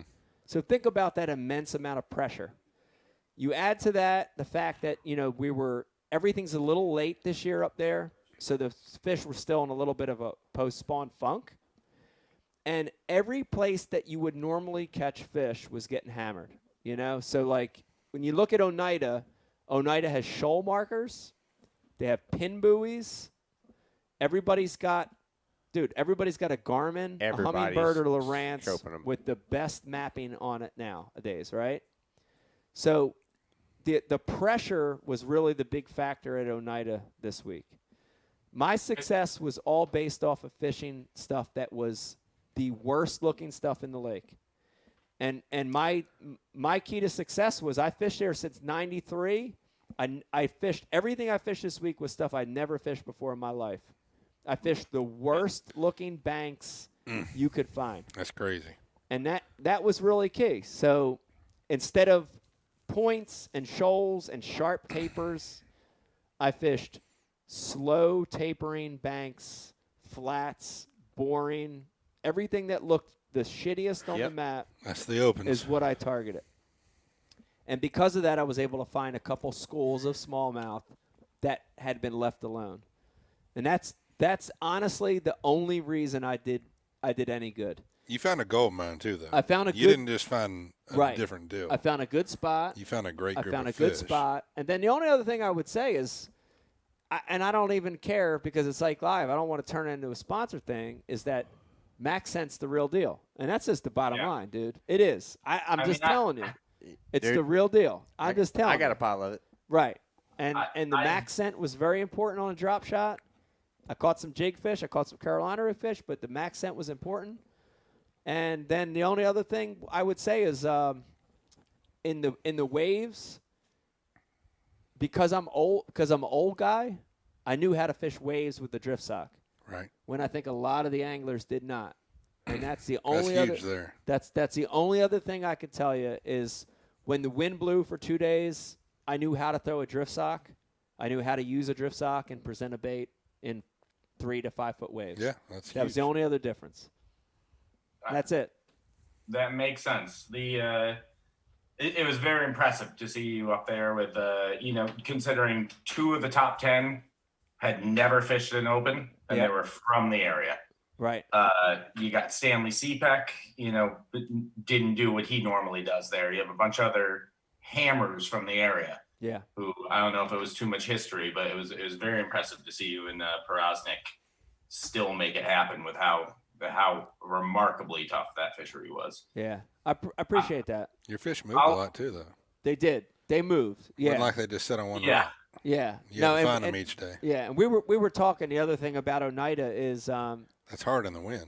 It's hard in the wind to relocate them. Yeah, and the thing about smallmouth fish, but bass, but smallmouth in particular, outside of the spawn, right? During the spawn, they're thinking about fucking. That's it. That's all that's on their mind. But the rest of the year, it's all about food. So the problem is every day when that wind shifted, and you remember we had an east wind the first day. Oh, I remember. The second day we had a northwest, right? And every day the wind shifted, the bait would shift, and when the bait shifted, the smallmouth would shift. Yep. So I had to relocate my fish in that area that I've ended up fishing every day. And they moved like football fields away. Did you use a drift sock every day? I use a drift sock 2 of the 3 So you days. didn't tell me this until 2 of the 3 days. Yeah, you're holding that back. Yeah, you didn't tell us that earlier. Yeah, old school drift sock. Yeah. You just get like upwind and drift across in the area and just fish? Yeah. Fishing forward or fishing backwards? So the key to a drift sock is so I get I use a really big drift sock and I put it on a carabiner with basically like a giant ball bearing swivel. Swivel. Yes. Right, which is super key. Yep. And when I throw a drift sock, I always throw it like sideways on the boat. Mm-hmm. Not from the bow or the stern. On the side cleat. But on the side cleat. Yep. And then what you do is you can control your drifts with the trolling motor, and you could actually slow your drift. This is going to sound ridiculous, but you slow your drift by like 2 or 3 miles an hour with a drift sock. So I just give you an example. There was one other dude that came in on me the second day that wasn't there the first day, whatever. But when he got on a drift, Brian.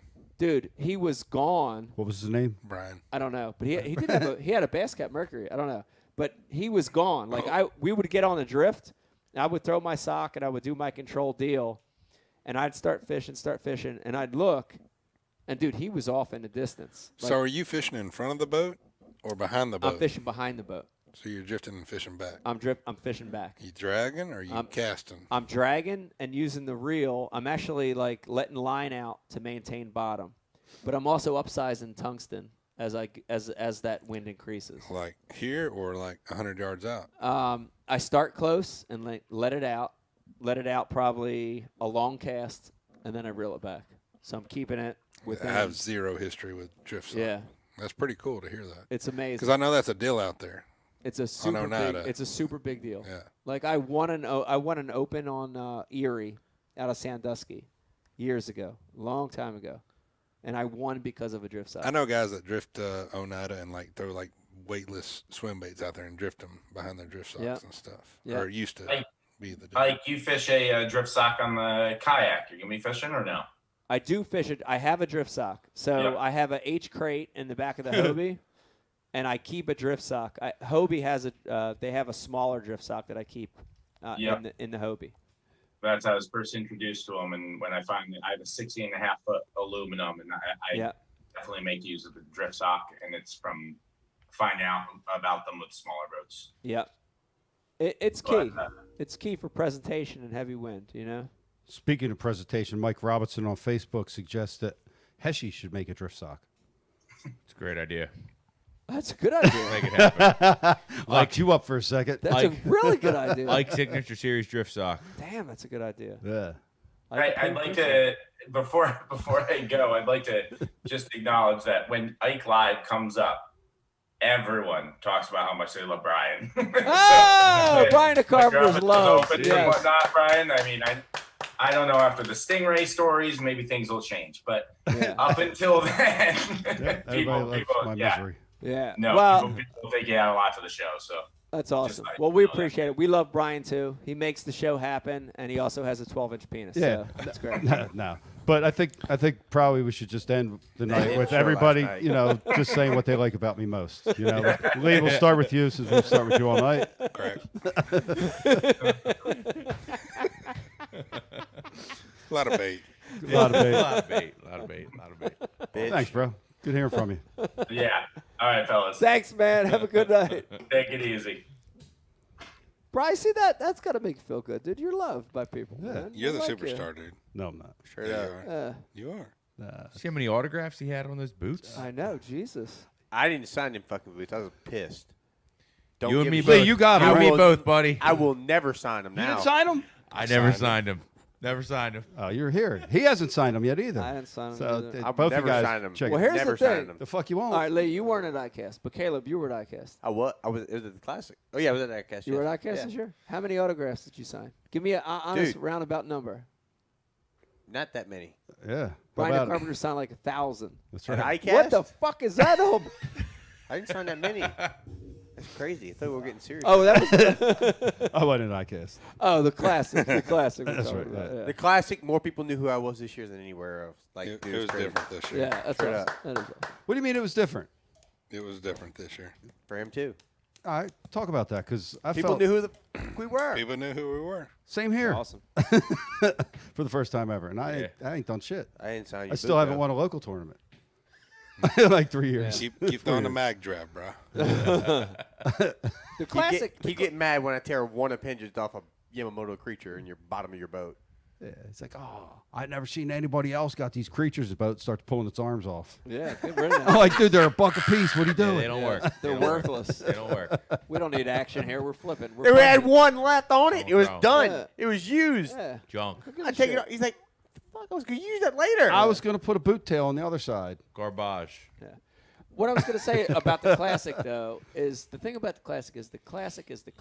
Like, that is the world-class event of all fishing. Like, you could never replace that thing. Yeah, you can. I sat there and It's signed a red autographs crest. for What are you talking 4 or 5 about? hours. That's premier. Literally. Get out of here. Yeah, ICAST wasn't like that, but the Classic was dumb. It was ridiculous. Yeah, that's pretty awesome. Look, Rich, look over broadcasting. we got double BTC and Riz right now. You know what? We're staying with it. Oh, look at you guys. And you got different color palette in each one. Look That's at that. right. One looks 70s, one looks like 90s. That's right. Future us and We're warm up top. Wow. we're Warm staying- colors. staying Pretty with cool. All right. You want to end the show, Brian? What do you want to do? Probably. Yeah, we got a Facebook. Probably- Live. probably let's, pretty let's good do idea. that. Riz, let's Guys, get it. if Here. What do you think, Caleb? What do we I'm got? Good. You get the girl on or whatever. What do we got? If you haven't liked and shared tonight's feed already, now's a great time because, guys, it's going to take me about 15 seconds to put things Okay. through Hurry the up. randomizer here. Hurry up. And tonight's winner. Wait, we didn't talk about Lee's fucking 40 pounds on top I water. know. Well, that's how we're going out. We had to. All right, let's go out like that. God damn it. 40 pounds. 400 pounds. Yeah. All on top water, too. All right, well, all but one. Tell them keep hanging. All right, keep hanging out All there, right, folks. Lee, what'd you We do? got to win. Like and share. 42 pounds on the top water. Let's go. That's it. Basically, y'all sucked the life out about dragging it out. Yeah. No, I'm joking. Yeah, me and Pete got an appointment in the morning. All right, well, the real quick version. Pete Tight. He was badass. Post-spawn Pete. Yeah, it was badass. A lot of giants on the top water and big swim bait. Yeah. So how did you know to power pull down, pull the trolling motor out of the water, and like sit on that spot? Because I need you to tell Mike how. Yeah, that's hard for me. He's worried about this. No, I'm not worried about we it. talk about it every day. We do. He's worried about your power pole up and down problem. Yeah. I don't ever put him down. That problem. That's a problem sometimes. It's a problem. Here's the problem, Mike. I can't slow down. As you get older, one of these days, it's not going to go back up. Right. Well, that could be true. No, it just happened. I know a lot about that lake, and this is how much you knew about it. Not saying I laid up the first 2 days, but I fished the first 2 days just to make sure I was in that. It was close, to take a shot. Yeah. And kind of took a shot the third day and caught a lot of fish in a lot of places on a big swim bait the third day because we had some wind, and then we didn't have wind that last day really, and I made a decision to go there. And I know they eat up that late in the year. They get off the big swim bait. You were there when they ate the big swim bait like crazy because nobody was throwing it. Yep.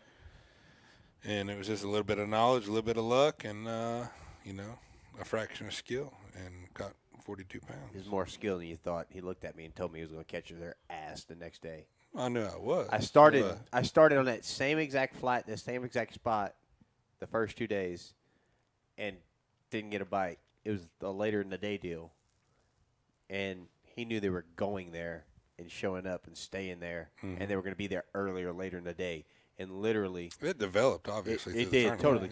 Yeah. Like seriously, that was my started first to happen. Everything developed. Where he smashed him on that island is where I started my first hour of my tournament. Yeah. And a couple people did. You, Ray me Hensman, and Ray Hensman, Brandon Polnick too. Yep. It just did not catch him, dude. And wasn't ready yet. It wasn't. How did you know? Just years. Yeah, I spent a lot of time out there. Yeah, I get that part. I mean, here's the interesting thing about Fork. Fork is a world famous lake. Like I would put it in the top 5 as the most famous, talked about, most educated fish. You know what I mean? Like when you talk about that. a world class bass lake, you say Okeechobee, you say Fork. It's above that weight wise. Yeah. Just because it's not above that in your mind because major tournaments don't go there. Right. But here's the thing. It's small. Like Fork in terms of a bass fishery is 28,000 small. acres. It's very, very fucking small. So you spend a lot of time on there. I think you start to know the behavior. But here's the other thing I want to mention. A lot of timing there. A lot of timing. A lot of Here's timing the other there. thing I want to mention. Like 4, 5, 6 years ago, I can't even remember, longer, I was there for a TTBC. And I remember going into local tackle stores. Listen to this shit. You ready? There's a lot of little tackle stores all around, right? Dude, walls of swim baits, like glide baits, and it struck me weird. I was like, because I'm in my mind, I'm like, that's like a California thing. It's like a, and I saw that swim bait thing 5 or 6 years ago and didn't even like pick up on it yet. So you guys started to figure that out a long time ago. But you caught them there on a big swim bait, didn't you? I did. But I'm saying, early on, that this isn't something that you just figured out. Like this has been a deal a little bit. No, it's running now. Yeah. Yeah. It's amazing what happens when you let bass grow in a lake. Yeah. What they'll start eating. Yeah. So how do you figure timing? Like that's Fork's huge on timing. 365. Especially from the end of May to the end of August. It's all about timing on the deep bite. But even on that shad spawn stuff, there's different shad spawns. There's thread fins, there's gizzards. It was warm at night, it was cold at night. We got a full moon, we got a quarter moon, we got a no moon.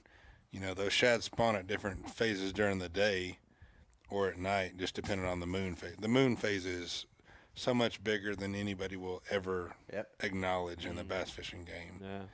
And not just related to the spawn, but related to outdoors. I was fishing like shad spawn. everything. Gizzard is where it was at. Like Brandon Card's deal turned into a threadfin spawn, and his bite went away. Right. But little shad got in there, and they got it really tight to the bank. You saw them go to the bank and try to catch them because the threadfin were up there. Those bass left.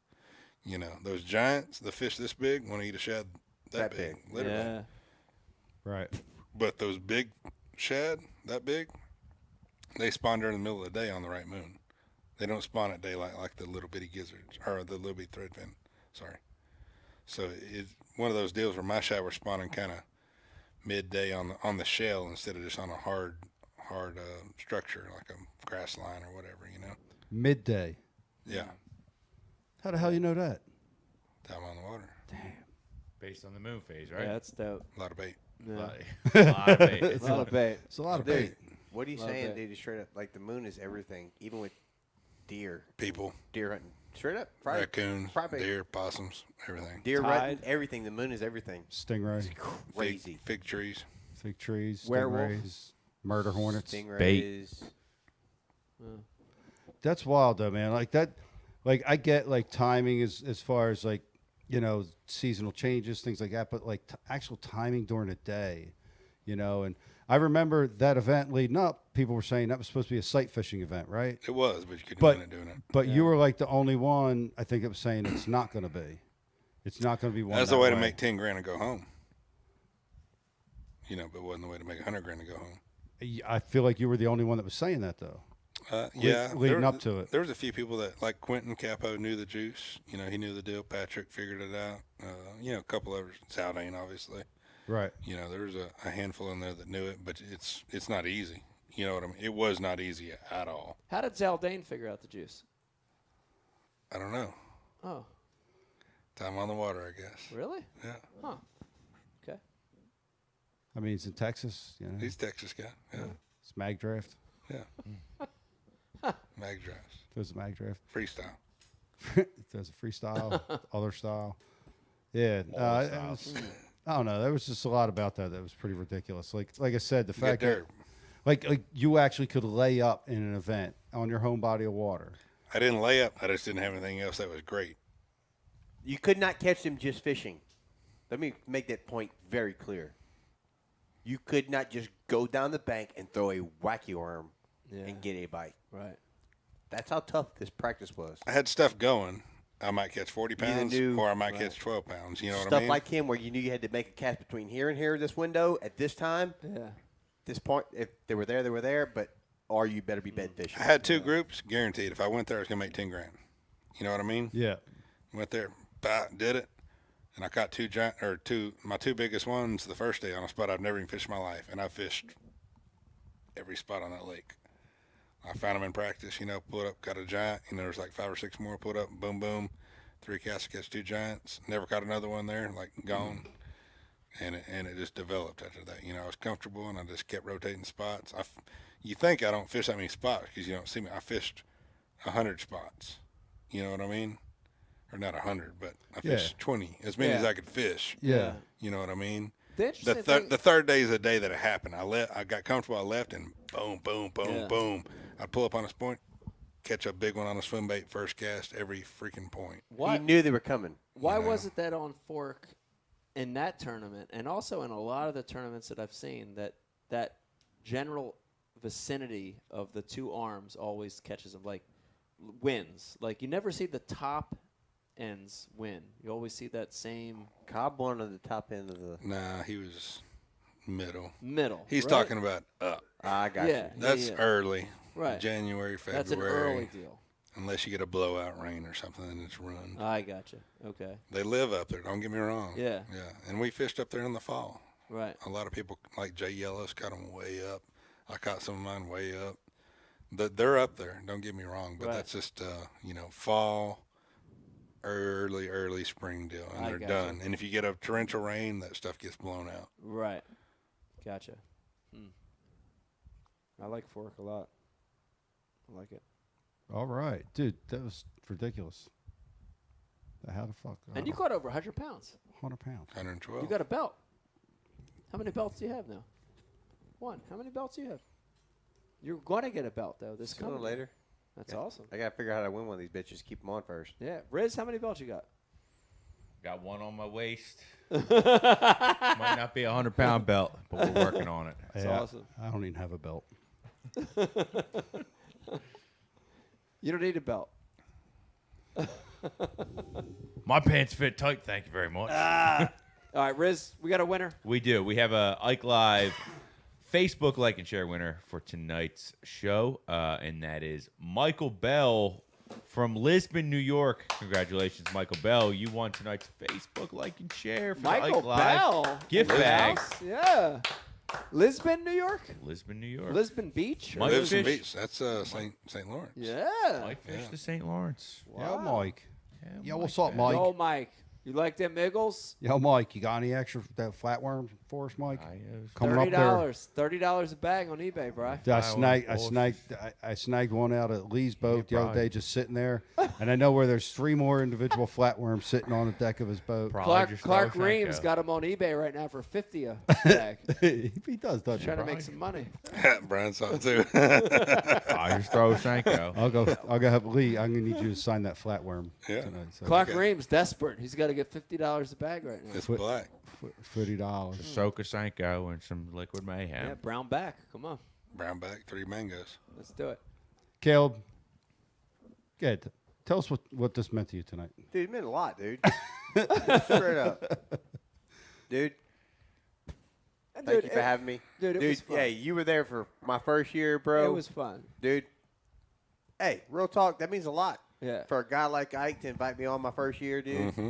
That was I my invited you. career, dude. I got so much. The Fudge Round episode, remember that? I do remember that. Yeah, dude, that that was a huge. great show. Yeah. That was a great show. Like people That like was a still great bring show. that up to me. That Like, was a great show. until like Little Debbie wouldn't sponsor me. Then I like shunned Fudge Yeah. Round, started just running Wow. out of spite. Damn. I ran like Forrest Gump miles because Little Debbie wouldn't sponsor me. But Well, I was running. I was running. Yeah. Here's the thing. Seriously, dude. One of the biggest takeaways for me this year is I'm a fan of the sport. I love fishing. I'm a tell fan that, as bro. much as I'm a participant. I'm a fan. Right? And you guys are, in my opinion, you're like keeping the sport alive. Like the energy I see when you guys fish. Appreciate it. I love it, dude. I enjoy watching you guys. There's other guys that I'm like, you know what I mean? But when you guys are fishing, I We're can trading see them. it. It's not Like, just fishing either. It's not just fishing. I can see the passion. I love that, dude. I cannot thank you guys enough for coming on the show. Yeah, thank you. I really, honestly, like you guys are soulmates. I see myself. Soulmates. I see myself in you guys. Lee and Leb, soulmates. Seriously. No, We seriously. are. Seriously. Fucking hit it I off. know. I know you guys are passionate about the sport. Hashtag cab. Yeah. Hashtag lab. So thank you for coming on the show. Thank you for If coming. anybody wants to know what hashtag cab and hashtag lab are, Caleb's a badass. Lee's a badass. Hell yeah, dude. But we do appreciate you guys coming in. Thank you, And Mike. You're doing great things. Brian, Please Riz. keep it up. Thank y'all guys. Yeah. Yeah. Yeah. Also, want to give a shout out to Seth Feider for coming Yes. on the show. Yeah. That was awesome. job, And his dude. mustache. Seth. Yes. Absolutely. Such a mellow guy. Regular guy, which I love. And he's which I owning it, not trying to be nobody else. Right. He's who he Never. is. Yeah. Want to thank everybody for tuning in tonight. Thanks for watching the show. Rizzo, you want to say anything going out? Brian Carpenter? Want to say Yeah. anything going out? I got thanks for John Valdez last night for setting Yeah. us up out there. Yeah. Thank you, Juarez. Juan. Thanks, Juan. Lots of bait out there in the Yeah. Gulf. Yeah. Appreciate you, Juan. Yeah. Thanks, Lee, for showing me that they bite a multicolored frog on the Oh, Chesapeake that giving it may or away. may not Yeah. come into, Giving it away out in come the into some flats. juice. From the Yeah. back. You going to be with me in the morning when I'm filming? Yeah. You going? Yeah, All right, man. I got to pull the waypoints. So Okay. Yeah, I need that little Are shell we bar doing? out there. Am I okay with you on Wednesday? Because I ain't got a boat. you're using my boat, yeah. Tuesday. Tuesday. I said Tuesday. Tuesday. Tomorrow, you're helping me set a beam in addition we're doing. Shit. What am I doing? 20 bucks, dude. It's- $20 bucks, $20. It's 13-foot beam. It's not that long. Shit.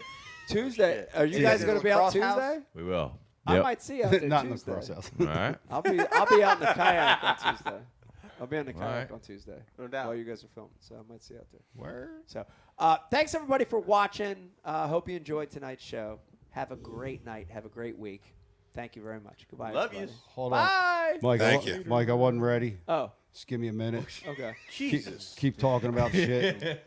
All right. Can't even hold close on. the Big show. shout out to Mike Martin if he's watching out there, my beer guy. Shout out to Mike Martin. And Tin Cup Whiskey, Founders Brewing, and Mick Ultra. Yes. Yeah. On my side. Yeah. Thank you guys. Yeah, Beer of Mick- the night, by the way. Founders all day. Yeah. IPA. Also, Yeah. Mick Ultra in the house tonight. Mick Ultras are good in summertime, man. I ain't gonna lie. Sweet. Let's go.